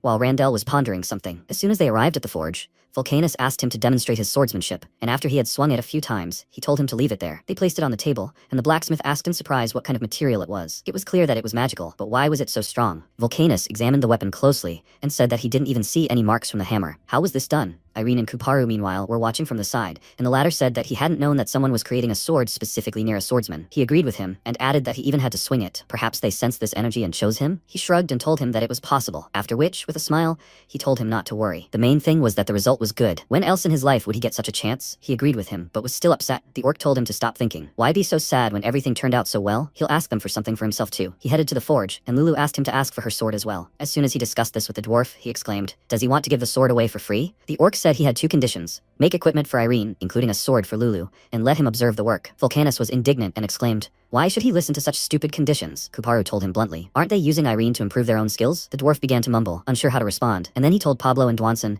that he knew they'd been taking a long break, that they couldn't find the inspiration to get back to work. But then a young man appeared and gave it to them, and they decided to take full advantage of it. Volcanus asked, "Who is he to dictate terms here?" He proudly replied that he was the best guide. After that, the blacksmiths agreed to his terms, and MC, trying on the new cloak, said with a smile that it was lighter than he expected. Lulu also received armor and a weapon, which she was very happy about. Evening fell, the work was still in full swing, and Irene continued to watch them. When Volcanus shoved a piece of steel into the furnace, this sight fascinated him, and he, moving into the depths of himself, looked at the hammer and thought that it was not yet time. Now he could light the fire in his heart, and he transferred this fire to the piece of steel. A month passed, they all went for a walk together, and Kuparu asked how his mental training was going. MC answered him that he still had a lot to work on, but he felt progress, so he would try harder. By the way, why are there so few swordsmen here? He answered him that most came to get a numbered sword. They had no other reason to stay here. He said it was sad. It would have been a great chance to fight different opponents. Lulu said it wasn't that important. Now he had a numbered sword, making him stronger than everyone else. Kuparu winked at him and said she was right. There was nothing to feel sorry for. He invited him to see it in action, after which they went to the forge. Volcanus laughed awkwardly and apologized to Irene, saying he couldn't make the sword right now. The material required for its creation was extremely difficult to work with. Kuparu asked how long they would have to wait, and he replied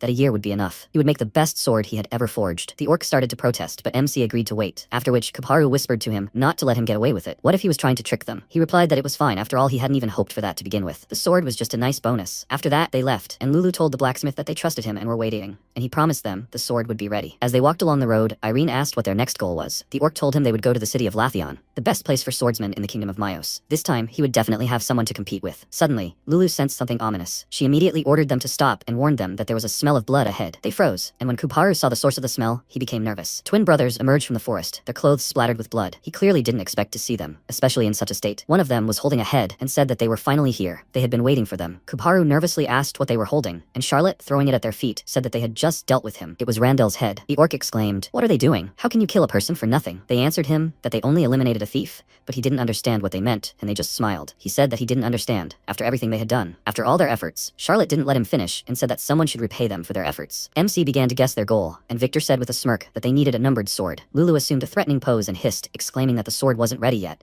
They didn't have it themselves. The guy grinned madly and told her not to lie to them. They want to deceive them and take it for themselves? Kuparu exclaimed that they had no sword. They were ready to kill them. Because of this, it was a crime not only under the laws of Drinku, but of the entire continent. Charlotte thanked him for his concern, but no one would even think of them. They knew it themselves. They had an excellent reputation. But a young swordsman was attacked, and only a sword was found at the crime scene. But the swordsman himself was nowhere to be found. This is a pretty good scenario. The orc was indignant, and then MC said he had one question. Everyone immediately looked at him, and he said that he had heard of them before coming here. How can two great swordsmen brothers, whom everyone respects, act like this? If they don't answer, then even if they kill him, they won't take the sword. Charlotte remained silent, and his brother said that the numbered sword is the most important thing. He exclaimed, "How can you compare life and a piece of metal?" He shouted back that a numbered sword is not a piece of metal. He doesn't understand. Irene felt himself enveloped in an ominous energy emanating from them, and Victor said that they have been in this business for 30 years, and 20 years ago they crossed the line. To become a master, they can do anything. He gritted his teeth and said that no matter how many years pass, nothing changes. They are still in a terrible hell. It's not just them. How many more potential sword masters are there who don't receive due recognition? They are ready to do anything to cross this line. The pain that has lived with them for so many years must disappear. MC immediately took out his sword and thought that this was complete nonsense. How are people capable of such things? Charlotte pounced on him, shouting that he would never understand this, after which a bright flash doused them, and he nervously wondered if this could really be magic. He was very angry. The silhouette of the man appeared behind him, and he was ready to fight back, but Jerog and Anya appeared. He gave her a signal, and she, having destroyed her golden pigs, joyfully exclaimed that she would do everything now. After that, she created a huge portal in front of herself, and Irene and the others turned their surprised glances to the nearby rock on which all this was happening. The portal began to pulse, and then the captain of the Black Knights from the Sacred Kingdom, Ignet Crescentia, emerged from it to the surprised gazes of the audience. Irene clearly didn't expect to see her and wondered with surprise, "Isn't this who Ilya was talking about?" Ignet told the two swordsmen that they had clearly crossed the line, and one of them asked why she was there. She threw her cloak off her shoulders and, drawing her sword, asked if they thought they hadn't given up hope. She would give them a chance to defend themselves. Charlotte grew angry and told her not to interfere, and she said that if they could say anything in their defense, they should do it right now. This was their last chance. These words echoed throughout the area like a threat that brought pressure down on them. But the two brothers were too obsessed with their goal. Charlotte called out to Victor, and with a loud roar, he gripped his sword tighter, preparing to attack. Ignette plunged her weapon into the ground and remarked that this was such a disappointment. Apparently, she shouldn't have given them a chance to defend themselves. Immediately after these words, she jumped off the cliff and was literally next to them in an instant, which surprised them. The fierce Victor immediately struck, which she dodged, and then deflected his sword with her hand, causing him to look surprised. After that, she swung her kick at him, throwing him a great distance, and, ignoring Charlotte, rushed after him. While Victor was still in the air, she caught up with him and swung her kick again, throwing him against the cliff. She ran after him, and Charlotte worriedly called out to his brother, but it was too late. Ignette had already reached him and delivered the finishing blow. Charlotte, who was already running towards them, stopped, seeing what had happened, and the knight captain told him to look. Isn't this the worst death for a swordsman? Seeing how his brother died, he became furious and attacked her. But such antics were nothing to her. Just one swing of her hand was enough to cut off his limbs. His hands, clutching the sword, flew to the side, and he looked at it in shock, not even fully realizing what had just happened. Ignette said that unfortunately, he no longer fits as a human. After that, she raised her leg over him and said goodbye, and then hit him on the head, saying that such a creature deserves only death. MC, meanwhile, was in shock. The two knights were finished. Kuparu became nervous from such a sight and thought that the swordmaster alone easily defeated two experts. She was very strong. Ignette examined the blood on her hand, and then Anya ran up to her and offered her a sword, saying that she could also clean her boots. She praised her and thanked her for her help, and while Anya was cleaning her shoes, Jerog approached them. The knight captain asked how he liked it. He didn't understand what she meant, and she said with a smile that she was talking about her new magnificent manner of speech. Does she look like an aristocrat now? He smiled and confirmed this, praising her. Meanwhile, Irene was still not letting the situation go. He asked, how is this possible? How was she able to calmly kill these people? He doesn't blame her. He just wants to know, how can she kill a living creature with such ease? He asked this because he himself is not capable of it. Ignette looked at him closer, then said his name, and he asked in surprise if she knows him. She walked up to him and stated that from today he was appointed a member of the Black Knights of the Holy Kingdom of Arvilius. After that, there was silence. Kuparu wondered how she knew him. She even invited him to her squad. What is even going on here? MC refused her offer, greatly surprising the orc, and Ignette noted with a smirk that his refusal was rather abrupt. What is he disliking? He told her that it wasn't that he didn't like it, but she didn't let him finish and asked him to listen to her again. The Sacred Kingdom is a much better place than he thinks. They have many good sides. She looked away and thoughtfully wondered where to begin. She wasn't strong with words, but she would try. Irene apologized to her, but he wasn't going to engage in them anyway. She immediately turned her gaze on him, which made him flinch. She stared at him so intently that he felt uneasy, and Lulu exclaimed that it was like with Jerog. She wanted to penetrate his consciousness. Ignette stopped and sighed heavily, after which she said that she heard that one young man had iron in his heart and was so great that he was able to impress Vulcanus himself. How could she ignore someone like that? But she saw that there was no iron in him yet. He clicked his tongue because she saw right through him, and she invited him to join the Black Knight squad again. It was an order, not a request. He still refused, and she shouted angrily that he had no choice. Was he seriously going to succumb to uncontrollable power and bring chaos to the entire continent? Lulu got nervous and ran forward. She hissed, and calling her a witch, exclaimed that he said he wouldn't go with her. MC is gradually getting stronger. That's enough for now. Ignette smirked and said that she was a cute talking cat. She liked her. Lulu was very scared and immediately hid behind Irene, saying that he wasn't going anywhere anyway, so she should stop acting like that. MC thoughtfully looked down and said that he was really trying,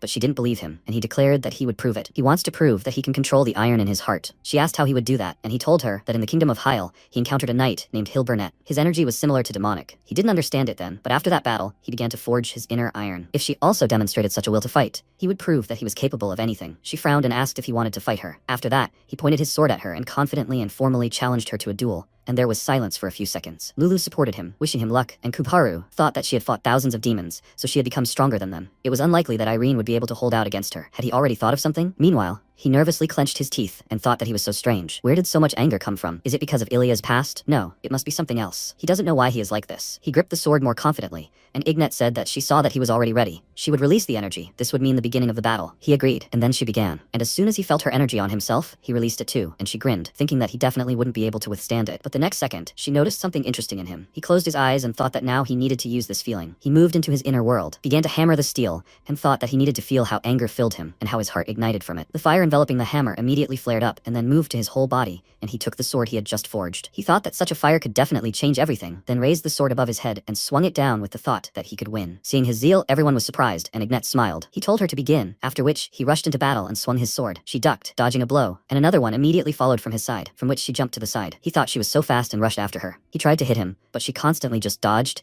and Lulu excitedly exclaimed that he attacked so well. Kuparu, meanwhile, sensed something was wrong and said that it was strange. Ignette still hadn't landed a single blow with her sword. She retreated to the rock, and when MC caught up with her and was about to strike, this time she decided to parry it. She managed to do it with only one hand. She deflected his sword, which made it difficult for him to hold onto it, and Garog grinned, while the orc, meanwhile, was surprised. Now the knight captain decided to attack with all her might. She swung her sword, pushing him back several meters, which almost made him lose his balance, and hurried to regain his balance. He nervously clenched his teeth and gripped the sword tighter, and then Ignet appeared right next to him, asking where he was looking during a fight. After that, she swung her sword, dealing such a powerful blow that he dropped the sword, and she already thought that this was the end. But he grabbed it and, putting all his strength, pounced on her. His blow fell on the ground as she dodged again, and when he turned his gaze to her, she smirked and called him a brat, and then punched him in the stomach with all her might, causing him to fly several meters. His companions called out to him worriedly, after which Garog approached the captain and asked, does she want to take him? She smirked and in response asked, did he not hear? He made his choice. This guy is so interesting. He really hoped with all his heart to defeat her. Soon Irene came to his senses and distantly heard someone calling his name. He opened his eyes and immediately stood up, which made Lulu very happy. He looked around and asked where he was. Seeing Ignet next to him, he became very agitated, and she approached him, telling him not to make any sudden movements. After that, she unceremoniously lifted his shirt, and Lulu called her a perverted witch, exclaiming, what is she doing? She examined the huge bruise on his stomach and asked the cat to simply call her a witch. No need for such bad words. Lulu didn't even know what to say to that. After which, Ignet brought her hand to his stomach, and the bruise began to gradually disappear. The orc was very surprised, because it was sacred magic,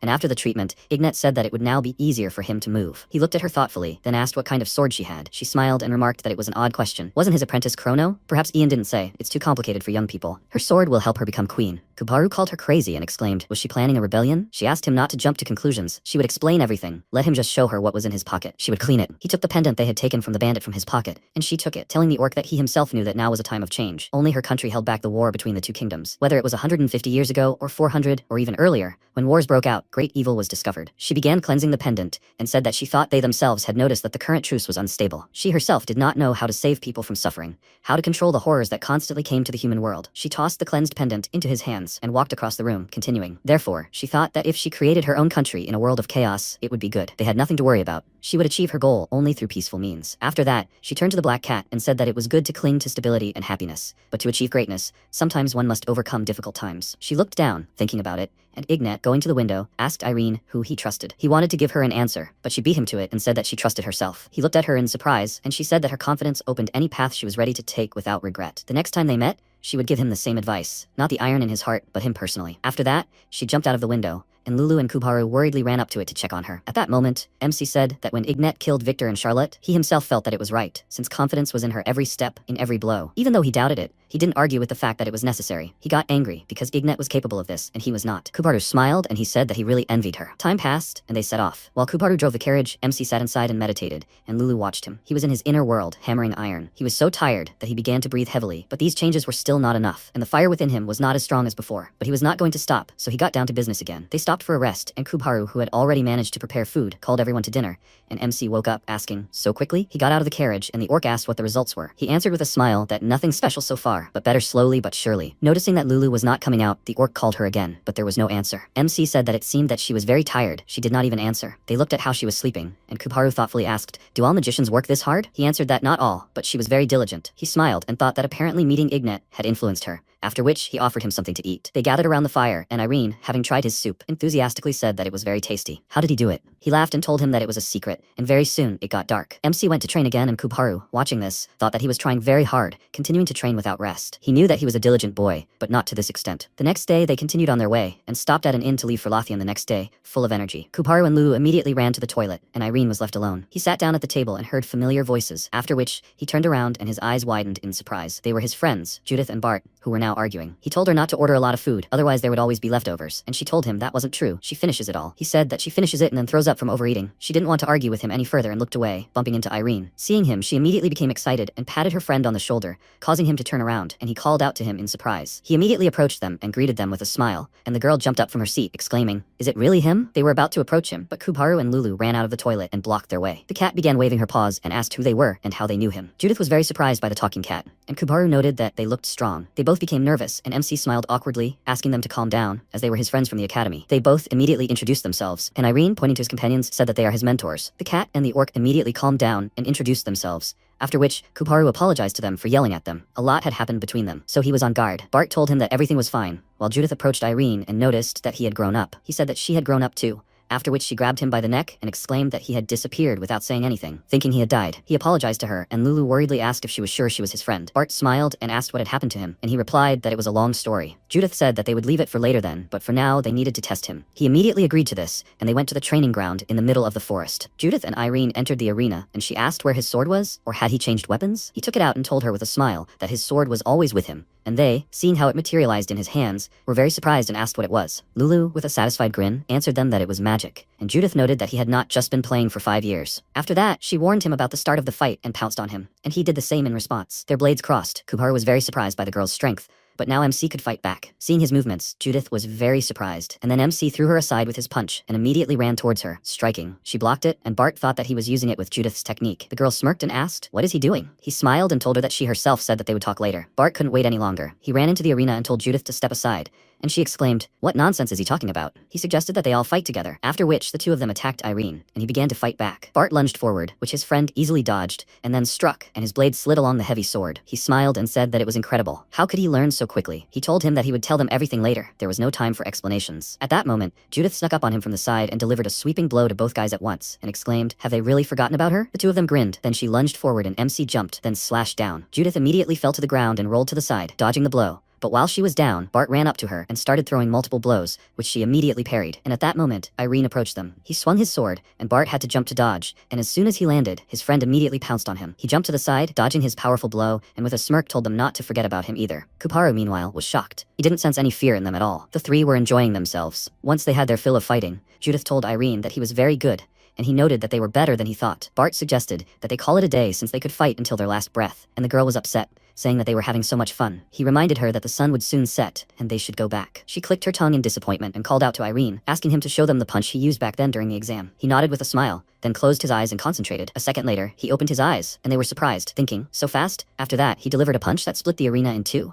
and they, after examining the crack, said that it was incredible. Such a fast and accurate punch. He trained hard, right? He smiled and told them that he only recently learned how to do that. After that, they all walked back to the city together, and Bart told him that he had been reinstated at the academy. He answered that he knew it. The master and Lance told him. He asked, "So he went to the academy?" He answered him that it was a long story. Meanwhile, Lulu approached Judith and said that she, it turns out, is so strong. The girl was surprised by her sudden desire to talk to her and thanked her for the compliment. And then Lulu handed her a precious stone and said that it was a gift. She got nervous and began to refuse, and the cat told her to take it. She had a lot of them. Bart asked why she refused. She liked it like that. She whispered to him that she was a black cat, and what if she also put a curse on her? Hearing this, Lulu became very upset and said that everything was wrong, and she excitedly exclaimed that she did not mean it at all. But the cat, already in tears, rushed to Irene. They returned to the inn, and when it got dark, they gathered on the first floor, and Judith asked if Lulu and Kubaru would be coming. MC sat at the table and told her that they said they hadn't seen each other for a long time, so they should chat among themselves. Bart said that they weren't bad people, or rather, a cat and an orc. Judith was already eager to find out everything that had happened, and she asked what had happened to him over the past 5 years. He thoughtfully lowered his gaze and wondered where to begin. Even before entering the academy, he constantly had the same dream in which a man was swinging a sword. He finished his story by saying that on the advice of the master, he began his journey. His friends remained silent, and he thought, was that a little stupid? Suddenly, Judith said that he had had a hard time, and he looked at her in surprise. She even felt a little sad. She used to be the strongest in the academy. However, seeing his skills, she realized something. Of course, this is not only his wish, but also that of that strange man from the dreams. He tries and suffers every day so that one day he can defeat that man from the dreams. And all this time, he had to cope alone. She put her hand on his shoulder and said that he worked hard. He should definitely fight him. Irene remained silent. His whole body trembled from the emotions overwhelming him, but he restrained himself and thanked her with a smile. Bart said that he raised him. The girl turned her gaze to him and asked, "What kind of nonsense is this?" He smiled and said that he made a man out of him. He can thank him for helping him go all this way. She got angry and exclaimed, "What kind of nonsense is he talking about?" He asked her not to talk to him like that, and she indignantly asked, how else can she talk to him after such words? He asked her to shut up so as not to spoil everyone's mood, and MC thought that Bart had changed a lot too. His friend asked if he wanted to join them since he was traveling alone. He answered that he was fine with it, but then he thought about his companions. Would they be able to get along? He didn't know. But Kuparu and Bart quickly became friends over a glass of beer. The orc laughed and said that he had offered Irene a drink so many times, and he always refused. He told him in response that Judith also gets drunk after one glass. It was so hard for him. She indignantly told them to stop already, and her friend smirked and asked her to leave them alone, since she would soon be going to bed anyway. Sometime later, Judith, in tears, pounced on Lulu and hugged her tightly, saying that she didn't mean to offend her by calling her a black cat. She tried to break free from her hands and said that she understood everything, so she should finally let her go, and the girl said that she was a happy cat, that's for sure. Lulu asked Irene for help, since she would soon strangle her, and he looked at them with a smile, thinking that he worried in vain. The next morning, they approached their carriage, and MC asked where they were going. They wanted to get to Lothian. Judith exclaimed irritably that they had already been there, even if he didn't even waste his time on that terrible place. Bart agreed with her, and he asked what was going on there. She told him that everyone there refused to fight. There were a lot of swordsmen, but they thought they were so cool that they refused to fight them. Kubaru asked if they showed their badges from the 27th selection to Chrono. She confirmed this and indignantly said that they looked at it and still refused. He asked if that was exactly why they refused. They're called the Golden Selection, after all. They probably just didn't want to lose and fall flat on their faces. Judith called them all cowards, after which Lulu jumped on Irene's head and asked, so where are they going now? He thoughtfully answered that he didn't even know. Bart suggested they go to Partizan, a city known for its freedom-loving swordsmen. Everyone liked the idea and decided to go there. They had been traveling for a whole week, and in the middle of the day, they decided to stop for a rest. Bart thanked Kuparu for the food, and he laughed, saying that he was glad they liked it. Judith, meanwhile, approached Irene and asked if it was time to shake the food. He agreed, after which they began to fight, and at one point, the girl let out a laugh and said that he even parried this blow. Had he gotten used to her technique yet? Then it was time for the next stage. MC was surprised when she showed him her aura sword, and Kuparu had the same reaction. Bart said that it wasn't really aura. She was only using part of it since she was just learning the technique. But once she became a master, she would become more dangerous. Watching their fight, he thought that only after starting to study aura did he realize that Irene already knew aura techniques like flash and concentration. He thought that among the three of them, he was the one closest to being a swordmaster. Finally, the fight ended. MC tiredly lowered his sword and said that he had lost. Judith laughed contentedly and said that 1 loss and 9 wins, which meant she had a 90% chance of winning. He looked at her and thought that he had guessed, but he really was the weakest. It would be hard for him to defeat 2 people. Bart told them to stop fighting and suggested they talk. He turned to Judith and said that this was already their second day of training. She reflexively dodged to the side instead of parrying the attack as usual. She agreed with him, and he said that she should parry the attacks. She can't constantly dodge. She said that she would try to do it, and then the guy turned to Irene with a smile, asking how he liked it. It was like a sword fight without swords. They discuss each other's techniques and give advice. He said that it would be difficult for him to evaluate someone else's technique, so he'd rather listen to them. After that, he understood why they were so strong and hoped that he could do it too one day. Closer to night, they reached an inn and decided to stop there for the night. It was time for dinner, but MC decided to skip it, and Kuparu asked if he wasn't going to eat. Where was he going? He told him that he was going to train and would return only in the morning, and Judith immediately jumped up from the table, saying that she would go too. Bart warily noted that it had started again and apologized to the orc, saying that he would go with them. He asked what was wrong with them, and he answered that when Irene tries hard, he always improves his skills very quickly. Judith doesn't want to fall behind, so she ran after him. Didn't they have that before? He answered him with a smile that of course they did, and he said that he knew it.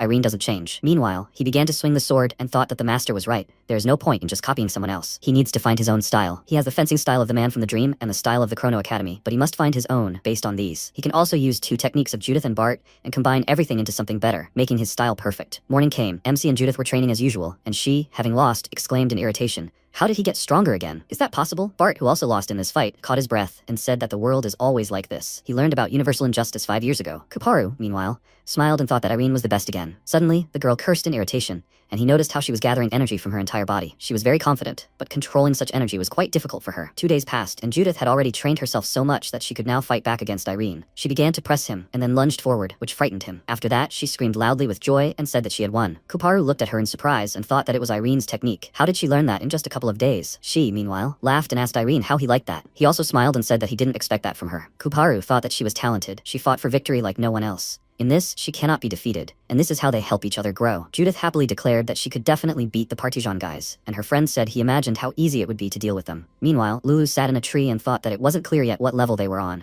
but they'd find out in a duel. They soon reached the western city of Partisan, and Judith, looking at everyone passing by, noted with surprise that they were all knights. Kuparu said that he thought many of them were mercenaries. He and Lulu would go to the guest house, so they would see each other in the evening. After that, they parted ways. The 3 friends went to Hiram Academy, and Bart knocked on the door, saying that students from the Chrono Academy had come to see them. A student named Kent met them and asked why they were there, and Bart introduced himself, saying that they had come to fight the local swordsman. The man looked them over and noticed how young they were. Where were they from? Someone's voice came from behind the door behind him. He asked what they wanted, and the man answered that guests would come to them. They wanted to fight. He told them to let them in, and when they went inside, they were met by the head of the academy, Sir Hiram. The 3 of them introduced themselves to him and thanked him for accepting them. The man smiled and thought that it was immediately obvious that they were unusual teenagers. He couldn't leave them with Kent. He asked if they came to participate in the fights. The first floor was only used by beginners. Let them follow him. He would lead them to a separate room. Bart asked who they would fight then, and he turned to them with a smile, asking how about him. Kent was very surprised. Judith was happy, and one of them asked who would go first. MC asked if they didn't mind. Then could he? His friends were surprised, and the man giving him a wooden sword told him just not to be angry if he got hurt during the battle. After that, the fight began, and the head of the academy immediately rushed towards him, deciding to see how strong he was, but immediately received a blow to the forehead,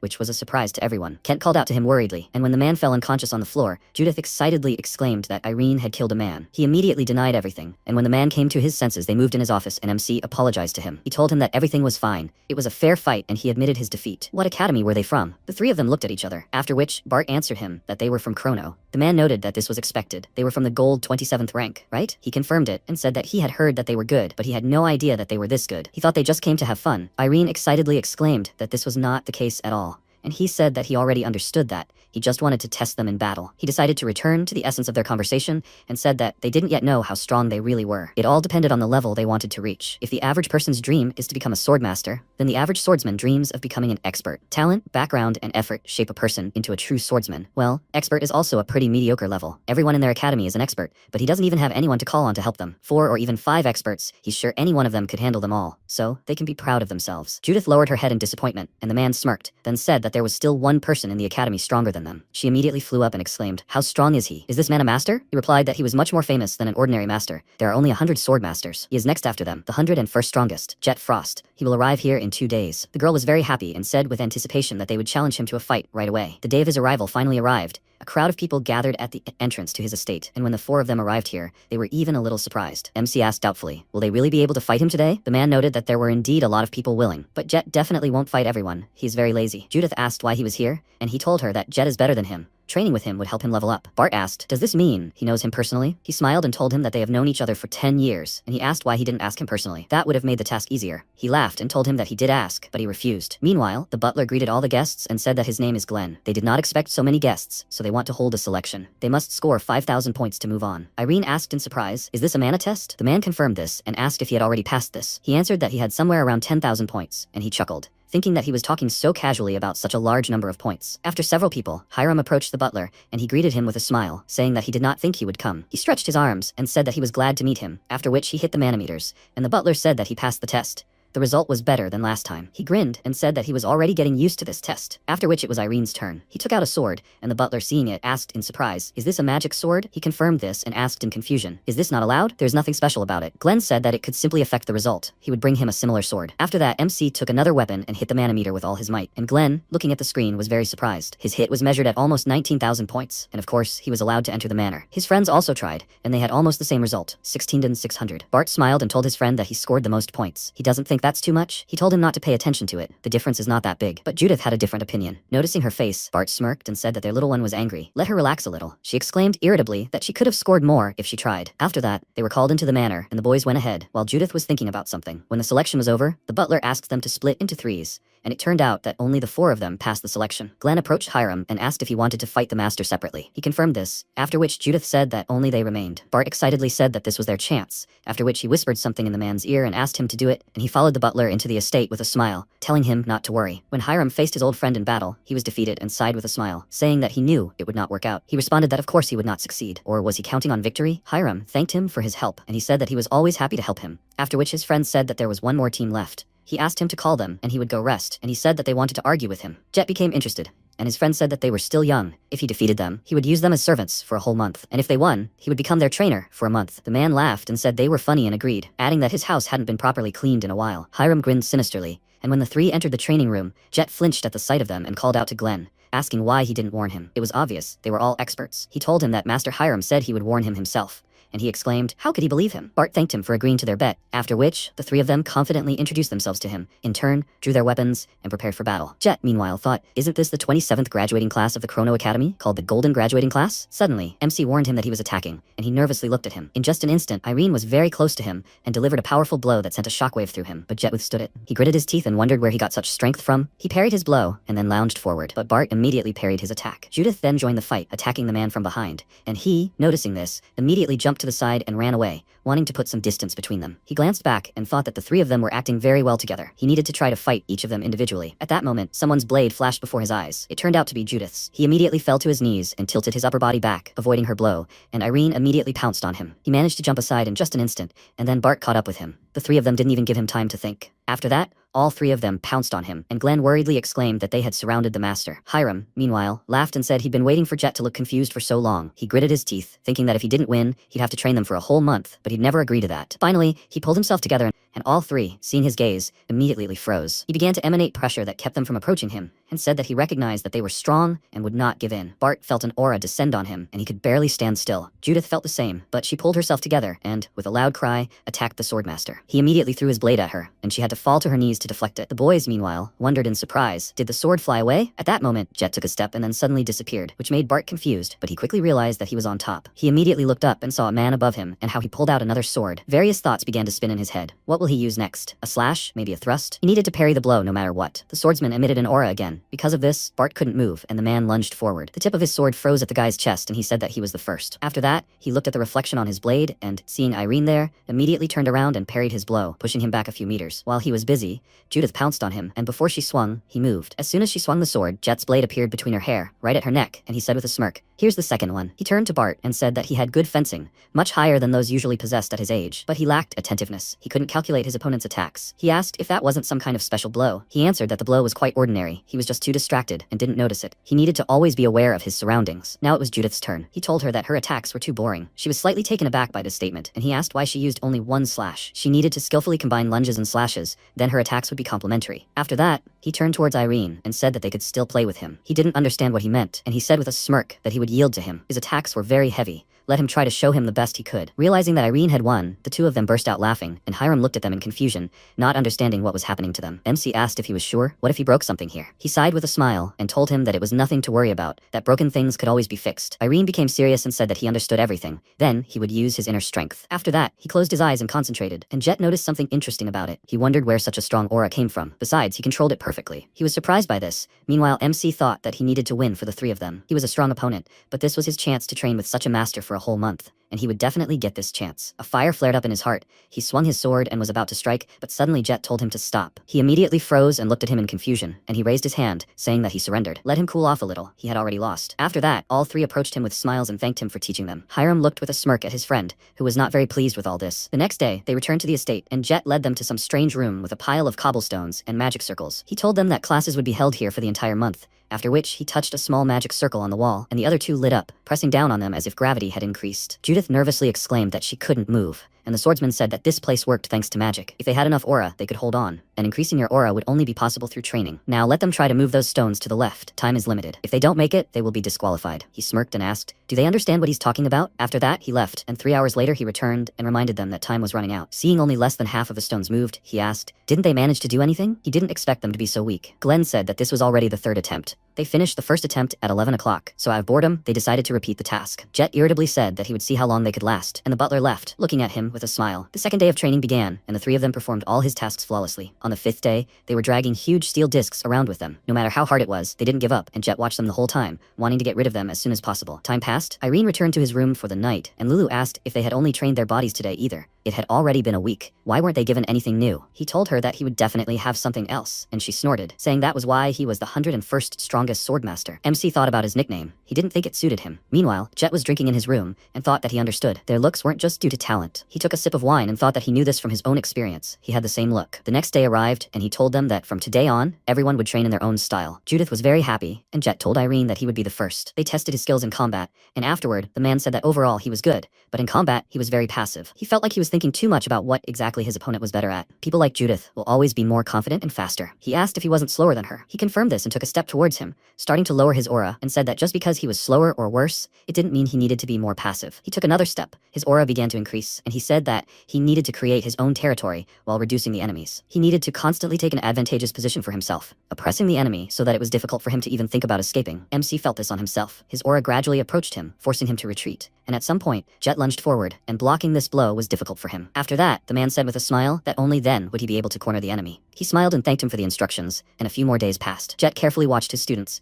Irene and Judith fought against each other, and the girl was defeated. He told her to stop. They were already at the limit. She stood up again and told him not to make her laugh. Now everything was just beginning. After that, she concentrated and thought that this time she would definitely win. Jet looked at her closely, then called out to her and said that he wanted to personally give her advice, so let her follow him. She clearly did not want to interrupt the fight and asked, "Right now?" He confirmed this and told her to leave her swords and follow him into the room. She was slightly confused and agreed, after which Jet told the guys that it was soon time for lunch. They could go free, since they would be gone for a long time. Some time passed. The two of them were sitting and eating, when suddenly, an indignant exclamation was heard from Judith. They both immediately looked at the door from which the scream was heard, after which, an angry Judith came out of the room, loudly slamming the door. Bart asked where she was going, and she exclaimed, "What business did he have?" After that, they both decided to go to Jet to ask what they were talking about. He was surprised by their arrival, and said that he didn't think they would hear it. It's just that when he sees them, he remembers his youth. Back then, he was happy just to feel the sword in his hand. He became an expert quite early, and tried to reach the level of a sword master, but reality turned out to be cruel. There were masters much better than him on the continent. He compared himself to them, which caused him to constantly feel competitive. As a result, he was unable to fully concentrate on his improvement. Comparison, competition, the desire to win. It would be good to channel these feelings in the right direction, but in competition, there is no such thing. He's afraid that they will become like him, and their desire to be better than others will be their main goal. So he told her to be careful and compete only with herself. Well, he thinks it worked. After that, Judith entered his office and awkwardly cleared her throat, and everyone immediately turned to her. She looked slightly upset. She said that she wanted to apologize. She knows he said this to her for the good of her. She understands that they are better than her, and she constantly tries to prove to herself the opposite. But she does not hold a sword just for fun. She needs it to survive. For her, competition and the desire to win are directly related to life. She competes to survive. If she defeats someone who is better than her, if she can go further without losing, then she is ready to endure all the pain that will make her better. At that moment, Jet saw how the fire inside her flared up. A week passed, the training period ended, and MC thanked Jet for his help. He asked where they should go next, and Bart told him that they did not know yet. He advised them to go to the Land of Evidence, the territory of the Kingdom of Cagliad, one of the 5 Western Kingdoms. This used to be a gladiator arena, but with the recent addition of fencers, the level of this place has risen significantly. Don't they, Chrono graduates, know about this? Ilya Lindsay is the champion of the Land of Evidence. After that, they set off, and Irene spent the entire ride thinking about Ilya. Judith smiled and asked, Ilya has become very strong, right? Bart replied that of course, after such difficulties. She asked what difficulties he was talking about, and he asked if she didn't know about the disappearance of Archduke Kyle Lindsay. Hearing this, MC immediately looked up at him, and Bart told them that 5 years ago, when Ilya returned home after the exam, her brother, Kyle, disappeared. They say that even the family's personal mage couldn't find him. He vanished without a trace. 3 months of investigation yielded nothing, and many began to say that he had died. There were also those who openly mocked her family, even predicting a terrible future for them. Irene was very surprised. He hadn't known about this. Bart said they didn't need to worry. She was the champion of the Land of Proof, and such a title wasn't something you just get. His mood suddenly lifted, and he enthusiastically exclaimed that they would finally be able to make up for all their losses. Judith agreed with him and said that this time, only victory awaited them. Very soon, they arrived in the kingdom of Cagliad, the swordsman's city of Eisenmarkt. Lulu immediately noticed how crowded it was, and Irene, noticing the clothes of some, asked why there were so many rich people here. Lulu noted that there were plenty of poor people too, and Kubaru laughed, saying that it was the same thing in one city. Eisenmarkt has many arenas, and in addition to the Land of Proof, is famous for its betting business. A man immediately blocked their path and said that, judging by what he had heard, they were interested in betting on the fight. The MC wanted to say something, but he didn't let him, and said that he had something that might interest them. Just let them take a look. These were tickets to the fight of champions on the Land of Evidence tonight at 4 p.m. They immediately bought tickets, and at the appointed time went to the arena. There were a lot of people around, and Judith noticed that the arena was so huge. This was her first time there. The man next to her asked his friend who he had bet on. He answered that, of course, it was Ilya. How could he not? She is a champion, having become a master at only 18 years old. Hearing this, Judith was surprised, after which the host of the event addressed the audience and said that they had been waiting for this for a long time. Today's battle is opened by the swordsman who is ranked 2nd, Cedric Cooper, and his opponent, an undefeated swordsman with incredible talent. She entered the arena and drew her sword, and upon seeing her, all 3 tensed. The man said that his opponent today would be the youngest champion and swordmaster, Ilya Lindsay. As soon as the fight began, she immediately rushed towards her opponent. He didn't expect this, and therefore stepped back, but she immediately rained down multiple blows on him, and he nervously thought that she was so fast, he didn't have time to dodge. The next moment, she delivered a sweeping blow, hit him in the chest, and pushed him several meters away. Looking at his blade, he became nervous and thought that his sword would shatter if she hit him even once more. But he would not give up without a fight. With a loud cry, he rushed towards her and lunged forward, but she only needed to take a step to the side to dodge. She measured him with a glance, then swung her sword, breaking his weapon, and the man immediately declared that victory was Ilya's. Seeing this, Kuparu noticed that she was on a completely different level. Are they really her classmates? Seeing their surprised faces, he fell silent, then turned to Irene and asked if he was okay. He looked dejected. He told him that he would go for a walk, and he offered to meet him later at the hotel. MC went out into the city streets and thought, how did this happen? Did he imagine it? No, he definitely felt that the same bad energy was emanating from her, like from demons. He needs to meet her now. He needs information, and that's why he went to a bar, since Kubaru said that this is exactly where you can find it. As soon as he went inside,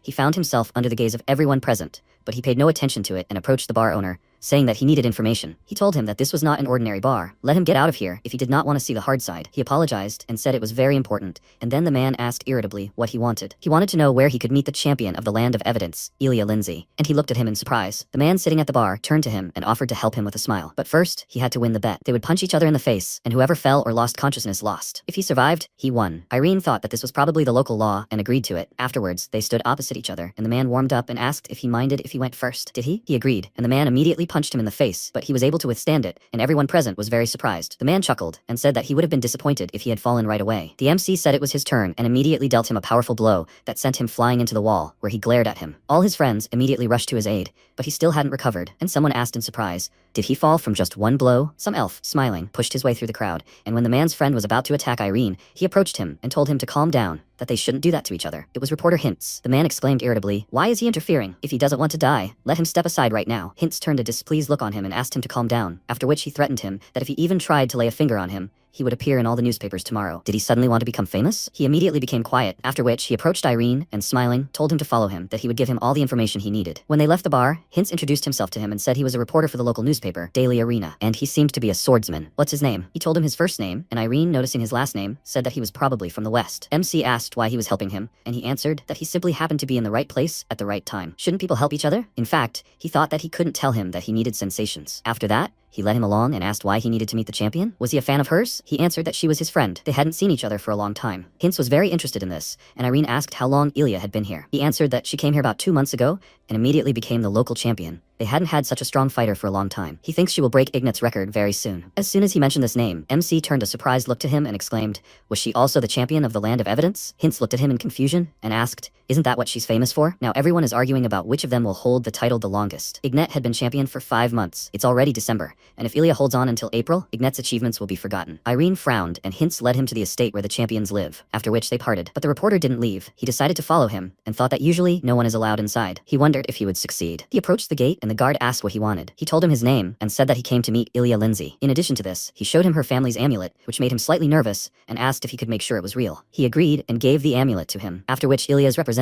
Emma Garcia, came to the gate and informed him that the lady had refused to meet with him. She asked him to leave, and MC became confused, and she explained to him that since the lady came here as a swordsman, and not a representative of her family, she said that she would like to focus on her training. He asked if she told her his name. She told him that she planned to do it later, and he asked her to do it now. Let her tell her that her friend, Irene Peria, arrived. Emma asked him to wait and left, and a few minutes later she returned and told him to follow her. Seeing this, Hints was very surprised and thought, are they really friends? Emma took Irene to her room and left, and after he knocked on the door, a girl's voice was heard telling him to come in. He took a deep breath, pulled himself together, and entered her room with a smile, and she said that they had not seen each other for a long time. He sat down opposite her, and she asked if he was ready to tell her what took him so long. He apologized to her, and immediately explained everything to her, finishing his story by saying that he met with his friends and they all came here together. She noted that so much had happened, and he said that he had seen her fights when he had just arrived in the city. He was glad that she had become very strong, but something frightened him. Perhaps he had imagined it, but she had not come here because of Ignat. She looked at him in surprise, then frowned and warily asked what he meant by that. He immediately noticed how dark energy began to leave her, and he said that he had not forgotten the first year of Chrono Academy. These words made her shudder. All the memories of that time are very deep in him, and he understands how important that time and those people are to him. Among all of them, she was the first one who had extended a helping hand to him. That is why she is very important to him. Does she remember her promise after the exam not to interfere in anything anymore? That is why he asks her to leave it. There's no point in her trying to follow Ignat's path. She got up from the table and said that he was overthinking things. She wasn't doing anything terrible. This is all because of that idiot who did this to her brother. Does he know how hard she's trying to save her family from losing face? She grabbed her sword and, igniting her aura, shouted that this is the result of her training. The Sword of Aura clearly says that the path she's taken is correct. She can't be wrong. Mistakes are in the past. Does he have anything else to say? He also got up from the table and approached her, asking, does this mean she will fight to the end for the champion's place, and he won't be able to convince her otherwise? She confirmed this, and he asked her to listen to him carefully. She became wary, and he, clenching his hand into a fist, said that she had 120 days left to break Ignat's record, and he will do everything to dethrone her from the champion's place during this time. She looked at him in confusion and exclaimed,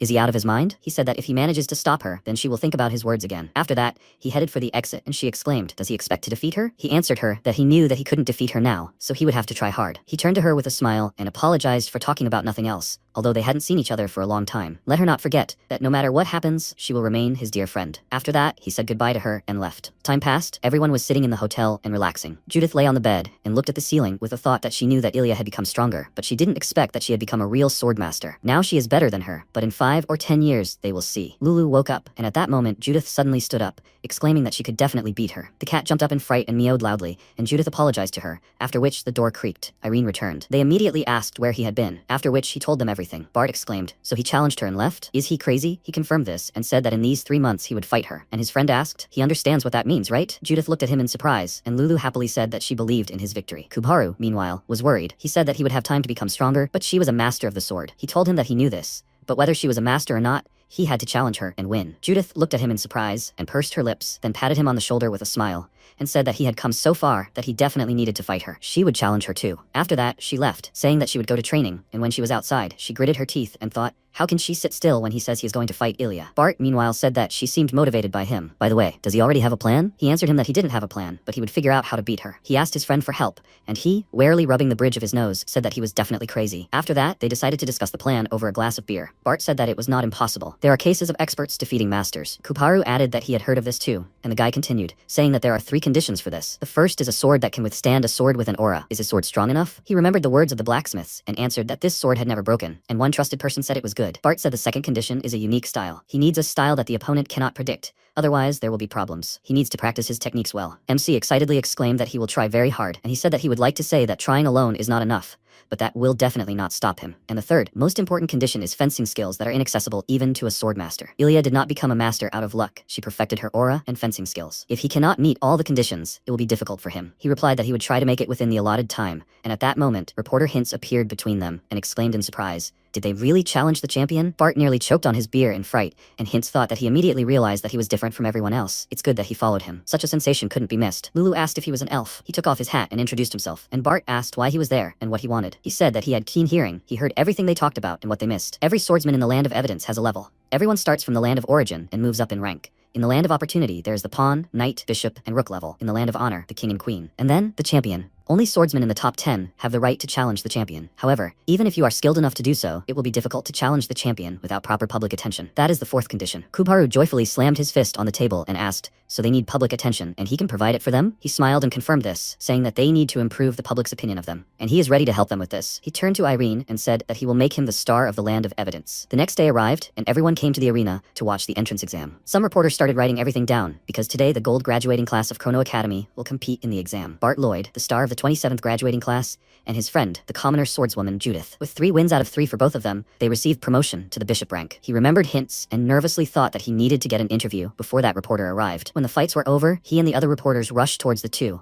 and they started asking them why they had come there and what they were trying to achieve. Bart told them that they weren't giving interviews, and then they left. The reporter's assistant ran up to his master and called out to him excitedly, and he turned to him exclaiming, "Why is he here?" He was supposed to be watching the fight between Karis and Tristan. He told him that the fight was already over, and both Karis and Tristan had lost to that young swordsman. MC, meanwhile, had defeated his third opponent, breaking his sword with one lunge, and Hints immediately ran towards him to interview him. He said that he had heard that he was from the 27th graduating class of Chrono Academy. The other reporters immediately turned their attention to him, and one of them asked his colleague, "Have you heard of such a guy?" He replied that Hints wouldn't lie and offered to interview him too. Afterwards, a crowd of reporters pounced on him with various questions about his friends and why the 3 of them had come there. Irene remembered Hints' words about being confident and ambitious in interviews. He apologized to them and said that if Judith and Bart refused to comment, then so did he. He could only talk about his goals and promise a few things. As a knight of Chrono Academy, he promised to reach at least queen level. Hints smiled, and MC confidently declared that his goal was to prove that he was the champion. After that, his words were splashed across all the newspapers. The graduates of the Chrono Academy immediately achieved the bishop level. They were completely different from the other participants. But MC received special attention for his statement. A man reading the newspaper asked, "Irene Peria, he was also from the 27th issue, right?" His friends confirmed this, and he asked in surprise, "And he wants to become champion?" He had such lofty goals. His friends smiled and said that their world also needed desperate people. They would see how far he would go. Meanwhile, Irene and his friends returned to the hotel, and Hints said that this was a great start. They had created a stir. He said goodbye to them, as he needed to work on the next article. When he left,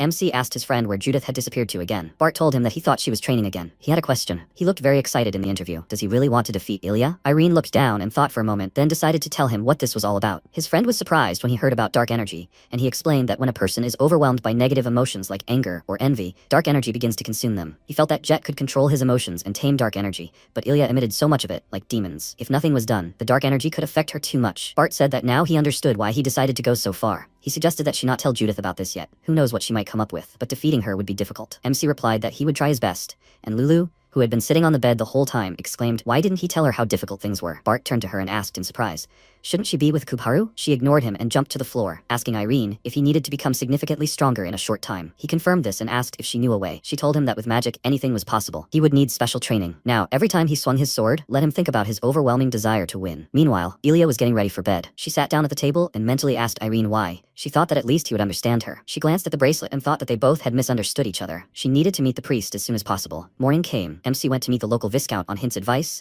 and Lulu asked if he wanted to introduce her to him. He confirmed this and said that he had heard that he was a famous person here. Well, there's still a week until the next battle, so they can meet him. A lot of people had gathered at his estate wanting to train with him, and Irene approached his servant, saying that he was from the reporter Hints. He told him that he had heard about him and told him to pass on. Seeing the grounds of the estate, they were both very surprised. There was nothing but luxury everywhere. The servant told them that it was a long way to the hall, so they could get there by carriage. After that, they got into the carriage, and the guy asked if they had asked his master for training. MC confirmed this, and he said that it might be difficult now. He is very happy with his life, so he is unlikely to do something like that. Well, of course, he loves money. Irene confidently answered him that he had enough of it, and as soon as they reached the estate, the servant took him to a special room and asked him to wait. He asked the cat her opinion, and she said that since he loves money, then everything will work out. At that moment, Viscount John Drew entered the room and noticed how young he was. MC looked up at him. The Viscount was dressed appropriately for his status, and he introduced himself. John asked if he came from Hints. He confirmed this, and then he suggested that he get to the point. He had prepared the payment, hadn't he? Lulu asked him to wait and stated that she would pay for everything. Seeing a talking cat, he was very surprised and asked if she was a mage. After that, she took out a bunch of golden mice and asked if that was enough. He immediately started drooling over the gold and smiled nervously, saying that it was quite a good amount, but this money would not be enough. Then Lulu took out another bunch of gold, and the Viscount's mouth dropped open in shock, after which he bowed to them and said that he agreed. Lulu smiled and said that this is exactly how the money should be used. After that, they moved to the training room, and the Viscount asked Irene to show him everything he can do first. His habits, balance, stances, and lunges, all the techniques he considers the most effective. MC exchanged glances with Lulu, and they nodded to each other. They were training some time ago, and she told him to focus. There can be no mistakes. He must do everything to save that girl. Let him show the strength of his true desire. He closed his eyes and sighed, thinking about his true desire. Meanwhile, Ilya came to the priest for advice. She said that she doesn't know if there is any point in what she's doing. She's so afraid that this path is wrong. She's not sure if she can become the best quickly. Meanwhile, Irene swung his sword, thinking about her, and the priest told her not to be afraid. He extended his hand to her and said that she shouldn't give up. Anger, envy, hatred, dependence drive her forward. Let her not dare deviate from this path. She needs to become stronger. Dark energy began to emanate from his hand. MC meanwhile swung his sword, erecting a dome above himself, and the Viscount leaned forward in surprise, exclaiming, "What is this?" Lulu said that he was doing everything right. It was magic. He was creating his own personal space. The dome began to gradually expand, while the priest told her to move forward until only her path remained in the world. Her friend at this time was making every effort and mentally shouted Ilya that he would save her. He would definitely do it. Seeing the dome, the Viscount asked in surprise, "Is this magic?" Lulu confirmed it and said that Irene had created the space, wishing it very much. He was preparing for everything to achieve his goal. Let him not touch it until he finished training. Finally, MC finished. He stuck the sword into the floor and sat down, sighed heavily, and calmed his aura. Lulu approached him and asked, "Aren't you tired?" He had hardly rested for a whole week and only trained. He looked at her in surprise and exclaimed, "Has it been that long?" She noticed that he hadn't even noticed. Had something changed in him? He thought for a moment and told her that he felt a certain clarity and that his senses seemed to have sharpened. The Viscount approached him and suggested that he get straight to the point. He had a duel at 2 p.m. today, and he was a little surprised by this. At the appointed time, he went to the arena, and the battle at the bishop level began. Dominic would face Irene, a native of the famous Chrono Academy, and everyone was wondering if he would be able to keep his promise. One of the spectators asked, didn't he plan to reach the queen level? He wondered if that would work. His friend asked, "Do you see how many people came to watch the bishop level?" Everyone was interested. After that, the fight began, and Dominic immediately rushed to Irene,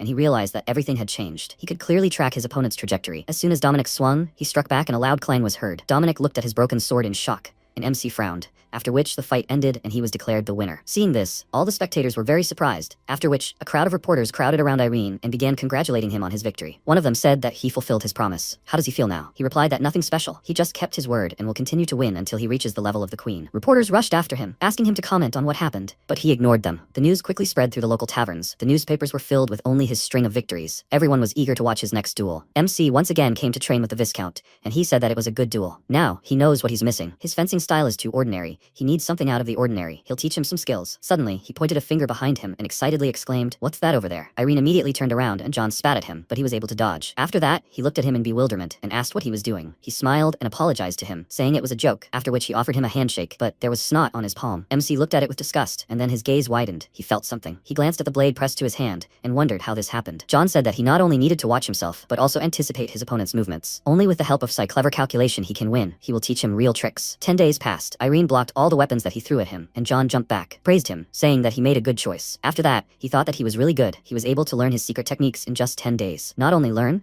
but also perfect. Night fell. MC went to the hotel, and when he fell asleep, he saw a dream. He frowned and thought that he had not seen him for a long time. In front of him was the same man. As always, he was swinging his sword, and he thought that it seemed like he had grown older. Apparently, old age did not pass him by. But why now? What does he want to tell him? He sat down and thought that if he wanted to help him, he would gladly accept it. But if he got in the way, he would repel his attack. He will no longer follow the lead of others. Now only he himself chooses his own path. Meanwhile, Lulu carefully climbed onto his bed and, glancing at him, thought that he was trying hard. Even in his sleep, he was mentally training. A new day and a new duel arrived. MC, as always, won in one round, and then it was the turn of a new opponent. He was able to defeat this swordsman in one round, his level rising at an unimaginable speed. Now everyone knew that Irene kept his word, and the audience rejoiced. They began chanting his name and shouting that they believed in him. Meanwhile, Judith, who was watching him with the others, thought about it, and someone from the spectators shouted that the land of evidence had become his training ground. That's how MC achieved the level of king, and the land of evidence recognized his talent. His friends were very happy for him, and Lulu noticed that everyone was now shouting his name. Bart, with a wide smile, said that he had become stronger, and noticing Judith leaving, he decided to mock her, saying that Irene was first again. But she simply ignored him and left. She thought she wouldn't lose. She thought she could become stronger. She just had to wish for it. She clenched her fist and looked down in frustration. wondering if she really couldn't surpass him in anything. Suddenly, she collided with a man, causing him to drop a book from his hands,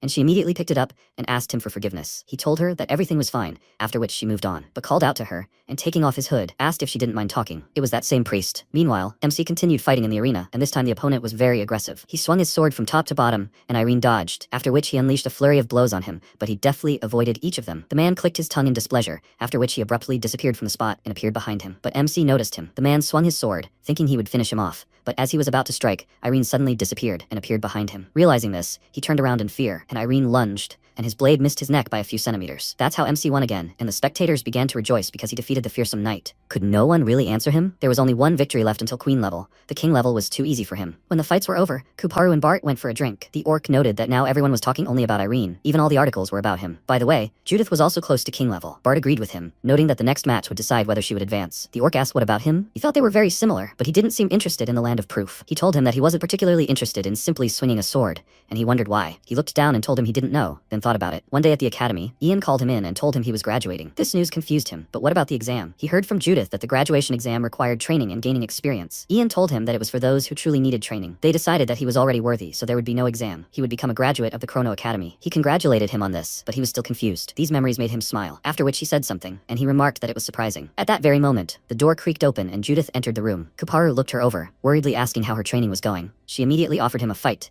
and they went to the cliff, where there was just the right platform for it. He asked how she found this place, then pulled out his sword, and with a smile, offered to test her to see how much stronger she had become. She said his name, and he thought, what's going on? She didn't seem like herself. She took out her sword and asked him to try to fight with all his strength, and he immediately became serious. The next day came, MC went to the Viscount, and suddenly cried out in fear. Lulu asked what was wrong with him, and he told her that his body began to glow. She asked, is he talking about an aura? Hasn't he seen it before? Confused, he answered her that he felt it, but didn't see it. She said that this is great. It means the training is working, and his senses are sharpening. He looked at his glowing palm in surprise and asked, so this is an aura? The Viscount's servant ran into the training hall. He informed him that the date of his battle had been announced. It will take place tomorrow, but the problem was his opponent. The next day, everyone came to the arena to watch the final match. Today, the best newcomer, Chrono Academy graduate Irene Peria, would face off against a newcomer from the commoners who had only recently reached the king level, but was steadily advancing, a commoner from Chrono, Judith. Bart was uneasy about this, but the others, on the contrary, were jubilant, because it was a battle between two students. This was a battle that couldn't be missed, and everyone was interested in who would emerge victorious. MC looked at his opponent and said that he heard she wanted to fight him. What was she thinking? She grinned and said that he knew they couldn't avoid a fight. She looked up at him and fiercely shouted that she would become better than him and fight Ilya. After that, the battle began. Judith immediately rushed towards Irene, and a loud clash of swords was heard. He started to press on her with his sword. She was having a hard time holding it back, and he told her to try to defeat him. He was not going to give up either. After that, they both increased the distance between them, and Judith immediately rushed towards him and struck him with a blow which he blocked.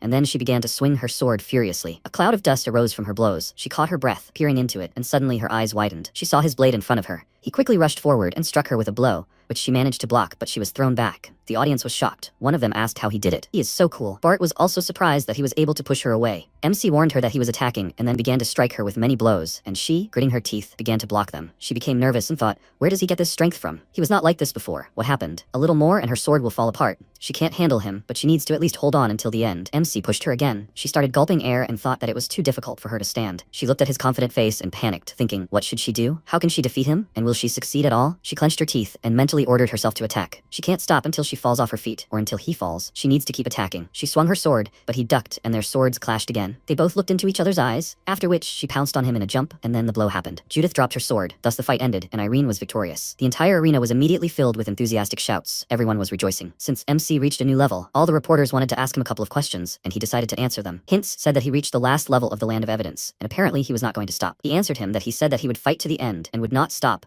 until he achieved his goal. He will destroy everyone who tries to stop him. As soon as the reporters let him go, he returned to his friends and Lulu congratulated him on his victory. He thanked her, and Bart noticed that he looked happy. Did he enjoy giving the interview? He laughed awkwardly and answered him that this was not entirely true and asked where Judith was. His friend told him that she disappeared right after the fight. Apparently, she was very upset, but nothing could be done about it. They could only wait. Irene was a little upset and agreed with him, but even after 2 days, she still had not returned. Bart was very worried about her and wondered how upset she was. Irene's victory was fair. He was really ready to go all the way. Well, maybe she overdid it a bit. Suddenly, he remembered something. Ever since the fight began, it was as if a dark aura surrounded her. He remembered Irene's Ireen's words about this dark energy, hatred, anger, and envy create the ground for this to emerge. He immediately ran out of the room and found himself outside the hotel. He checked every alley, the arena, but she was nowhere to be found. He stopped to catch his breath, and then that field in the forest came to mind. He immediately turned around and ran up the mountain, thinking that this couldn't be happening. It was simply impossible. Meanwhile, the priest was having dinner and drinking wine. He remembered his meeting with Judith, and Bart just found her sitting on a stone at the edge of the cliff. He approached her and called out to her, but noticing her expression, he immediately froze. The priest was slightly disappointed. He almost succeeded. When he offered to talk to her, she refused and left. Now she was crying. She told her friend that she knew from his first attack that she could not defeat him, but she tried so hard, she wanted to catch up with him, to surpass him. But each time he moves further and further away from her, she cried even harder, and, wiping away her tears, exclaimed that it was too offensive. He looked at her in confusion, and when she pressed herself against him, seeking comfort, he realized that she had not changed at all. When Ian told him that he was now a graduate, he asked if he could postpone his graduation from the academy. He also wants to pass the trials. He thinks they can give him something. He will return with Judith. And in a conversation with the orc, he said that he found something more important than the simple way of the sword. He squeezed the girl's shoulder and mentally swore that he would protect her. A new day dawned. MC went to the arena, but this time he was here as a spectator. Those sitting next to him began to whisper about him, but meanwhile he was completely focused. At king level, everyone fights with aura. When they attack, they swing, and aura appears from behind their shoulders. It is at this moment that you can use this to strengthen your attack. Dodging the enemy's strike, the swordsman landed, and imbuing his legs with aura, immediately rushed back at the enemy. With a loud cry, he swung his sword, but the enemy quickly ducked and then pointed the sword at his head. The battle was over, and Donovan was the winner. Irene thought that the swordsman in red had a much stronger aura, but he still lost. Victory in battle depends on the correct and skillful use of aura. When the fights were over, he left the arena thinking that he needed to become a master of aura to defeat Ilya,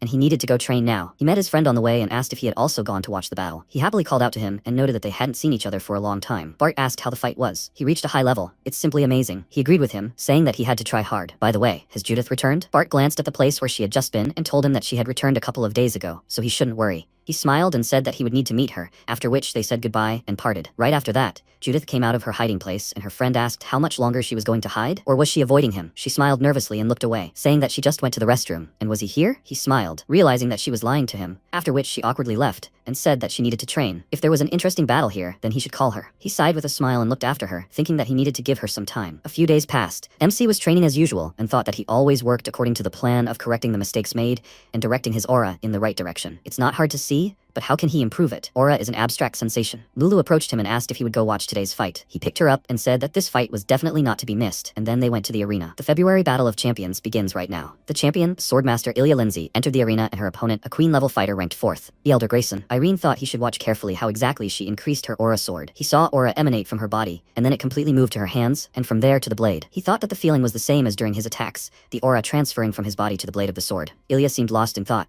then stopped using her aura, surprising everyone. One of the spectators asked if she really wouldn't use it. A man next to him asked if he knew about it. Rumor has it that she promised to stop using the aura sword, as many believed she couldn't win in a normal fight without it. MC was slightly surprised upon hearing this, while her opponent asked if she was that arrogant. She told him that wasn't the case, after which the two of them rushed forward and their blades clashed. Irene immediately noticed that everything was different. When she swung her sword, she used aura only in the right parts of the sword. He kept his gaze on her, closely following her every movement. He saw how her opponent first gathered aura at the point of impact, and only then attacked. He used aura completely differently, extracting maximum effectiveness from the sword with minimal aura. At that moment, Ilya pounced on him, and with each blow, scratches began to appear on his body as she pressed him. Noticing Grayson's nervousness, MC realized that the end was near. Grayson, meanwhile, thought that her strength, speed, and endurance surpassed his. He hadn't thought she was so much stronger. If he were younger, no, even if he were a youth, would he even be able to defeat her? She pounced on him again, and he wanted to block the blow, but his sword immediately broke, and the referee declared the fight over. Ilya Lindsay defended her champion title. Everyone immediately started chanting her name, and 3 days later, MC decided to meet Grayson. Kubaru asked him why, and he replied that he had a favor to ask. He just didn't know if he'd agree to listen to it. The orc patted him on the shoulder and told him not to worry. They often drank together. He's generally a fan of alcohol, so if he treats him to one, he'll definitely warm up. Irene smiled and thought it was good that Kubaru was with him. Maybe he'll be able to improve his aura. They reached a huge building, and Kubaru pointed at it and said,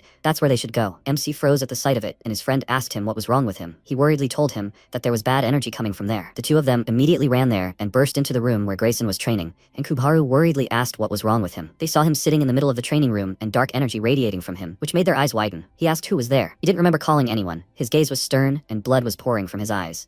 And Kubaru asked fearfully, "Did he become a Majin?" Irene said that everything is fine, Kubaru. The transformation is not finished yet. Kubaru's eyes widened in surprise and thought, Irene's aura has changed. It is as if real steel surrounds him. This energy is much purer, much stronger. It controls everything. Grayson said, "He will ask again, why are they here?" MC answered, he was told he likes to conduct duels. Wouldn't he like to fight him? The loser will fulfill the winner's wish. Grayson grinned and said, "That's interesting. Excellent. He's in." He grabbed the hilt of the sword and said he wants his life from him. He rushed towards MC, but he quickly blocked the attacks. Grayson tried to attack, but Irene dodged and thought, he moves like a real snake. If not for his training with Drew, knew, he would have lost immediately, but now he can see the movement of his aura. MC looked at his hand and thought, here it is, the beginning and the end of the attack. They were fighting, and Grayson was asking, what? Kubaru said in surprise, how is he? Grayson was clutching his sword and thinking, what is happening? Why? He looked at MC and wondered how he was managing to push him back. Irene tried to attack him, and Grayson screamed loudly and thought, even with the power of a demon, he can't defeat him. He swung his sword and thought, there's no way he'll recognize him. No way. Grayson swung and screamed, there's no way he'll recognize him. Kubaru fearfully ordered Irene to run. MC replied, no need to worry. He's not afraid of Majins anymore. Grayson screamed very loudly and swung his sword, and Irene quickly ducked. Grayson's eyes widened in surprise when he saw his broken sword. He fell to his knees and dropped the stump of his sword. He thought, he's back. This is the end. Tears streamed from his eyes, and Kubaru jumped up and shouted loudly, Grayson. Grayson grabbed his shoulder and said, thank you. At least in the end he returned to his human form. Kubaru looked at him carefully and thought,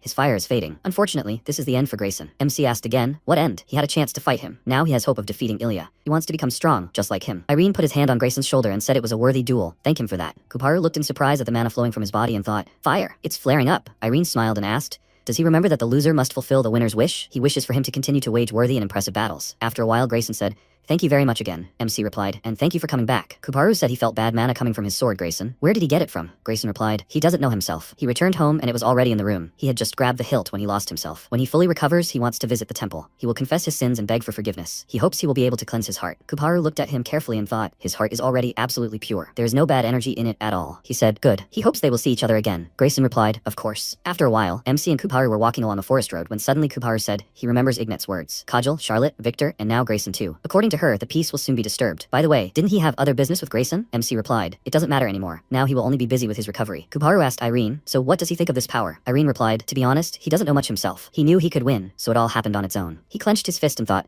maybe he could defeat Ilya like that too. Kubaru looked at him, puzzled, and thought, the energy that purifies bad mana and the fire that revives life. If the mentor saw this, how would he react? At that moment, Bart said, stop choosing only the tastiest things. Let her eat normally, okay? Judith said, okay, why has he been so mean lately? At that moment, Bart smiled and said, they're here. Judith turned around and asked, who is he talking to? MC approached them and with a smile on his face said, Judith, hi. They haven't seen each other in a while. Judith cried out in fright, hi. She grabbed her head and said irritably, Bart, him. Bart turned away and said, it suddenly got hot. He'll go buy some beer. After a while, Bart asked, how is he? Is he still training? Irene lowered his head and said, not really. He's working on his aura, and it's not that easy. Bart looked at him in surprise, and MC said, he doesn't really understand how to control it. Last year too. Judith interrupted him and asked him to wait. Doesn't he really know how to control mana? MC answered, yes. He's only seen the path of mana a couple of times. Judith asked, what about what he showed them? Irene answered, he was just training his senses, not the aura itself. Judith screamed, what? Bart sighed loudly and said how difficult it was. Judith grabbed her head and asked, is it that bad? It pisses her off. Bart said, at the academy they learned to control aura after the basic training. Of course, not everyone participated, because aura is something you're born with. He thought he knew. MC replied that he had no idea. Judith stood up from her seat and said that it couldn't be helped. She pointed a finger at herself and cried out, she will teach him. Let him pull himself together and study hard. She won't let him off the hook. Irene replied, okay. After a while, they were standing in a forest clearing, and Judith was talking. There are 6 basic concepts for working with the aura. Generation, which begins within. Strength, which reflects its power. Tempering, which teaches patience. Blooming, which sharpens all the senses. Concentration, which gathers the entire aura together and creates great power. And the last one, expression, radiates power outward. Now they will focus on concentration and expression. These are the most important points for creating an aura sword, but the others must not be forgotten either. They are all important for the balance of using the aura. MC looked at the sword and thought, apparently,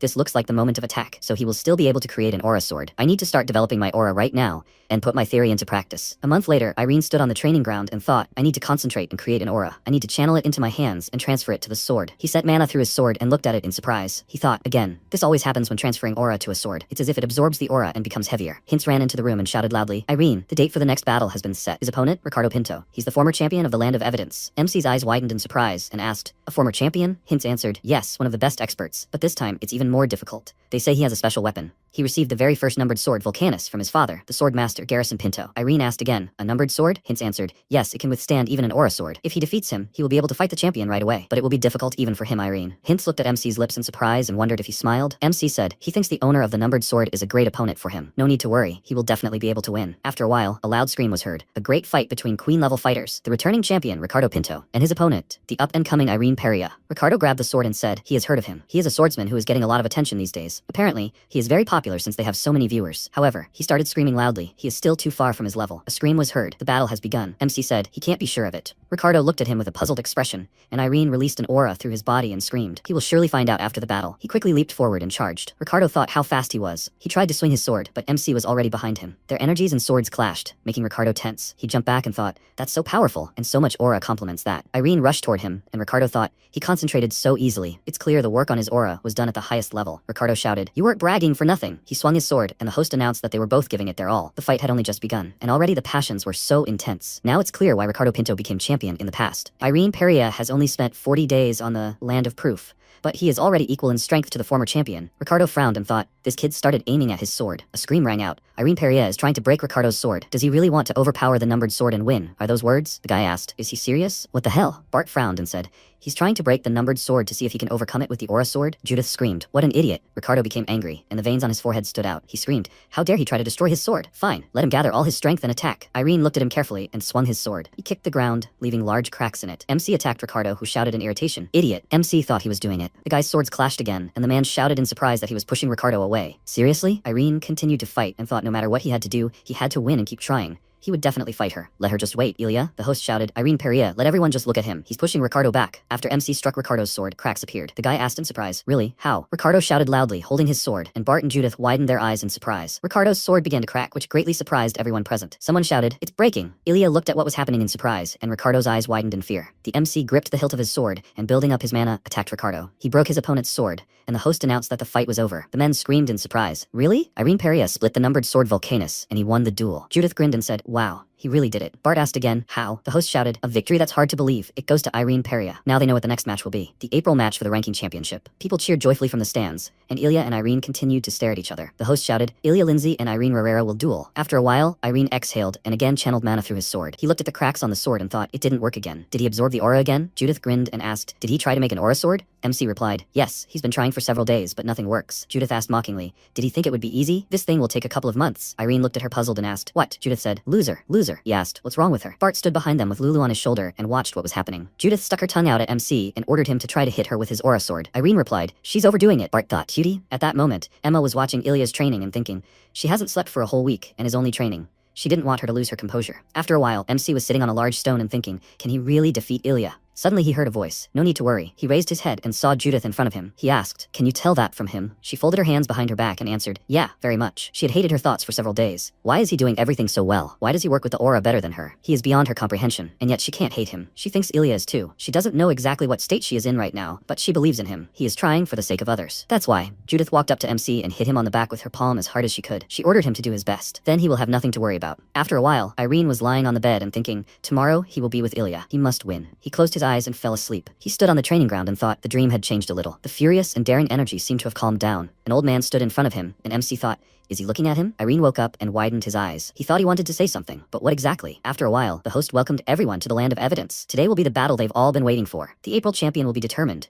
A newcomer aiming for the queen's seat, Irene Perea, and the current champion, the swordmaster, Ilya Lindsay. Only one will be the winner. Let the battle begin. Ilya quickly jumped up from her seat and rushed toward MC, who widened his eyes in surprise. They began the battle, quickly moving from side to side. The audience screamed in surprise at how fast they were. The man couldn't even keep up. Ilya turned and jumped to the side. She kicked the ground, leaving large cracks, and then rushed toward MC. Kuparu widened his eyes in surprise and said, that's it. Bart cried out. She used the concept of expression. She concentrated her aura before jumping and instantly detonated it, thereby increasing her speed. This is a top-level skill. Ilya attacked MC, and he widened his eyes in surprise and pushed Ilya back. Ilya thought in surprise. Did he push her away? Mana began to spread through MC's body, after which a loud scream was heard. What's going on? Champion Ilya Lindsay is being pressed. They've never seen this before. She looks very confused. Irene Perea is ready to do anything to become champion. Ilya frowned and swung her sword, after which Bart said, no, this technique. A huge whirlwind appeared on the battlefield and headed towards Irene. He frowned and looked at it carefully. Bart screamed in surprise. He's using the heavenly sword. Judith screamed. He's a complete psycho. MC cut the whirlwind and Ilya asked, how? MC asked, is she going to play for long? Let her take out her aura sword. The host screamed, how is this possible? He blocked the champion's blow. Irene ordered her to take out her aura sword or he would break her. Ilya skied in irritation and took it out, and the host screamed, impossible. Champion Ilya Lindsay finally decided to use her aura sword. Now the fight will really begin. Irene is getting closer. A guy in a hood was sitting in the stands, watching them closely. The MC's eyes widened in surprise when he saw Ilya's aura.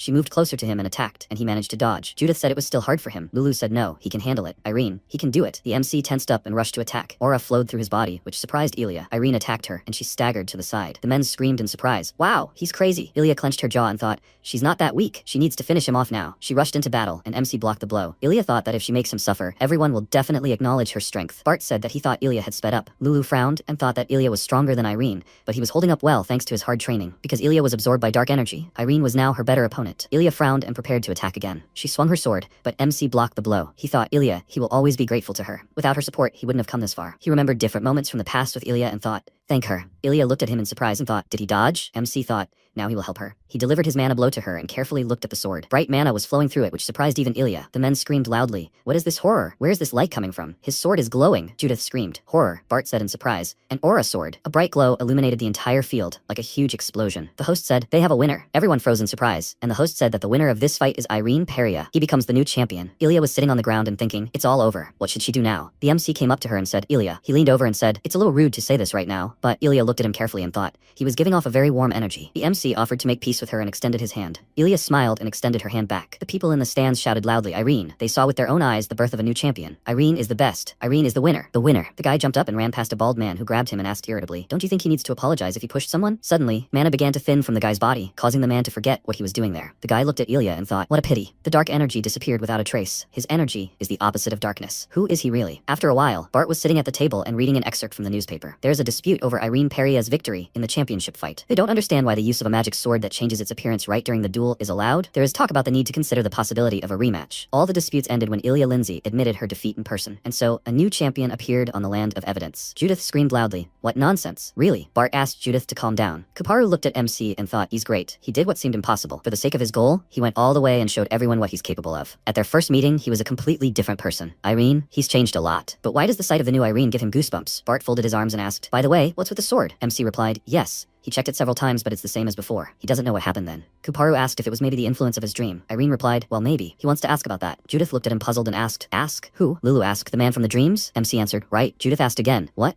Is that possible? Irene said yes, he thinks he can talk to him now. A week later, MC knocked on the door, after which a voice said he can come in. He went inside, where Ilya happily greeted him. She said, Irene, welcome. MC asked if she was okay. Ilya looked at the flowers and said, those are Adonis. Irene said, yes. He didn't know which ones she liked, so he took the ones he liked. Ilya said, no matter, she likes these. Let him come in. After a while, they sat down at the table, and Ilya asked, so he's gonna leave? MC answered, yes, he doesn't know where yet, but in any case, he'll be leaving in a couple of days. Ilya, what is she planning on doing next? Ilya looked down, clenched her fists, and replied, she doesn't know. She really doesn't know. Only after losing did she realize she had nothing left. The goal she'd been striving for, the one that defined her entire life, disappeared in a second, leaving nothing behind. She can't see where to go next. She doesn't know what to do. Maybe he can tell her? MC suggested she go together. Ilya looked at him slightly confused and asked, what? Irene replied, he's in a similar situation. He also doesn't know what to do next or where to go, but he's still confident in tomorrow because he has people close to him. He thinks it will be good for her too. She believed in him, and he was able to go all this way. Now it's his turn to believe in her. No need to worry. He thinks she'll like it, so he suggested they go on together. Ilya smiled and replied, okay. They left the room and Bart asked discontentedly, what if he's against it? MC asked again, what? Bart replied, she'd been on her own all this time and now she suddenly decided to team up? Irene said, but Ilya was their classmate. Bart said, Ilya Lindsay, let her tell honestly. Does she consider him and Judith her friends, or only Irene? Judith pushed him in the face with her palm and said,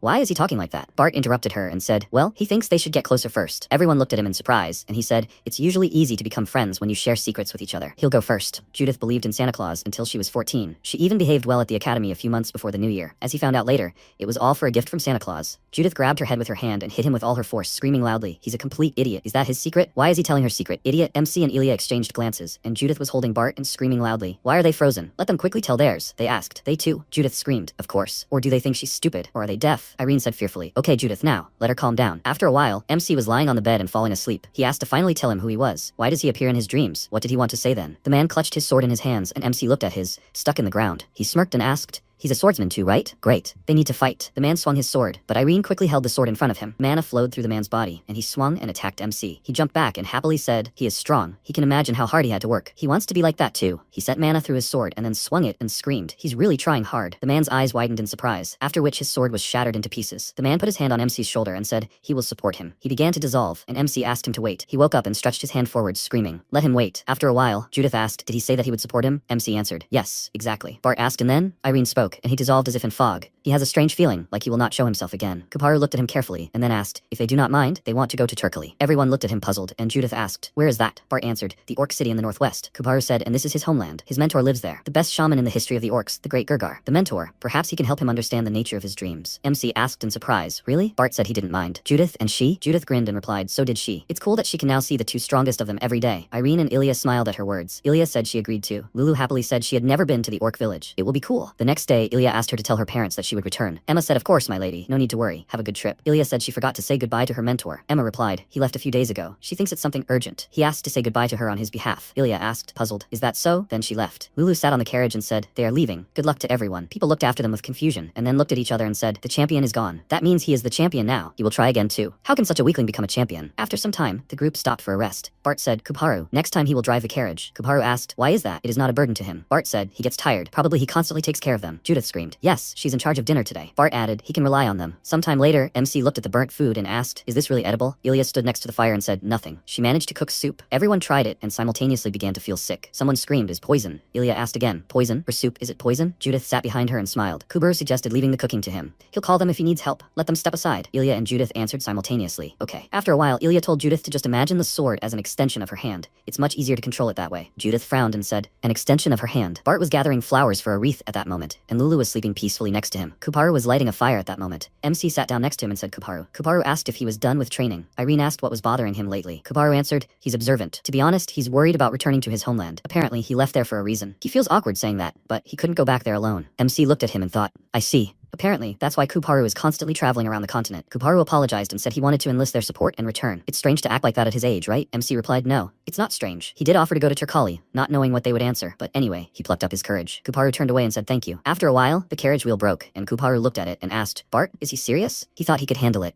Bart sadly apologized. Judith said that this was expected, and Bart said that this was his first time driving a carriage. Kubaru looked to the side and said, he thinks they are traitors. He will ask them for help. He smiled and said, guys, they are just heading to the orc tribes, and fortunately they agreed to help them. Let them say hello. The guy smiled and said, hi, this is Frederick, and the man said he was Kenzal. MC said, good afternoon, this is Irene. The other guys also introduced themselves, and Frederick wondered where he had heard these names. After a while, the guys were riding in a cart, and Ilya was looking down sadly. Lulu asked, Ilya, how is she? She had completely lost her spirit. Ilya answered, yeah, she is constantly thinking about what to do next. Her heart felt much lighter than before, but she is not sure if this is the right path for her. Lulu screamed, if there are too many thoughts in your head, then you shouldn't think about anything. Will worries help you decide? Let her just forget about everything and calmly move forward. Here, let her repeat after her. Lulu started moaning, and Ilya repeated after her. Judith grinned and asked, Lulu, what are they doing? Suddenly Frederick screamed. He remembered. Kenzal cried out in fear. He scared him. Frederick screamed, golden graduation, golden. The golden graduating class of the Chrono Academy, who performed on the land of evidence. That's how he knows about them. Kenzal asked, are those the ones in the back? Frederick answered, yes, they have the same names. Kenzal hit him and screamed, does he think one name is enough? Frederick screamed, no need to hit him. Kenzal asked, what are aristocrats doing in such a remote place? Shouldn't they be training somewhere new with the money they won? He turned around and told him to see for himself. He thinks that's the golden graduating class? Tramps, no matter how you look at it. Frederick answered, well, yes. After a while, a loud shout was heard. Everyone stop, let them come out. Kubaru asked, what's going on? Frederick answered in fear, bandits, orc bandits. He heard about this orc with a scar. He's the leader of a group that kills everyone they meet. No negotiations help. The huge orc ordered to kill everyone. The monsters rushed towards the cart, swinging their weapons. Irene quickly jumped forward and attacked the monster. He ordered them to hide behind. Ilya, Bart, and Judith also rushed to attack. They quickly moved from place to place, striking the creatures. Frederick said in surprise, impossible. He thought, orcs are much stronger than humans, but they win. These are truly golden graduates. The huge orc roared loudly, and MC quickly attacked him. Other monsters rushed towards him, but Irene skillfully dodged and struck. Blood splashed in all directions. MC looked at his sword in surprise and thought he cut 6 with 1 blow. Bart turned and asked, Irene, is he okay? MC answered, yes. He thought, he knows. Now is not the time to relax. The orc looked at him and said, he is strong. Then he will fight with all his might too. Mana flowed through the monster's body, and he grabbed his comrade by the head. He killed him, and Judith screamed in confusion. What kind of psycho is he? The monster absorbed the mana of the other creature into itself and clenched his fist. He screamed loudly,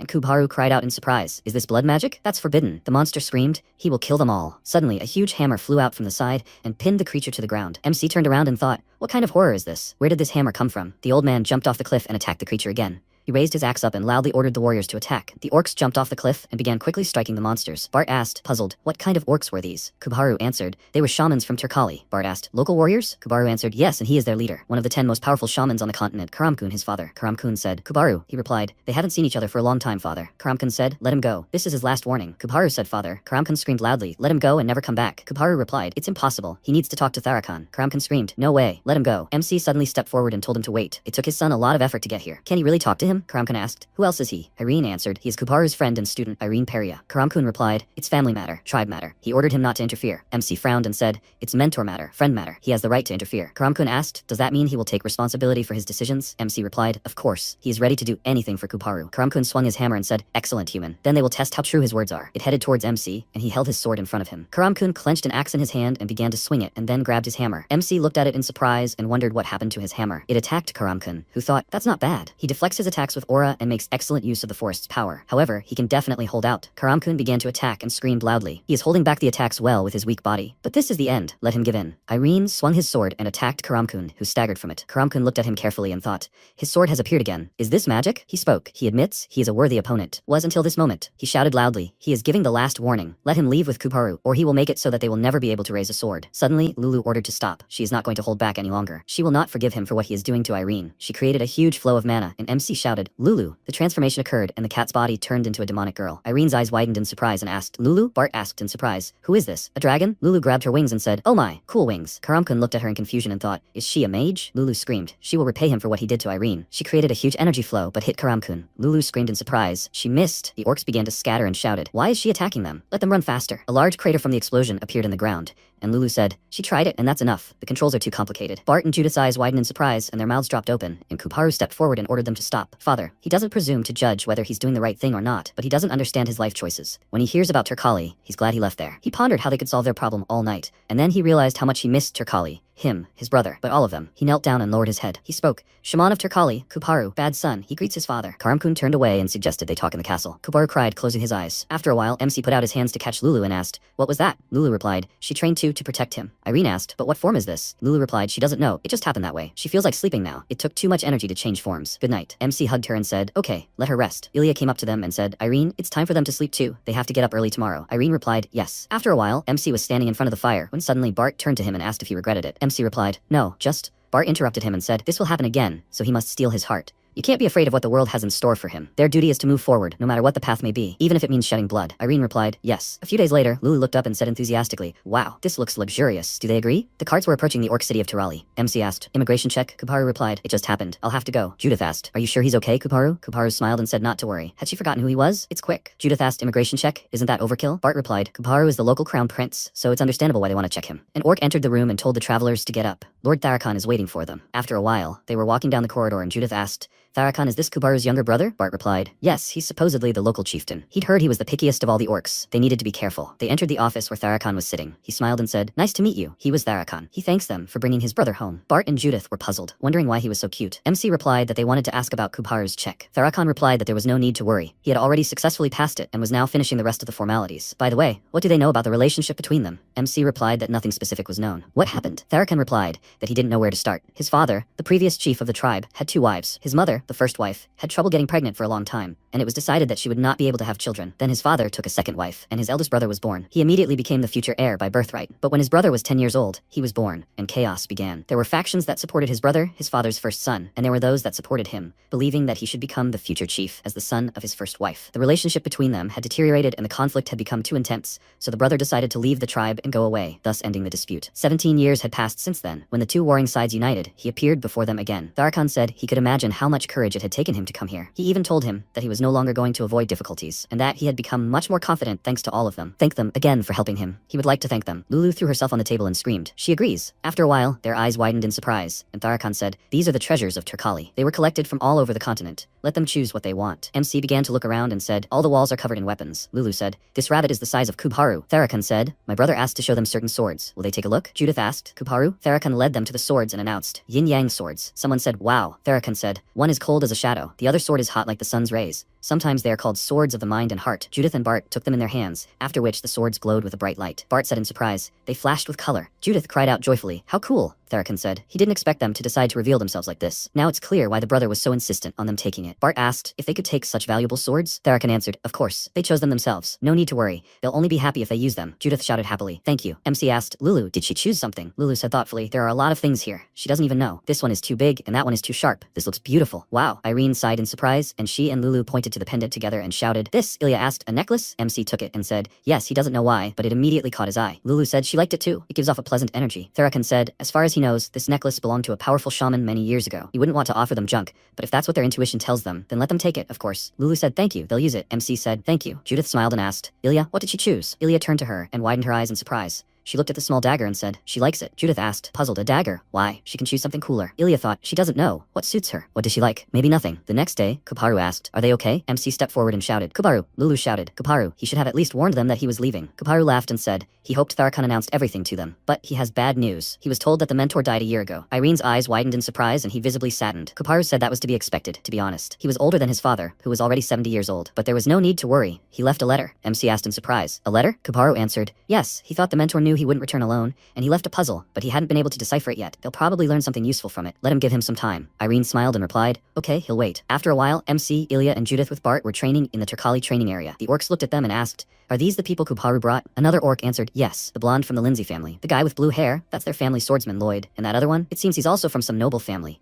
But there's one without any clan or tribe at all, that one, with red hair. It's unclear why she's with them at all. Judith frowned, and Bart ordered her to restrain herself. If she does something wrong, Kuparu will suffer the most. Judith answered irritably, she knows. She is restraining herself, as he can see. A week later, they were training on the training ground again, and the orcs were talking to each other in their language. One of them asked, not bad for a commoner, huh? Another orc said, yes, she fights well. Judith exhaled and turned around screaming. The orc's eyes widened in fear, and she asked, how long are they going to talk behind their backs? The orcs asked discontentedly. What did she say? Are they even talking? Judith said in their language. Idiots, fools, fools. The orc asked. What? How did she know their language? Judith answered. Kuparu taught her swear words. And were they afraid to show everyone that orc swordsmen like to swear? If they don't like something, then let them come out. They will see who is better. An orc stepped forward and asked, could she answer for her words? He was Gunt, the leader of the Red Axe Squad. Bart clenched his jaw and thought, Gunt? It was him that Kuparu fought that time. Gunt said she had just insulted the orcs. He couldn't let her get away with it. So will she take responsibility for her words? Judith interrupted him and said, enough of this nonsense. Gunt asked, puzzled. What? Judith replied, he was the leader of the squad, so let him control his subordinates. Aren't they dishonoring the honor of the orcs by swearing at the guests of their home? So will he take responsibility for his subordinates? She offered to check which of them was a real warrior. Gunt shouted in irritation how fearless she was. Let her just not cry later. Judith asked, is he so confident in his victory? At that moment, a loud cry was heard. Gunt, they have found Lord Gergar. Gunt turned around and asked, what nonsense? Has he come back to life or something? The man replied, he doesn't know how to explain it. After a while, Kuparu lay on the ground and looked up, where Gergar was hovering in front of him. Kuparu turned and looked at the approaching crowd of orcs, who asked, what is going on? Gunt frowned and wondered what Kuparu was up to. Gergar asked Gunt to relax. There is no need to be so wary. He just wants to talk to his student and greet the other knights. Everything will return to normal very soon. He asks those who are not involved in this matter to leave them. All the knights gathered around Kuparu, and Gergar said, thank them for bringing him home, at least after his death. And also, yes, it is him. He looked at MC and said, he brought Kuparu, so he will help him unravel the secret of his dream. The man in his dreams, his past life. It is he, only a very, very long time ago. Judith asked past. Bart completed her question. Irene's life? Gergar answered yes, but he is not ready to accept it yet. He needs stronger internal preparation. He has prepared a gift for him, so that the wait will not be so boring. MC asked again, a gift? Gergar answered, it is with Tharakon. Kuparu, let him call him. Kuparu answered, yes, mentor. After some time, Tharakon came and said, so they finally met with Lord Gergar. The gift for him is a method of aura control, which is available to high-ranking soldiers in Turkali. 5 great sacred techniques. Suddenly, an orc stepped forward and shouted, he is against it. Tharakon asked, why? Khalifa? Master Khalifa? The most influential warrior, a relative on the leader's side of the family, asked him to tell them why he was deciding whether to give up their technique. These are the 5 great sacred techniques, the essence of aura and soul control, the perfection of which the great warriors of the Turkali tribe had dedicated their lives for hundreds of years. How could he give this technique to mere humans? Tharakon replied that he could not refuse them, even for his sake. Their tribe had always been happy to share knowledge and hospitality. Only then could it prosper. Gunt screamed. He was just like these humans. To obtain this technique, he had to prove himself worthy. But with them, everything was different. Okay, 2 other swordmasters from noble families, the son of the Lloyd family with a great history, but this redhead was not like them. Neither her family nor she had done anything for this world. He could not donate their technique to such a person. Judith clenched her jaw and hissed, asshole. Bart stepped forward and ordered them to speak frankly. They simply disliked Judith from the start. Khalifa interrupted him and said, Chief, before a fight starts, he himself understands that she is unworthy. That's why he wants to call a meeting. Tharakon closed his eyes and replied, he understood. However, he covered himself in mana and said, he still has to take responsibility for his words, Gunt. So let him try to be honest, like a true warrior. Gunt frowned and replied, he understood. Tharakon apologized and said, but they will have to wait here. After a while, Judith said, it was her fault. She should have held back. She apologized and said that because of her, they all suffered. She will take responsibility for what happened. MC asked in surprise, she's definitely Judith? Since when does she know how to apologize? Judith irritably ordered him not to be an asshole. They stood up as the orcs approached them. Tharakon said they had spoken with Gunt. He apologized on behalf of the entire tribe. They had come to the same conclusion. Unfortunately, they cannot recognize her, but they have a test of the warrior, passing which she can gain recognition. Does she agree to answer their challenge? Judith answered, she agreed. Bart cried out in surprise, Judith? She turned around and said not to worry. Lord Gergar said that this was a gift for all of them. And won't she be able to prove her worthy? The next day, the orcs gathered on the site. The test of the warrior is a test designed to prove one's worth. The test takes place in hand-to-hand combat. You need to win by fighting 3 warriors of the highest rank in a row. This is the only way to pass the test. Lulu shouted loudly, Judith, good luck. The first fight is Gunt against Judith. The orcs sitting in the stands shouted loudly, let the human disappear. Gunt, let him destroy her immediately. Gunt looked down at Judith and commanded her to prove herself a worthy warrior. Judith clenched her fists and said, let him show how tough he is. A shout rang out, they're starting. Judith didn't move, clenched her fist and punched Gunt in the face with all her might. Khalifa looked at this in surprise, and Bart cried out joyfully, "Nice!" Gunt clenched his jaw and tried to attack Judith again, but she was faster. She skillfully attacked him with her fists and feet, and Gunt looked at her in fear. Judith ordered him to at least try for appearances. "Aren't you ashamed in front of your friends?" She quickly struck him, then moved behind him and asked, "So what? Which one of them is the real warrior, you idiot?" She grabbed him by the neck with her hand and began to press. A moment later, Judith knocked Gunt to the ground, and the orc said in surprise, "It's impossible." "How? A human?" A loud scream rang out. How could she defeat an orc in hand-to-hand combat? Judith dusted off her hands and asked, "Are you sure he's a real warrior?" Bart jumped up and shouted, "Judith, she's great. Let her crush them all." Gurum entered the field and said, "Gunt, he's an idiot. He only knows how to shout. But with him, everything will be different." The second fight, Garam versus Judith. Garam narrowed his eyes and asked, "They'll start right away, right?" Judith answered, "Of course." The orcs shouted, "It's Garam. He's the strongest of the three. He can finish her off, right?" A scream rang out. "They're starting the fight." Garam clenched his fist, which was covered in bright mana, and aimed at her. He attacked Judith, and she flew back. Garam said he was not like Gunt. He didn't like blunt force. He activated his mana again and suggested fighting with aura. Bart looked at this and said it would be difficult. MC agreed with him and thought his aura was much stronger. Of course, this fight doesn't determine the final result, but it will be difficult. A shout rang out, "They're starting." Garam approached her and swung, but Judith quickly dodged. She thought, the difference in strength is too great. She needs to somehow dodge and attack. Garam clenched his fist and tried to attack, and Judith prepared to defend herself. Garam pushed off the ground again and headed towards her. Judith looked at her hand and thought, she'll hit with her right. She looked at Garam's attack and thought, is this a distraction? Garam said, she's stupid. He hit her and Judith flew back. Garam walked toward her and said he was curious about how she managed to win the last battle. Let her remember, luck doesn't last forever. Everyone should know their place. He hoped that today's fight would serve as a lesson to her. He ordered her to retreat. He would show the nobility of a warrior and spare her. Judith stood up and said, he likes to talk. Enough. Let him attack. Garam grew angry and tried to kick Judith, but she dodged. Garam screamed. He would no longer spare her. Judith swung her fist and, covered in red mana, struck Garam in the stomach. Karamkun's eyes widened in surprise and thought it was a blow to the solar plexus. Garam grabbed his throat and coughed heavily. Judith swung her fist again and hit Garam in the face. He wondered why her fist was so hot. Karamkun watched and thought, she has an aura of fire energy, but she hadn't even studied the 5 great sacred techniques. Garam tried to attack her, but his hand was covered in fire. Karamkun thought, of them all, the fire technique is the hardest to control. If she doesn't cope with this, she'll hurt herself. He began to swing, but Judith quickly hit him. She received a blow to the face, and Karamkun thought, she can't restrain her rage. She defends herself with her whole body and rushes into battle. Garam swung his fist and hit Judith in the face, but received a kick in return. Judith frowned and thought, she can't say she doesn't envy her friends, but it's not because of her background. It's just that Bart has self-control, Irene has a strong heart, and Ilya has innate talent. She would like to be like them. That's why she was envious. But she won't hate herself for being envious. A feeling of inferiority and an overwhelming desire to become better. This helped her grow and move on. This is the real her. She will continue to be stubborn, jealous, and hate them until she becomes the best. Bart joyfully shouted, Judith, she's great. Let her finish him off. Ilya also supported her, and Irene shouted, she will win. Judith headed towards Garam and thought, she will never stop. She clenched her fist and hit Garam, after which he fell to the ground and the end of the fight was declared. Their winner is Judith. She clenched her fists and screamed loudly from the strain. The orcs screamed, how is this possible? No, there's still Fahan. Let him finish her off and avenge their brother. Fahan came out onto the platform, looked at the Caliph in surprise and asked, Father? A cry rang out. Master Khalifa came out. Is he really going to fight on his own? MC frowned and thought, no. In this state, Judith definitely won't defeat him. Judith ordered him to attack. Khalifa said he lost. Judith asked, puzzled, what? Khalifa said she has an unquenchable flame and an unbroken spirit. She is worthy of being called a warrior. They lost. He recognizes her as an equal. Judith smiled happily and looked at him. A week later, humans and orcs gathered on the field. Gorka, Shaman Turkali said, before learning the 5 great sacred techniques, one must master the 5 great elements. This urn is a relic of the elemental spirits of Turkali since the time of their ancestors. They need to dip their hand into it and find out which spirit suits them best. This will help in learning the 5 great sacred techniques. Will they start with her, Judith? She answered in surprise, okay. She put her hand in the urn, and Khalifa looked at her carefully. Her body was covered in a green aura, and she took out a small fire sphere. Gorka told her to throw the sphere forward now. Judith threw it forward, where a large fiery whirlwind appeared. Karamkun cried out,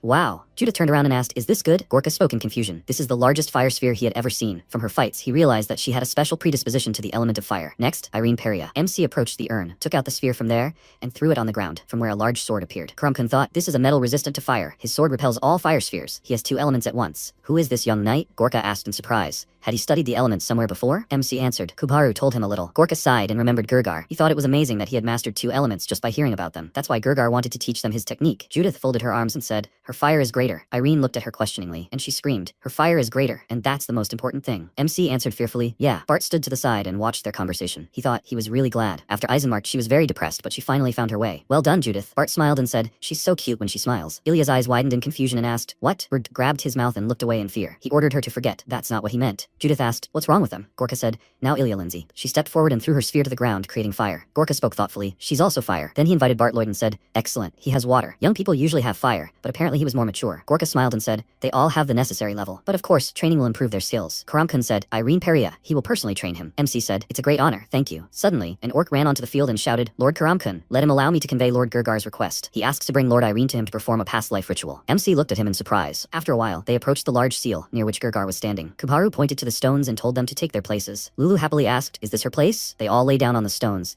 and Gergar said he would try to find the man from Irene's dreams who had been bothering him for a long time. "Is something about his past life weighing on him?" Irene replied, "No, nothing." Gergar replied, "He understood. Then they will begin." Judith asked, "But how will this happen? Do they really just have to lie down?" Gergar approached her, and snapping his fingers, put Judith to sleep. After a while, the knight said in the dream, "There is no more time." "It is time, his lord." Karen looked at them and said, "Yes, they are coming." Someone said, "They want to leave because of the invasion of monsters." He heard he was consumed by a demon and had to kill his own son. The man screamed loudly. "They say it is because of them that the demons attacked them. How dare they now abandon everyone and leave the province?" The old man stepped forward with a pitchfork in his hands and shouted, "Let him answer. Lord, was it really he who brought these monsters? Did he sell them to the demon? Let him say something." Karen looked into his crazy eyes and said, "It was foolish of him to hope to leave quietly. He doesn't know if they'll believe him, but he'll tell them anyway. He appeared a week ago." The girl looked at the child and screamed, "Darling, their baby isn't breathing." The man asked, "Why is that?" The demon asked, "Does he want to save his child?" Karen screamed, "It's a demon clown." The demon said, "Karen Winker, he has this child's soul. He can save either him or his wife. Let him choose." Karen screamed, "What nonsense is this? Why should he believe him?" The demon laughed and asked, "Does he think the demons attacked them by accident? He was behind the monster invasion and the theft of his child's soul." Karen asked with tears in his eyes, "How could he?" The demon ordered Karen Winker to accept her fate and make a choice. She gave the baby to him and asked him not to worry. He looked at her puzzled and asked, "Darling?" He rushed after her and shouted, "Where is she going? Let her stop." "No, let her stop." The girl went to the window, and Karen shouted, "Darling, let her stop. He begs. No need. Wife." The girl was standing on the window, and Karen was running after her and shouting loudly, "No, darling. He will do it himself. He begs. Let her wait." The girl turned around with tears in her eyes and a smile on her lips. She asked him to take care of their baby. Karen stretched out his hand and screamed heart-rendingly, "No." He hit the floor with his fists and howled in pain. The demon laughed and said, "What a twist." But it was his wife who made the choice, not him. The demon picked up the baby, who began to cry. He said, "Now the deal is void, but he will give him a second chance. No need to worry. This time the options will be simpler. The life of his child or the lives of people in the province." Karen stood before the old man and said that he lost both his wife and child that day. It was the best way out of the situation. The old man began to cry and said, "Lord." Karen interrupted him and said, "But it was no use." The demon told him that he was cursed. He said that as long as he was here, horrors would happen. He did not ask them to help him. However, he ordered them not to stand in his way. After a while, Karen was walking along the road when suddenly a demon appeared in front of him and asked why no one was following him. He sacrificed everything for them, and they sent him alone? They don't know what loyalty is at all. He doesn't want to kill them? They will understand his seal only when they lose their own families. The demon offered him a new deal. Does he agree? He can become a demon under contract and take revenge on everyone. He has the power to do anything. Karen walked past him and didn't pay any attention. The demon circled around him and then said with displeasure, "How rude. It turns out he's boring. Did he really choose the wrong person? If he had realized it right away, he would have sent the demons to the neighboring village." Karen turned around and asked, "What was he talking about? Sent the demons?" The demon answered. Finally, someone paid attention to him. Karen screamed hysterically. "Does that mean all these monsters were his doing? Did his wife and child die because of his desire?" The demon laughed and answered, "Yes, because he wanted it that way. There was never a curse on him." Karen grabbed his heart and asked, had he been playing with him from the very beginning? Why? Why did he do this to him? What did he do? For what sins? The demon asked again, why? Well, to be honest, he was bored, and suddenly he saw him. Fate itself brought them together. Karen fell to his knees and asked, how could he? The demon began to dissolve and said he will go. He was having fun. One more thing. He can be found at the end of the southern mountain range. See you later. Karen cried from anger and hopelessness, sobbing loudly. He clenched his jaws and hissed he would never forgive him. He would kill him with his own hands. Let him just wait. No matter how many years it takes, he will find and kill him, definitely. After some time, Karen arrived at the settlement, where an old man met him and said, "Welcome." They don't have much control over the residents, so he can live wherever he wants. Let him ask questions if anything is unclear. Someone asked, "Chief, where did he come from?" The old man answered, "He doesn't know. He thinks from far away." The guy looked after Karen with displeasure. He thought, great, at least the rumors haven't reached this place. Yes, he can get stronger and find him. After some time, Karen continued training, swinging his sword. The guy looked at him and thought, horror. They say he's been training with a sword for 6 months. You can tell everything right away. Not everyone has such eyes. There is some kind of story behind him, and it's clearly not very pleasant. Karen swung his sword and remembered the words that people had told him. They heard that he was cursed by a demon. Let him get out right now. Another man told him that he would not teach him fencing. At that moment, Karen was swinging his sword,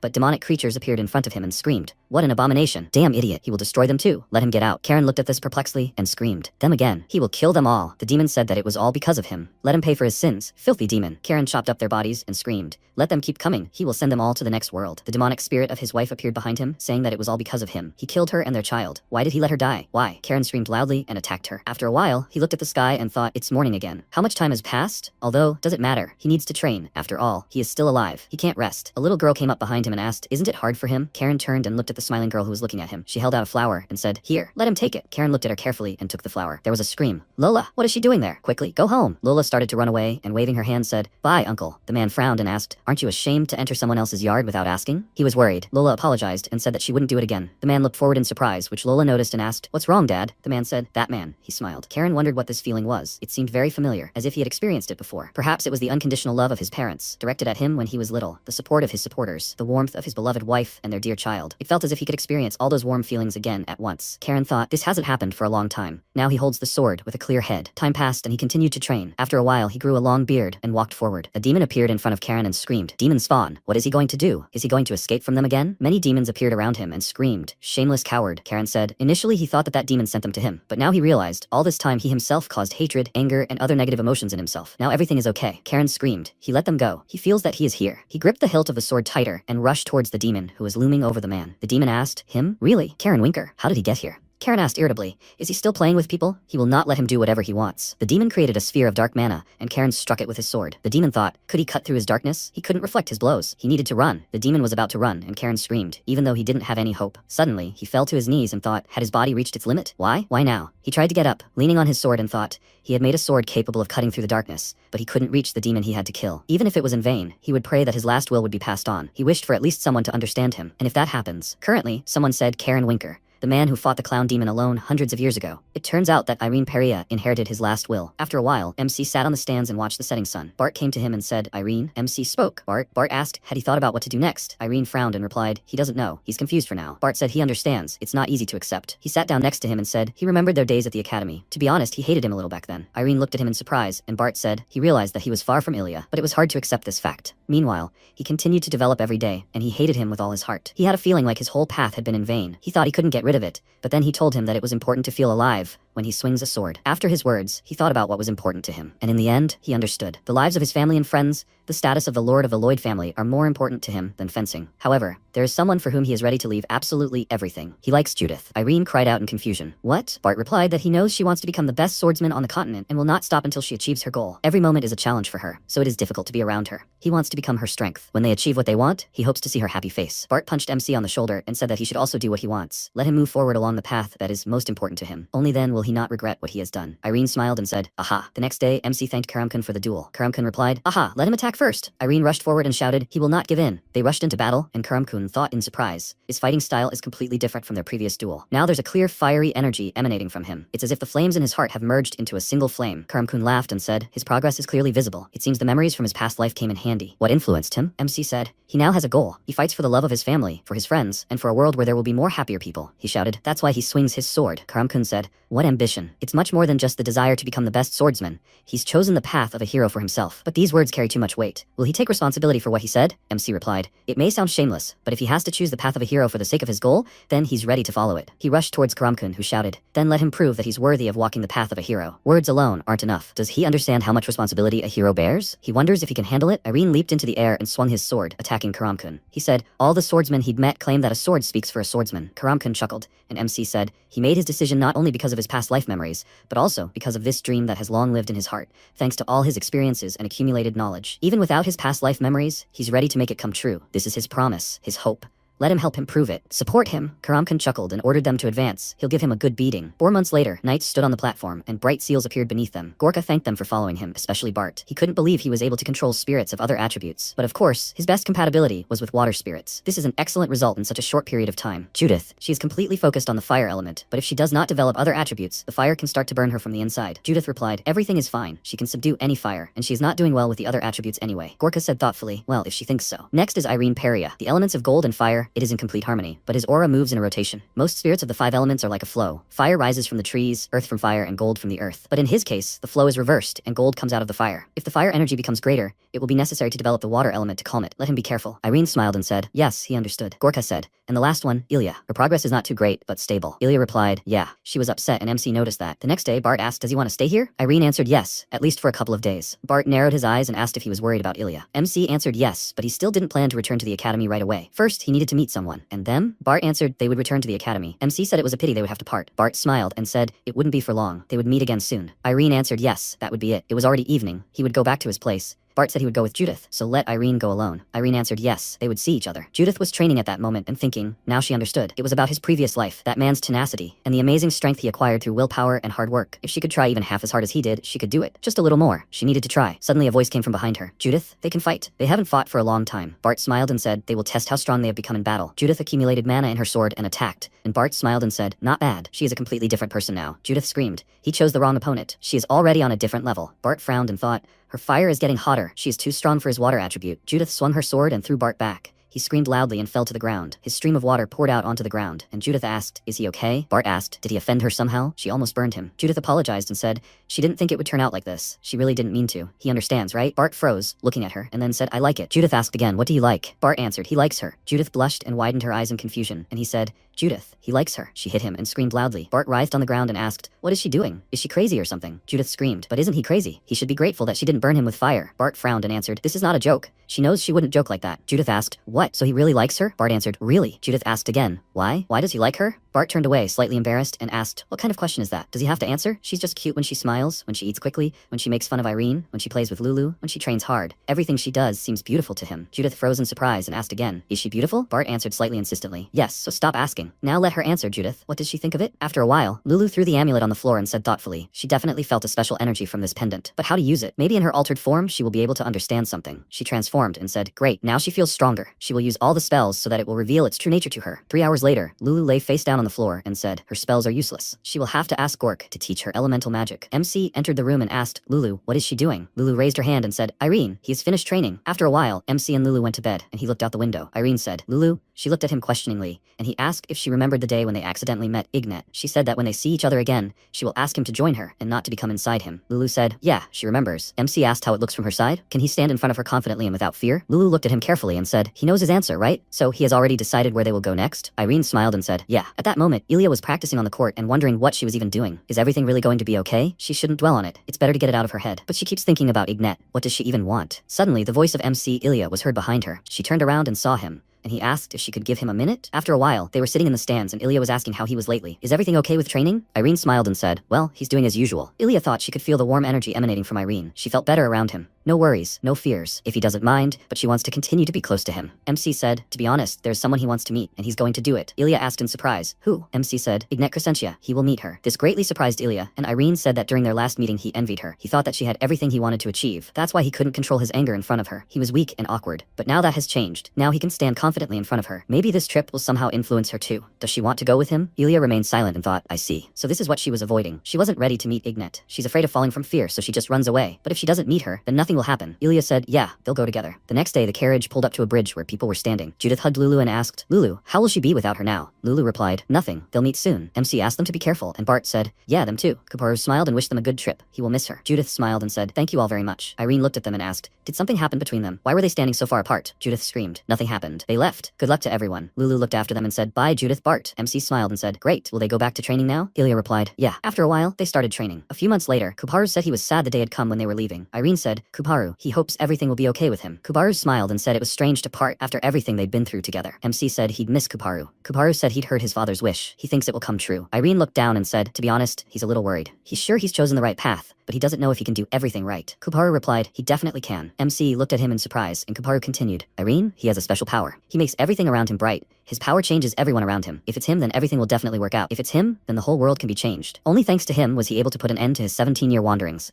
His friend, his student, and his teacher. Irene, for him, he's already a hero. MC's eyes lit up. He lowered his head and said, thank you, Kuparu. He will try really hard. He will try so that everyone else can call him a hero too. Ilya asked, will they go? Irene answered, yes. After a while, the carriage was driving along the road, and Bart and Judith were sitting inside. They looked down, but still felt embarrassed. Bart looked at her and remembered his words. Judith, what does she think of him? Judith turned away and screamed, she doesn't know. What kind of sudden question is that? Bart grabbed his head and thought, he's an idiot. He hurried. Judith turned slightly and said, she'll tell you later. Bart blushed. Currently, he moved to Judith and she screamed loudly, what's wrong? Why did he move here? Bart frowned and asked, is it possible? Judith looked at him and then turned away and embarrassedly said, let him do as he wants. After a while, they were approaching the Chrono Academy. Judith happily said, wow, they haven't been here for a long time. Bart said, it seems to him, for a year and a half. Suddenly, there was a loud explosion and he asked in fear, what was that sound? At the training ground, Ian asked if they should stop. They weren't even close to a resolution anyway. Swordmaster Kun laughed and said, nonsense. If he continues, victory will be his. Ian grinned and said, just a little longer then. Kun said, let him forget. Next time he will make it so that he won't even be able to open his mouth. Ian laughed and said, Kun, but then he will have to train 100 times harder. Bart shouted loudly, Kun, this is the best swordsman on the continent. Ian turned around and asked, wow, they decided to come back? Bart said, yes, director. They haven't seen each other for a long time. Judith cried out happily, director. Ian said, wow, Judith, she's changed a lot. Judith answered, of course. He will be surprised to see her in battle. Suddenly Kun stood in front of her and asked, is she Judith? She looked at him questioningly and answered, yes, Judith. Kun invited her to become his apprentice. Judith's eyes widened in surprise upon hearing this offer. Johnson said, nice to meet you. His name is Johnson. He works as a cab driver. For money, he can even arrange a tour for them. But to be honest, he has another job. In fact, he is the leader of a gang of thieves. He lures people, pretending to be a cab driver, and then robs them. The principle is very simple. First, he takes an errand from a rich-looking person person. Then, under any reasonable excuse, he takes him to their hideout, and then, together with his men who are waiting for them there, he robs him. Well, how is it? Perfect. The scheme works without a hitch. At that moment, a voice rang out. He needed a coachman. Johnson grinned and said, a new victim. He turned around and seeing MC with Ilya, said, he was glad to meet him. His name is Johnson. It is a great honor for him to serve them. He thought that this time everything would work out too. After some time, a carriage driven by Johnson was driving along a forest road. He laughed and thought, this is simply incredible. They have luxurious clothes. They obviously have money. They are definitely from aristocratic families. He will finish this business and will just have fun for a few days. After a while, he stopped the carriage and said that they would have to spend the night here today. Irene suggested making a fire first. Ilya grabbed the sword and said that she would chop some wood. Johnson looked at her with confusion and thought,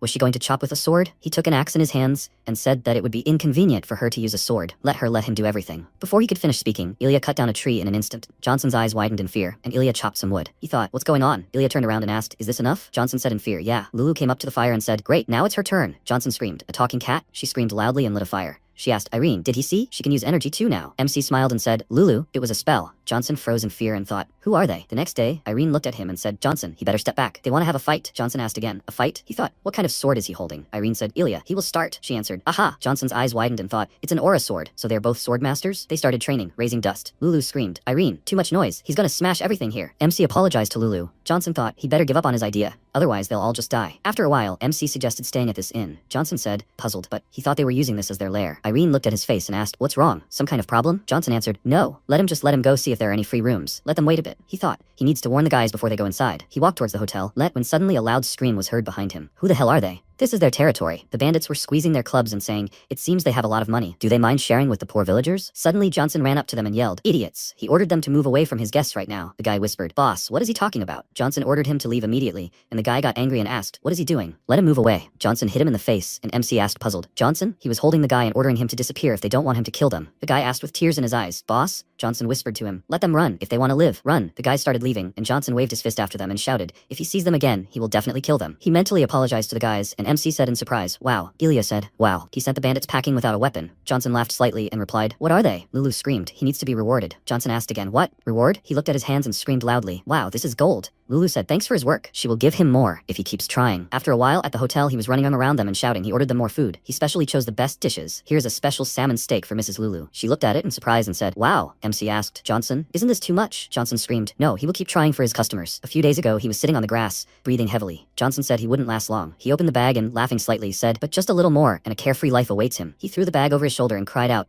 great, time to go earn money. Suddenly, he looked ahead, where MC and Ilya were sitting on a log. Irene asked how she had been feeling lately. Ilya replied that she was feeling better, but she was still worried. MC put his hand on hers and said, no need. Everything will be fine. As a child, Ignat might have seemed like a big problem to her, but not now. He thinks that when they meet, she will understand that. Ilya was slightly embarrassed and asked, really? Johnson hid in the bushes and said, he knew they were in a relationship. Great atmosphere, he will watch them. Maybe they will kiss. MC got up and said, they have to go. They have to leave early tomorrow. Johnson jumped out of the bush and asked, what? Did they just hold hands? Where did all the feelings go? He tripped and fell right in front of them. MC asked, how is Johnson? He replied, he's fine. Ilya got up and walked toward the forest, saying she was going for a walk. Johnson watched her go and thought, this is a serious problem. He leaned over to MC and asked, won't he follow her? Irene replied, no, she has a lot of doubts. She needs to be alone. Johnson's eyes widened in fear and he thought, what an idiot. After a while, they entered the inn, and Johnson quickly ran to the kitchen and said, he'll get everything ready. Let them sit down. They walked forward, and Irene heard the men talking. One of them said, the dungeon promises to be exciting. Another man asked, this is probably the best discovery in the last 100 years, and more. The Holy Kingdom will also take part in clearing the dungeon. Ilya reacted to these words, and the man asked, the Holy Kingdom? Why? The man replied, this dungeon is not an easy one. It's not even its size, but the fact that it's existed since the time of the Demon King. It must definitely be full of treasures. The Kingdom of Calvin was the first to discover it and was preparing to launch an expedition, but neighboring countries decided to join in. To prevent potential conflict, the Holy Kingdom set out with its knight squads. MC approached the men and apologized, but he had a question. What kind of knights will be marching on behalf of the Holy Kingdom? The man looked at him and asked again,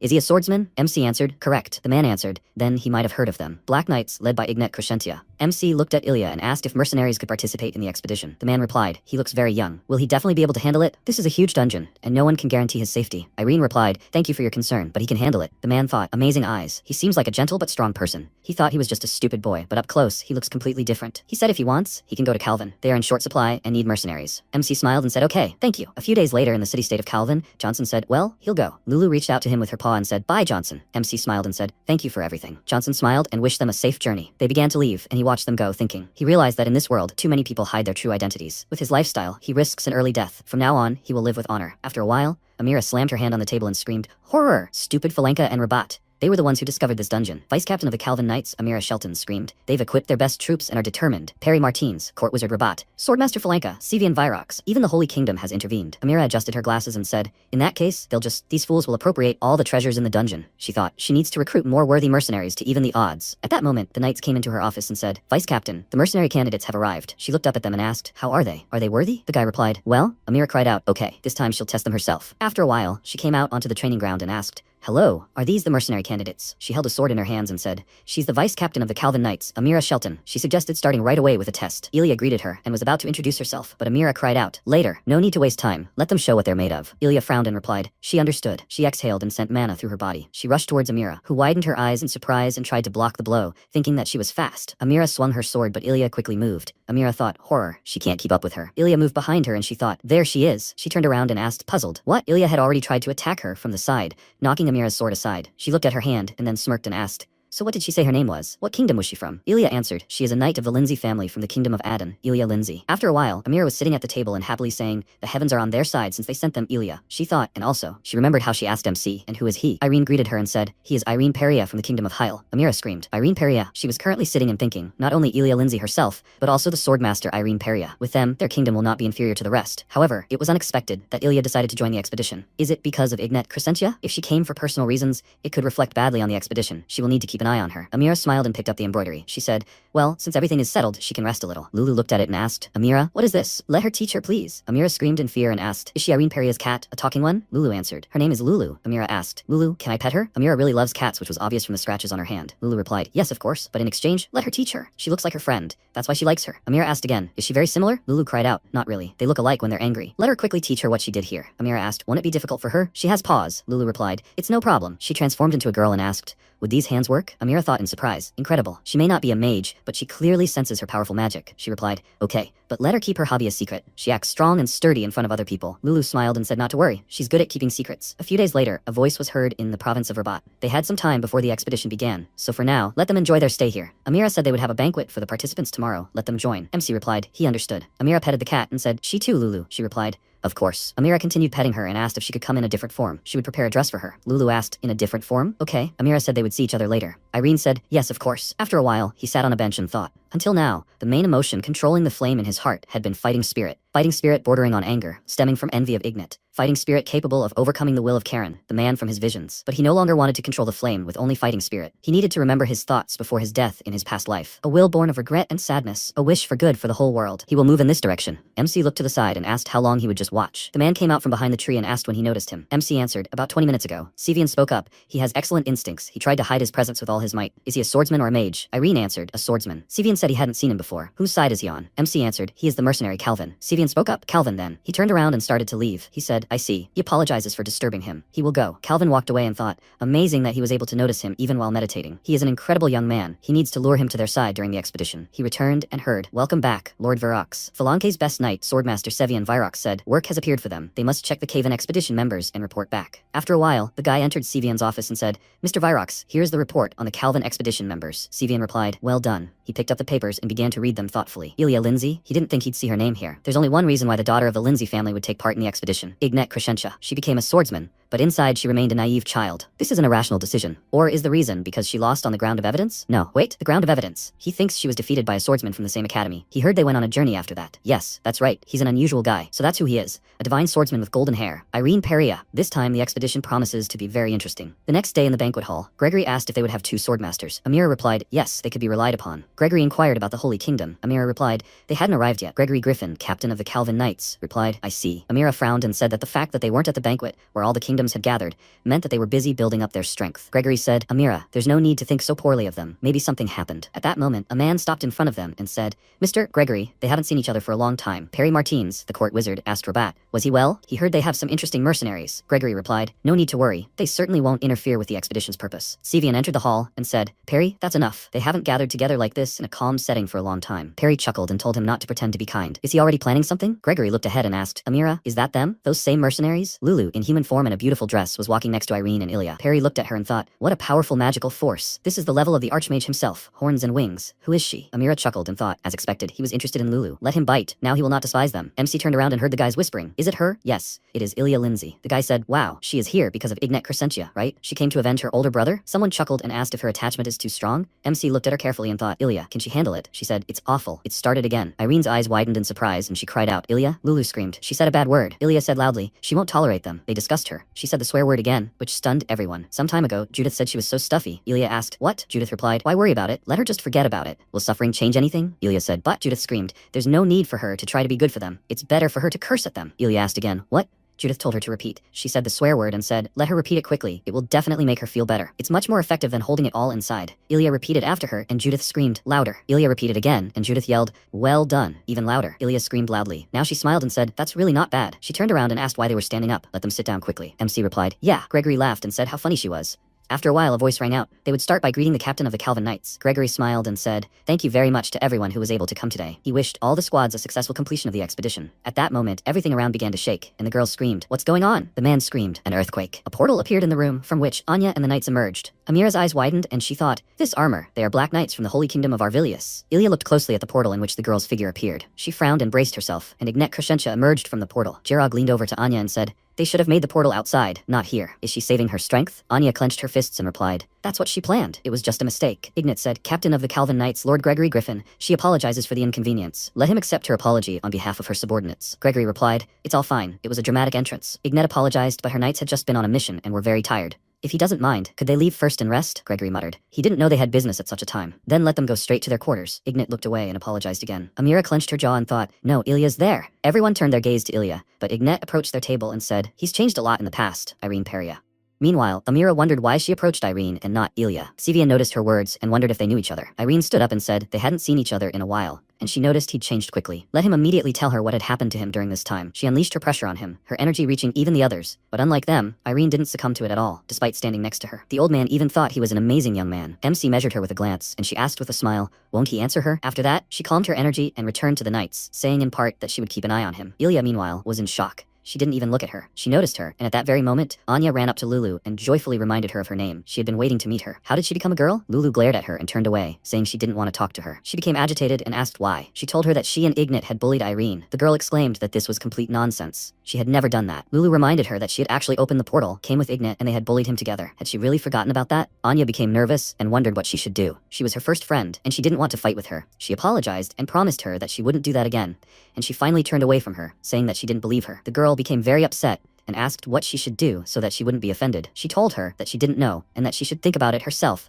until their next meeting. After that, Anya hung her head sadly and said that she would think about how they could make peace, and Gerog called out to her, saying that it was time for them to go. She lay down on the floor and said upset that she had screwed up, and he glanced in their direction and thought that a year and a half had passed. So, the rumors about him becoming a master were true. He showed amazing growth. This guy is simply incredible. Evening came. MC sat down on the bench and thought that this time he was able to stand up to Ignet and not fall like before. He liked it. However, he understands that he is still not good enough to overcome her, and to do this, to make the dream come true, he needs to make every effort. So he got up from the bench, took out his sword, and began training. When he finished, the moon had already risen in the sky. He caught his breath and looked at the sky, while Ilya was also looking at the moon, pondering something. Several days passed before entering the dungeon. Amira decided to conduct an information gathering. She told them that the dungeon had 2 entrances, which is why they wanted to split their forces and begin clearing it from both sides. The first expeditionary group included Rabat and Falanki Calvin, with Perry Martins as the lead. The second consisted of the Black Knights of the Holy Kingdom, with Ignet Crescentia as the lead. One of the knights approached his comrade and, glancing at Sevian, asked what was wrong with him. He asked, didn't he hear? 4 days ago, a meeting was held to determine the squad leaders. Virox was against Ignet, becoming one of the leaders, and their confrontation escalated into a real battle. And the outcome was terrible. A crushing victory for Ignet, due to the huge difference in strength. Meanwhile, Perry wondered why Sevian had gotten involved in this at all. As long as Ignet existed, it was impossible to compete with the Holy Kingdom. They had to show the difference in results between Calvin and Falanka. Judging by Sevian's condition, Falanki wasn't even worth worrying about. The problem was Calvin, or rather, they were the problem. He glanced at Irene and his companions, after which they headed toward the dungeon entrance. Amira sighed nervously and asked, are they starting already? Gregory laughed and told her to calm down. How could she be worried, being the vice captain? After that, Perry gave the order for the first group to enter, and when they were inside the dungeon, he immediately stopped hearing the others' footsteps. He turned around to check what was going on, and when he looked ahead, he discovered that everything around him had disappeared, and he found himself in empty space. He grinned and thought, is this a test? He didn't think the dungeon would turn out to be an ancient temple. Trials are typical occurrences in the realm. God tests people upon entering. If you find yourself in sudden darkness, it's best to confidently follow your path, without giving in to endless doubts and worries. Those who do the opposite will be swallowed up by the darkness, losing both the path and themselves. Perry immediately realized that they would have many dropouts from the very beginning. Meanwhile, Sevian faced the same thing, and when he looked down, everything around him changed in an instant. He found himself at war. One of the knights attacked him. He ran towards him and thought that he needed to pull himself together. The war had ended 30 years ago. It wasn't real, it was an illusion. He swung his sword, dispelling the illusion, and thought that he shouldn't give in to this. He needed to move forward. Seeing a bright light ahead, he thought there was an exit, and when he exited that dark corridor, he found himself in a bright hall, in the middle of which Perry stood. He asked, so he's the second one? But that wasn't the case. He heard a voice from the side and was surprised, wondering if someone had arrived before him. Lulu glanced at him and was upset that it wasn't Irene who had arrived, but Ilya, who was sitting next to her. Sevian looked at them in surprise and wondered how they had arrived before him. Perry noticed that he was confused, understandably so. He was surprised himself. Who knew that Ilya, the one with the heaviest heart, would be the first to pass the test? That day, he saw how she was deliberately ignored. She must be very upset. How did she manage to pull herself together? Over time, the hall began to fill up. Amira glanced at everyone present and noted that a lot of time had passed, but less than half of their people had emerged from the test. Gregory looked at them, puzzled, and thought that was a problem. He knew it would be difficult, but they were far inferior to the other kingdoms. But what surprised him most was that Irene hadn't showed up yet. He'd thought he'd be in the front ranks. Perry told him they couldn't wait any longer. They had to move on. This was a god's test, so those who couldn't escape the darkness shouldn't suffer too much. Gregory replied that he understood everything and didn't want to inconvenience any more troops. Ilya approached them and asked them to wait a little longer. The men immediately turned to her, and Sevian asked what she meant. She told him she was asking them to trust her and wait a little longer. Wasn't the goal of this test to go through the darkness with faith and hope in their hearts? Amira sighed, understanding what she meant, and she said she believed that faith was needed not only in oneself, but in others as well. Perry remarked that this was a surprising judgment, but they couldn't waste any more time. At that moment, excited voices were heard behind them, saying that someone is coming out. Finally, MC emerged from the darkness with a glowing sword in his hands. He apologized to them for being a little late, but he had his reasons. Everyone was very surprised when they saw the knights lost in the darkness behind him. He led them out of the trap with his light. 2 hours ago, one of the knights who had plunged into the darkness became very scared and started calling for the others, but he immediately got stuck in some kind of swamp. With every movement, he sank deeper into it, screaming out of fear and calling for help. Then he saw a bright light ahead, which served as a guide, and he began to climb out of the swamp, glad that he would survive. When he got out, he felt something. He became calmer the closer he was to the light. He felt warmth and peace. Where did this light come from? It was Irene. He extended a helping hand to the knight, and now he told Gregory everything that happened. Amira said excitedly that it was surprising he'd interfered with the trial. How could that be? Gregory asked her to speak more quietly, frowning as he thought he'd never heard of others interfering with trials of the gods. This young man was special. He had an aura that illuminated everything around him, something he'd never felt from anyone before. He glanced at Perry and thought he seemed very uncomfortable. Of course, it's hard for a leader to acknowledge another person's strength, especially when they're younger, but not acknowledging him is impossible. The center of their expedition is Irene Peria. Pulling himself together, Perry asked everyone to prepare. The expedition was moving on. Sevian also called his squad and asked them to proceed carefully, as they didn't know what might happen. They advanced quickly through the dungeon, easily dispatching the monsters they encountered along the way. At one point, they encountered the golems, and a squad of mages attacked the enemy directly, directing scorching streams of flame at them. Perry used a special spell, creating 3 magical projectiles that he immediately launched at the enemies, knocking off their heads simultaneously. Meanwhile, Sevian prepared himself, then lunged forward and pierced the golem's body, after which he ordered his men to remove the red cores on their heads, and they would fall. After his words, Irene and Ilya sprang into action. They smashed the heads of the remaining golems, and when the fight was over, Perry checked to see if everything was alright. One of his subordinates told him that everyone was safe and sound, and he decided to continue the cleanup. As they walked down the corridor, the man thought that this was already their 5th fight in the dungeon. So far, everything was going well, but it seemed too easy. Why did he sense a hidden danger nearby? As soon as they entered the next room, he immediately froze and looked around in fear. Human bones were everywhere, stacked like columns, and between them stood a platform. Amira covered her mouth in shock at what she saw. Even Gregory was frightened. Everyone began looking around, wondering what could have happened here, why there were so many human skeletons here. The knights were terrified by this sight and wanted to end the expedition. Sevian ordered them to shut up and not give in. If they succumbed to fear, they would die instantly. Before he could finish speaking, a sinister, ringing laugh rang out. A bright flash appeared in the air above the platform, which grew into a portal. A creature emerged from it and said that they had come to him themselves. Perry glanced at it and realized it was a demon, and he emerged completely from the portal and thanked them. He wouldn't have to try anymore. Sevian looked at him in horror and whispered that it was impossible, and the demon jester said that as a reward, he would bring them death. He towered over them, laughing, and Sevian, in a trembling voice, said that he thought all demons were dead. Where did he come from? A demon of the highest rank, an evil spirit that can easily be transmitted to another simply by meeting. He quickly struck the entire expedition with negative energy, fear, and anxiety. Everyone was overwhelmed with bad feelings. As soon as the jester waved his finger, the frightened knights were drawn toward him, and then the demon began to absorb their bodies. They were enveloped in thin rags, tightly squeezing them together, and one of them called out to his commander, begging him to save them, but he himself could not move from fear. The jester asked who they were addressing. He was their master now. He extended his hand toward them, and as soon as he struck his finger, one of the knights lost his head. The jester laughed at this sight and began to joyfully jump and clap his hands, saying that this magic can take off heads. It was so incredible. He began to emit energy from himself again, men and told them to rejoice. He awaited their applause. Sevian looked at him in horror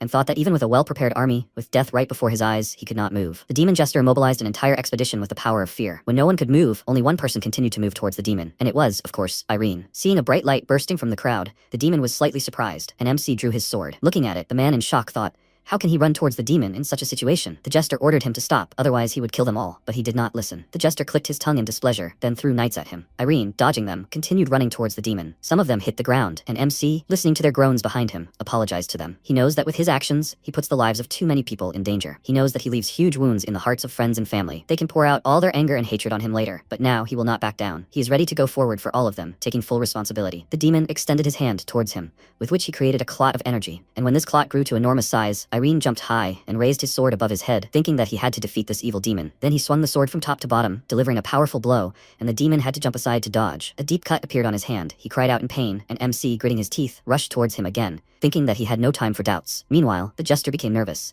He thought it was simply impossible. He has a sword that cuts through darkness. He called him a scoundrel, and striking his palm down, said that he will kill everyone at his will. The knights he had recently thrown at him were immediately compressed, and a portal appeared above them, from which a heap of sharp spikes rained down. Seeing this, they cried out for help, and then Lulu came to them. She flew above them and cast a magic circle to protect them from blows, telling Irene that she would handle it. He thanked her for her help, and the jester cursed and hurried to erect a barrier above himself. As soon as MC approached him, he swung his sword and rained down several blows on him at once. His barrier withstood everything, but while he was attacking it, he felt a familiar feeling. He remembered this sword, but where did he get it from? Who was this guy? Perry, meanwhile, said that the demon was getting weaker. They could slowly move. Ilya rushed forward, exclaiming that this wasn't the end yet. They urgently needed to help Irene. Looking at her, he wondered in surprise how she had recovered so easily from the evil demon's influence. He and his comrade tried to move, which was extremely difficult for them. Meanwhile, the battle was in full swing. MC brought the glowing sword down on the demon again, and this time it managed to cut through the barrier, and the jester remembered everything. It was him, Karen Winker. Irene realized it was the man from the dream, and the demon screamed in rage that it was him. He began to emit a very powerful energy, causing Ilya to worry about him, and then a bright flash appeared somewhere to the side, a portal. Everyone immediately noticed it. Ignette emerged from the portal and swung her sword,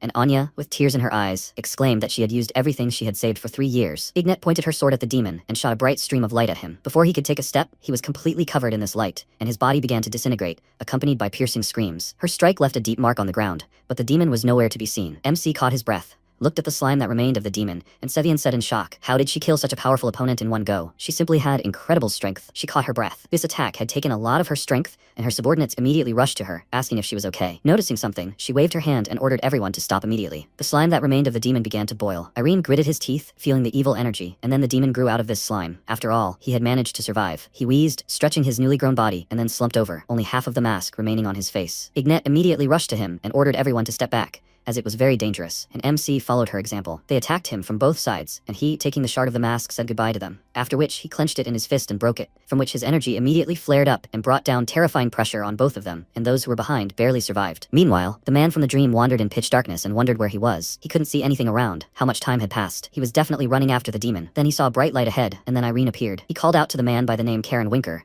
which surprised him and asked, who the hell is he? How did he know his name? MC answered him that thanks to the help of an ally, he can see memories from a past life. It will be hard for him to believe, but he, Karen, is himself in a past life. The man looked at him in confusion and asked, what does this mean? Does that mean he's dead? Irene remained silent. The man took this as an answer and shook his head, trying to comprehend everything. After that, he raised his head and said that he had wandered the world for a very long time, but for some time now, he had stopped seeing. The villages he had passed, familiar castles and cities, and his own province of Casco. MC said that his province had disappeared hundreds of years ago. His family, people, and heirs were no longer there. He lowered his head, saying that he understood everything, and Irene, showing him his sword, said that however, there were still people who needed to be protected. Seeing this light, Karen was surprised and looked at the young man who emitted it, and said that it was amazing that such a young guy thought exactly like him. It was time to end this rest. He took the sword and asked him to cover him, after which he moved into it. MC pursed his lips. He had a completely different sensation than before. It was as if the sword had become a part of his body. When he returned to reality, he immediately turned around and raised the sword, and the light turned into a beam, cutting a passage into the barrier of darkness. At that moment, the jester was about to escape, but seeing that he had already recovered, he turned around and exclaimed in fear. How had he recovered so quickly? Irene asked Karen to give him his power, after which his sword glowed even brighter, and he prepared to attack. The demon nervously asked him to wait.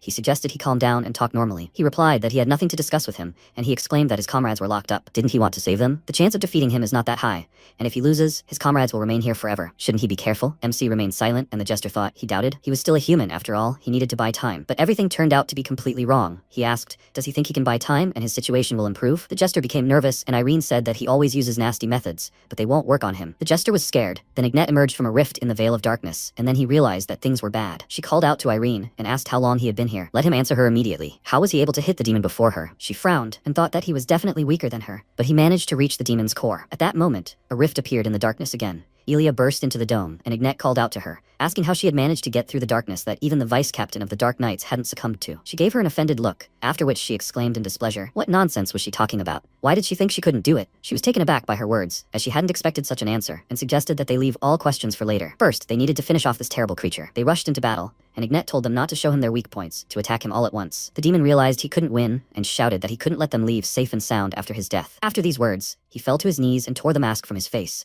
to their surprise, and shouted that they would die right there. Realizing it was self-destruction, they immediately froze, and when the demon's body exploded and the fire began to spread at high speed, MC nervously gritted his teeth and realized that they would not be able to dodge. Then Ignat ordered them to retreat. She jumped forward, stopped, and immediately took a defensive stance, erecting a shield in front of herself. A bright flash of fire reached them, and the dome of darkness cracked and then crumbled into many fragments. Ignat's shield held. She was able to protect them, but it was difficult and took a lot of her strength. Her subordinates immediately rushed to her aid. Irene called out to her in surprise and asked why she did this. She closed her eyes and told him that she did not know, after which she fell and lost consciousness. For a few seconds, she was in darkness, but then she saw her memories. She lived in a poor village with other children, and when she brought them the good news that they would now be able to eat twice a day, they were very happy. She said that she had received a job from Old Man Jack, so she would allow them to eat as many as 3 times a day. The children were very happy and said that she was the best. But the joy did not last long. When she came to Old Man Jack again, he said that he could no longer give her work. Yesterday, marauders showed up again and robbed the store. Nothing was left. Ignat became worried and thought that this was bad. Because of the ongoing civil war, work is becoming less and less. Soon she will not be able to take care of everyone. In the late afternoon, she returned home to their tent, and while everyone was sleeping, she took out of the chest a letter that a man had recently given her with words about her having a talent for fencing. This is an invitation to the Chrono Academy. If she could become an excellent swordsman, she would receive a huge amount of money, enough to provide for all her friends, so she should think about it. That night, she made a decision. The next morning, she told her friends about it, and a little girl clinging to her burst into tears and asked, can't she stay here? She didn't want to part with her. She smiled and told her to just wait a year. She would quickly become strong and come back. The girl asked her to promise this to her, and she said that she would return as soon as possible. A year passed, Ignat developed his talent, and every battle at the academy turned out to be a victory for her. Everyone was surprised. She defeated an expert after just a year of training. Deciding that this was enough, she hurried back home. But when she arrived there, the village had already been destroyed. Of course, she immediately thought of the children, and then she met her old friend, Oliver, who told her about their fate. After learning that they had either been kidnapped or killed, she hung her head dejectedly and looked at the hair tie the girl had given her before leaving. She called herself helpless and wondered why she had done all this at all. Noticing her condition, Oliver asked if she was okay. She looked up at him and said his clothes looked new. Where did that come from? He immediately became agitated and started mumbling, and she asked if he had stolen it. His comrades, standing at a distance, remained silent, and he said that they had to do this to survive. Ignat said that she understood everything. She didn't want to blame the children. They had to become victims of terrible circumstances. Then she asked, they couldn't return everything to the way it was before, right? He confirmed this with a bitter smile, after which she wished them well and left. She clenched her fist and thought that even if they lived in a better environment, they still wouldn't change. If only she could influence the whole world so that something like this never happened again. That's when she started working towards her goal. One day, she gathered the swordsmen who had failed the final exam at Chrono Academy, and standing on the platform, she loudly thanked everyone for coming and offered them something. She wanted to turn them into a mercenary group. They immediately began discussing it with smiles. Of course, they should be part of the group that Ignat would create. Each of them had high hopes and confidence that they would become famous, but she said that their goal wasn't just to make money. They would try to make the world a better place, and they would start by destroying the families of aristocrats so that everyone would know their names. And when their popularity increased and there were more of them, they would spread across the continent and monopolize it. Their talents, not titles, would make absolutely everyone pay attention to them, and with their great influence, they would change this world. At first, everyone agreed, but when she was about to go serve the Holy Kingdom, one of the mercenaries came to her and said he was against it. If she went to serve the Holy Kingdom, she would have no rights, only obligations. Honor? He doesn't need that. He's already happy with his life. He knows about her great dream, but it's not for him. She asked who else was against it, and he told her that almost everyone was. She wasn't at all upset, and said that she alone would be enough, after which she left, wishing them all the best. She doesn't hate comrades who are used to what they have. She alone has the power to change the world, and she doesn't need to rely on others. It's enough that she is good. Jirag and Anya wanted to go with her, but she didn't care. Anya joyfully exclaimed that the captain was good, even when she was cold to them, and she thought that there was no reason to rejoice. They would quickly get tired anyway and leave. She was more used to being alone. She found herself in the middle of nowhere, and the demon asked what would remain after going this far. In such haste, she would only gain a country where she could do whatever she wanted. Or did she think there was something else waiting for her in the end? In the end, there would be no one left at all. She told him that no one knew, then lunged forward and cut him in two, saying that if such a prospect had frightened her, she would never have started anything. Finally, she woke up, her confidants were very happy that she opened her eyes and began to ask her about her condition. She rose, sighing heavily in pain, and Anya worriedly asked her to be careful. She immediately inquired how long she had been unconscious, and it turned out she had slept for 2 days. Jerog informed her of the current situation. The research team as a whole had not suffered major damage, but due to the barrier curse left by the demon,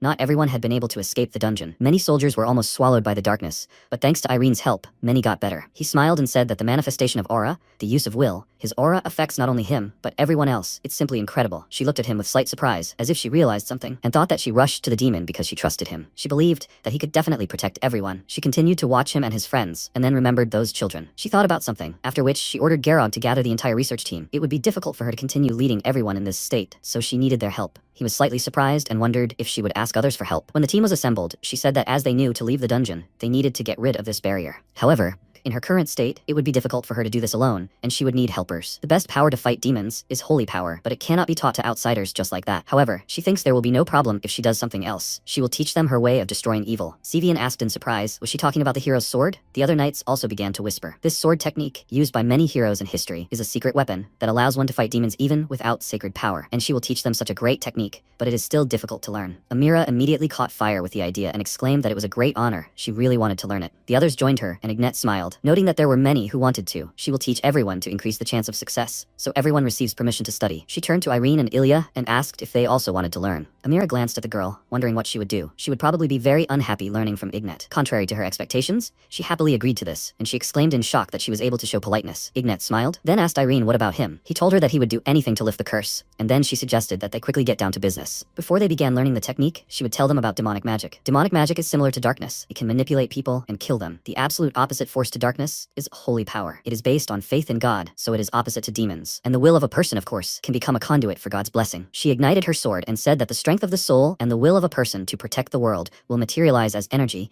and become part of their fencing. Here is the sword that destroys demons and protects the world. She swung her weapon, demonstrating this, and the others followed her example, but no one understood how to do it correctly. Gerald glanced at them and thought that, of course, it wouldn't be easy. You can understand the basic meaning, but it's difficult to materialize the will into an actual technique. You can't just hear it and immediately do it. But Irene, as always, did it. He concentrated, then ignited his weapon and asked, is this the hero's sword? Ignet confirmed it, and added that she still preferred to call it the soul sword. 3 weeks passed. Irene and Ilya mastered this technique, and Gerog noted that in all these days, only these two had managed to create a soul sword. He crossed his arms over his chest and thought that, although Irene succeeded first, Ilya simply had an excellent growth rate. Was it all because of her innate talent, or was there a special reason for this? She, meanwhile, thought that simply defending herself from demons wasn't so important to her. The will that controls the soul sword was much more important. After all, for her, it is the will to protect the people dear to her. That's how she was able to master the technique. Suddenly, one of the warriors noticed something. He turned to his comrade and asked if he had heard something just come from the barrier. A crack suddenly appeared in the barrier, followed by several blows, and it grew in size, turning into a full-fledged passage. Everyone was very surprised to see this, after which people in white robes entered the barrier, causing everyone to hold their breath. Their leader turned to Ignet Crescentia and noted that she was still alive. She immediately knelt before him and apologized for exposing herself in such a way. Before her stood the captain of the White Knights of the Holy Kingdom, Julius Hewley. After that, they all went to the expedition's gathering place,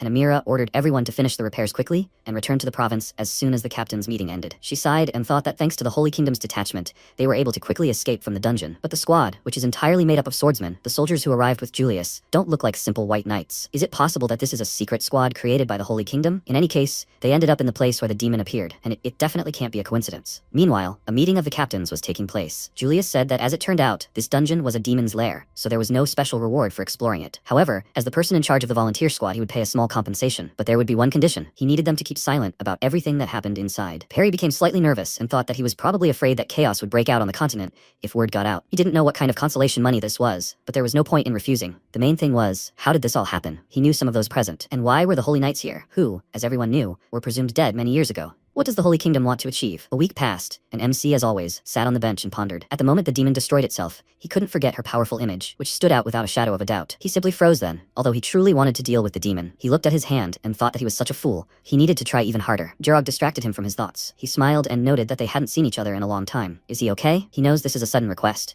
but they should go to a certain place together. Irene asked where they were going, and he told him that the captain had recommended him and Ilya to the punitive squad. There is a high chance that demons are currently hiding on the continent, and sooner or later a punitive squad will be created to deal with them. Judging by the Holy Kingdom's research, it is very likely that the demon may still be alive. These words made MC nervous, after which they went to the meeting of the captains together with Ilya. Julius looked at Ignet and asked, was it she who recommended them? She confirmed it, and Ilya thought in surprise, did she really recommend her? But why? As if nothing had happened between them. But why? Why is she like this now? One of the Holy Knights stood up and said that it was not that they did not trust her, but he thought that an additional check was needed. He walked between Irene and Ilya and told them to follow him. They would look at their skills. Irene would fight first. The man asked if he had any questions before the start, and he, drawing his sword, asked if he could know his name. He answered him that his name was Quinn Mayers. He looks like he can be trusted, but he should not ask anything else. Hearing his name, Ilya was surprised. After all, he is the former captain of the Knights. But she thought he died 10 years ago. How did this happen? She glanced at the other knights and thought that everyone in this group was quite old. Were all the holy knights declared dead? Quinn said that he would allow him to strike first, let him begin when he was ready. He thanked him for this, and one of the knights, looking at his weapon, remarked that his sword looked respectable. His comrade said that he was 23 years old. He had an excellent aura sword for his age. However, this alone would not be enough to convince everyone around him. He needed something more. Quinn ignited his sword and swung it, and then he noticed something interesting. The space around MC began to distort. He thought that all the other knights were much higher than him. And among these great people, Ignet stands confidently. He did not want to fall behind. He also wanted to be on equal terms with them. He lit a fire in his soul and confidently looked at his opponent with the thought that one day he would be able to defeat her. Seeing this, Ignet was surprised. The fire in his soul's sword grew even stronger. This energy was definitely from the 5 elements. Julius smiled faintly, and Quinn, watching the blazing flames, thought that this sword was incredible. To respond to his blow, he would have to use all his strength. He spun his weapon, about to attack, but the knight captain ordered them to stop. The battle was over, so let them lower their swords. Quinn turned to him in surprise, and he said that he himself should understand that after his blow, they would not do without casualties. This duel would end badly for both of them. He praised Irene, saying that he had an amazing sword, and he thanked him, slightly confused. One of the knights said that this sword could become a worthy example for everyone else. Something like that hadn't happened in a long time. His comrade smiled and asked, "So, he passed the test?" Ignet said that this wasn't the end of the test. Ilya Lindsay was still left. When the attention shifted to her, she flinched, and the knight said that much was expected of her, not without reason. After all, the captain of the Black Knights had noticed her. Ignet told them that she, too, had managed to rid herself of the demon's darkness in the dungeon, and easily learned her hero's sword technique. Ilya became nervous, and silently asked her to stop. And then the captain of the Black Knights looked at her confidently, saying that she was responsible for her, that she was a worthy swordsman. Her words made the girl very nervous. She backed away and asked them for a moment, then broke into a run. MC called out to her in bewilderment, and as she ran, she wondered what she was even doing. Why was she running away? Are her words really bothering her that much? She thought everything would be fine, that she should stop paying so much attention to it. But she's still very agitated. One of the knights asked what was going on. Why did she suddenly run away? Were they really staring at her too much? His comrade glanced at Ignet and reminded him of what happened, and he noted that everything was so confusing. MC became worried about his friend, and Julius decided to get back to business. He told Irene directly about his decision. He can't join the squad. He worried about why this was, and the knight captain said that he was really surprised to see his sword. He has a good chance. However, they are not enough to get into the squad. Since he's here, let him listen to him. He is the Purification Squad, a squad of knights who have officially either ended their careers or are dead. They all act secretly, hiding their true identities. Their goal is to protect the demon world. When news of a demon attack spreads across the continent and causes great chaos in the world, the spatial gap between the human and demon worlds widens. Because of this, only a few, the best of the best, are selected for their squad. Quinn added that if they wanted to accept someone, it would be wiser to first take Karakun from the west, the 5th great swordsman and the 3rd head of the Runtal Kingdom. Julius asked if he had convinced him. MC bit his lower lip and lowered his head in disappointment, then asked if he became even stronger. If he managed to gain the power to kill demons, would they agree to take him into their squad? The knight captain's gaze immediately turned stern. He unleashed his pressure on him and told him not to forget himself. Their goal was to finish the job before he became that strong. Irene grew nervous. He understood that such a huge force wouldn't even let a needle through. It was difficult to resist. Julius closed his eyes, and after calming his aura, he said that if he still wanted to join the party after this, there was a way. He needed to find Kun, and if he received his confession, he would think again about accepting him. Ilya, meanwhile, stood in the middle of the forest, thinking that she shouldn't have run away again. She swung her sword in rage, and thought that she had sensed back at the banquet that Ignet wasn't thinking about her at all. She had also decided not to think about her, but her words made her hesitate. She had passed the dungeon's test, destroyed the darkness, also that Ignet would recognize her, but she had no interest in her at all. Would this really continue? Would she never be able to distance herself from her influence? A familiar voice distracted her from her thoughts. As soon as she saw it, she burst into tears. It was her father. He smiled and said that they hadn't seen each other in a long time, after which she immediately dropped the sword and hugged him, and he said that he saw that she was tired from the long journey, but everything was fine. In his arms, she cried even harder. Meanwhile, Irene spoke with the captain of the knights about Kun. He immediately remembered how Kuparu told him about him, and Julius said that he had very high standards. He would definitely judge him fairly. If he received his confession, he would be able to convince absolutely everyone. That's all he can say. Now the choice is his. Someone's voice rang out behind them. Julius turned and saw Joshua, the head of the Lindsay family. MC immediately realized that it was Ilya's father, and the man approached the captain of the knights, noting that they hadn't seen each other in a long time. He asked why he was there, and he said that something terrible happened to his daughter. He had a lot of questions, but they would save them for later. After that, he pointed his finger at Irene and asked if he could take him with him. He told him that they were already finished, and MC nervously thought, why does he need him? The man ordered him to follow him, after which they left the training hall, and Quinn noted that apparently he found out that Ilya was fighting a dangerous demon. Their affairs had become a little complicated. Julius said that it was good that this young man distracted his attention, and he asked what he was talking about. Julius asked, doesn't he know? The head of the Lindsay family is known for his love for his daughter. Meanwhile, the two of them were already on the street, Joshua asked, does he know who he is? He smiled awkwardly and answered him that as he had just heard, he is the head of the Lindsay family and Ilya's father. Joshua said that he knows that he has a very close relationship with his daughter. He calmly confirmed this, and then the man turned to him in anger and exclaimed, he doesn't even deny it? He looked around and said that this place would be perfect. He heard there were 4 of them, but now there were only 2. Did he do this on purpose? Irene was confused. He didn't understand at all what this man was talking about, and then he took out his sword and shouted, did he do this on purpose to be alone with his daughter? Was this all a setup? He started waving his hands excitedly and denying everything, and he asked, so he didn't set anything up? He nervously answered him that he didn't do anything. He didn't even think about it. Then the man got even more angry and exclaimed, he didn't even think about setting this up? Is he implying that his daughter is completely worthless? The fact that he completely distorted his words made him go into shock, and Joshua ordered him to take out his sword. He was going to duel him right now. He nervously took out his weapon and exclaimed, why is he doing this to him? The man jumped up and exclaimed, and he himself doesn't understand? When they collided, he said that since he didn't understand, it was his fault. MC screamed in fright, then he was pushed back by a powerful blow from his friend's father, and then he rushed towards him. MC raised his sword over his head, prepared himself, and then blocked the attack, but he was thrown back, and he nervously thought that he couldn't even parry the blow. A second later, Joshua was already next to him, and when he was about to strike, he decided to dodge and used his sword to do so. After he regained his balance, he caught his breath and thought that this was an unusual duel. He was fighting with all his feelings, but why? 2 weeks ago, while Joshua was riding in a carriage, disturbing news reached him. His daughter was in danger. The old man sitting next to him looked at the map and said that it was magical. It could determine a person's location by blood, and usually the light above the person is green, but now it was black. This means that it is not magic that is affecting her, but most likely the energy of a demon. Hearing this, the man became very agitated and ordered the driver to speed up. Very soon, he arrived in the province of Rabat, and first went to Perry Martinez, who told him everything that had happened. Hearing this, Joshua breathed a sigh of relief, and Perry laughed, noting that he came to him personally. Apparently, he truly values her. Emma, meanwhile, thought that the master had been against the lady's desire to go on this journey, and after the disappearance of the young master, he became much more attentive to her. Perry said that Lady Ilya is an incredible swordswoman, with a worthy comrade and a magical cat at her side. Joshua asked about her swordsman friends, but the man did not understand whom he was talking about, and said that only one swordsman named Irene constantly travels with her. Hearing this, Joshua became angry. He turned to Emma and noticed that she had said that they were traveling as a group of 4. She nervously replied that when she checked, that was the case. Apparently, they had already managed to separate. He was seething with rage. What kind of trip was this, where a girl and a guy were alone? He needed to see this Irene urgently. He was currently furiously attacking Irene, and he was trying to parry his blows. He understood that he couldn't change the situation with simple defense, so he needed to attack, and at that moment he attacked. Joshua blocked his blows and said that he had an excellent sword. Was he hiding it? Then let him try to stop it too. He prepared to use the heavenly sword, and MC decided to do the same, after which a huge tornado swirled around them, but it disappeared in an instant. Joshua looked up in shock, not understanding how this had happened. He then looked at Irene and shouted in rage that he had taken not only his daughter, but also his heavenly sword. He was so furious that he wanted to kill him, after which he unleashed his most powerful blow, which left a huge indentation on the ground, and Irene lay in the very center. Joshua looked at him with concern and realized that he had done his best, and at that moment the voice of his beloved daughter was heard. Seeing her friend in such a state, she called out to him with concern, then ran up to him and asked, is he okay? Let him come to his senses immediately. After that, she turned to her father in rage and exclaimed, what did he do to him? He looked away and told her that they had a duel to find out who was the boss, and she exclaimed, in what place is this just a duel? She called out to Emma to help her, and at that moment, MC woke up. They both stood up, and she worriedly asked if he was okay. He smiled weakly and said that he could walk on his own, after which she approached her father and thanked him. This fight had taught him a lot. He awkwardly accepted his thanks, after which MC asked if he could duel him again later. He has a reason to become stronger, so he wants to fight him again. The man thought for a moment, and when his daughter gave him an angry look,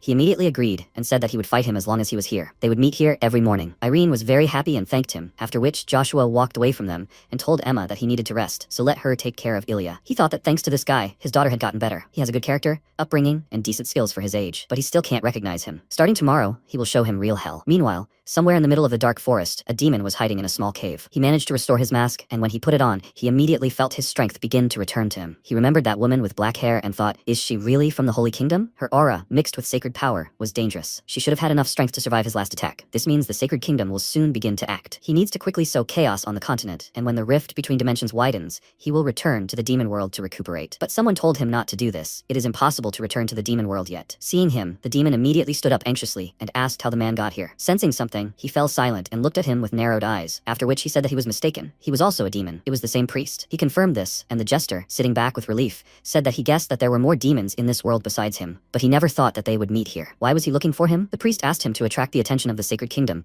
and he asked why he should do that. He answered him that, because of his actions, they will begin a search across the continent. This could interfere with his plan. He asked what plan he was talking about, and he told him that he was raising one person. But this was only the first stage in achieving a great goal. His goal was to create a demon world from the human world. The jester laughed and asked if the Demon King knew about this. If he crossed the line, he would definitely meet his unpleasant end. He answered that he would understand what he meant when he saw everything for himself. He gave him a piece of his energy, and he laughed, saying that now he understood. He didn't know he had met such an incredible guest, so he really existed. A demon born outside the demon world. A week passed, And during all these days, Irene trained with Ilya's father every morning, and now he left for another training session with the thought that yesterday he managed to last more than 30 minutes in a duel for the first time. He is now better than on the first day, but he is still not satisfied with the result. Today he will try to last an hour longer, but when he came to their meeting place, he saw Ignat and thought, why is she here? Is she going to fight him? She grabbed the sword and offered him to start, and he told her to attack. Immediately after that, she abruptly disappeared from the spot, and a second later she appeared in front of him and delivered a blow, which he immediately blocked. A shockwave passed from their blows, which surprised Irene. Meanwhile, the two continued to fight. The girl struck him very quickly, and MC, noticing this, was very surprised. She is not inferior to him in either strength or speed. At one point, Joshua kicked her, throwing her to the side, and while she was in the air, he immediately sent a tornado at her. She jumped to the side, dodging it, and immediately headed towards him. Quickly moving from side to side, she got very close to him, after which they began to strike each other. Irene noticed that she was using attack as defense.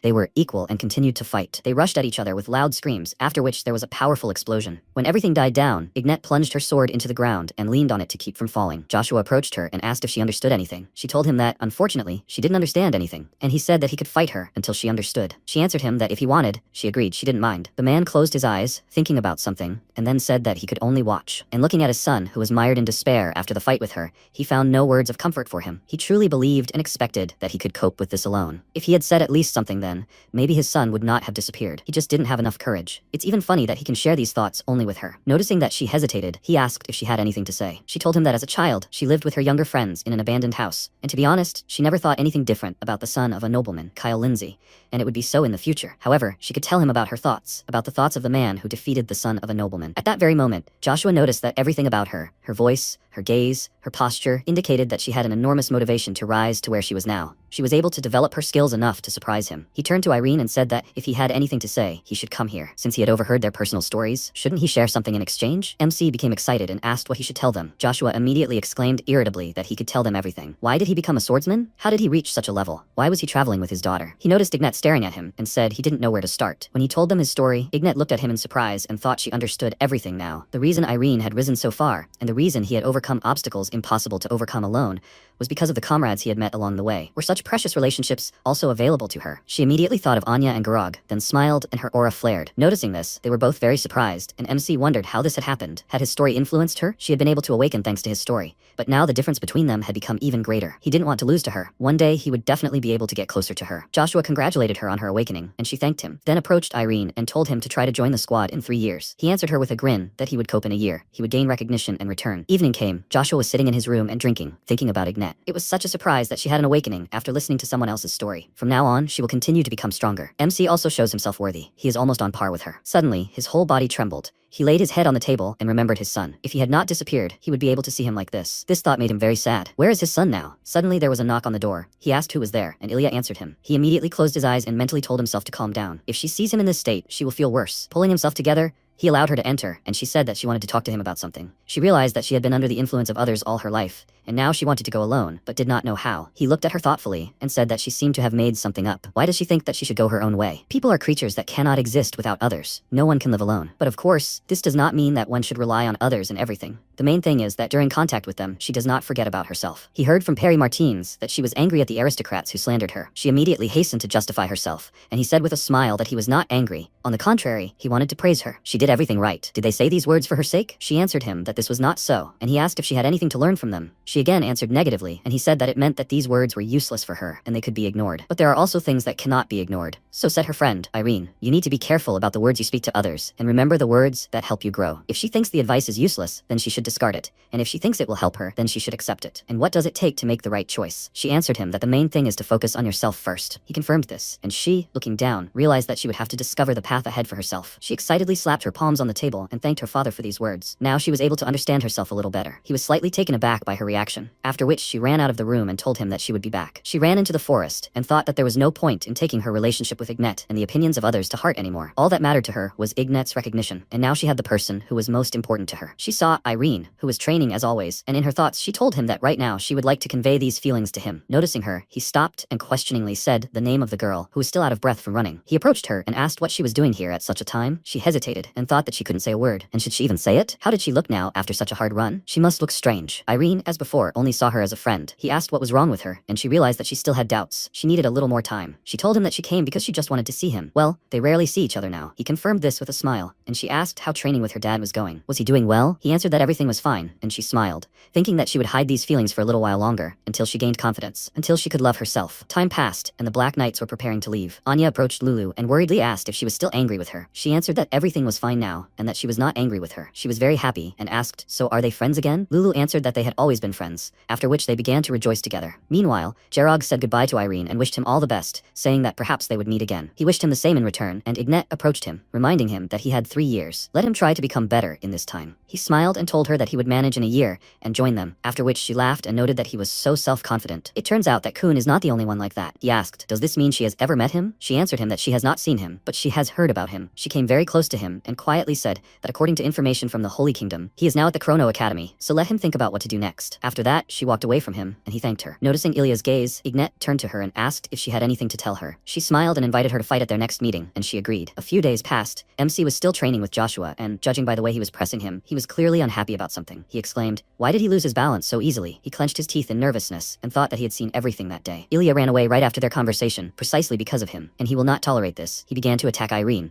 and while he was defending himself, he thought that the blows were getting stronger. But if he can't withstand this, he won't keep up with Ignet. He will not miss this chance. He cannot lose. Joshua noticed that he was holding on well. He could hit him even harder. MC prepared himself and told him to go, after which Joshua began an attacking move, and Irene got scared, realizing that this blow was completely different. He would not be able to block it. Ilya came to his aid in time. She called out to her father with displeasure and asked, "Doesn't he think he overdid it?" He immediately stopped and excitedly told her that everything was wrong, that Irene wanted it that way. He turned to him and asked, "Is that so?" MC nervously confirmed this, and Ilya suspiciously said that she didn't think so. Joshua suggested that everyone rest, since Irene was very tired, after which the guy and the girl sat down on a log. He took a couple of sips of water, and she, with a smile, invited him to go to their house. She and her father will go there soon. They couldn't stay here. He would only be training this year anyway, and training with her father would definitely help him. He agreed with her about this, but before he could answer her proposal, another girl's voice rang out, saying that he was not going anywhere. The flapping of huge wings was heard in the sky. MC looked up and was very surprised to see his sister riding a griffin.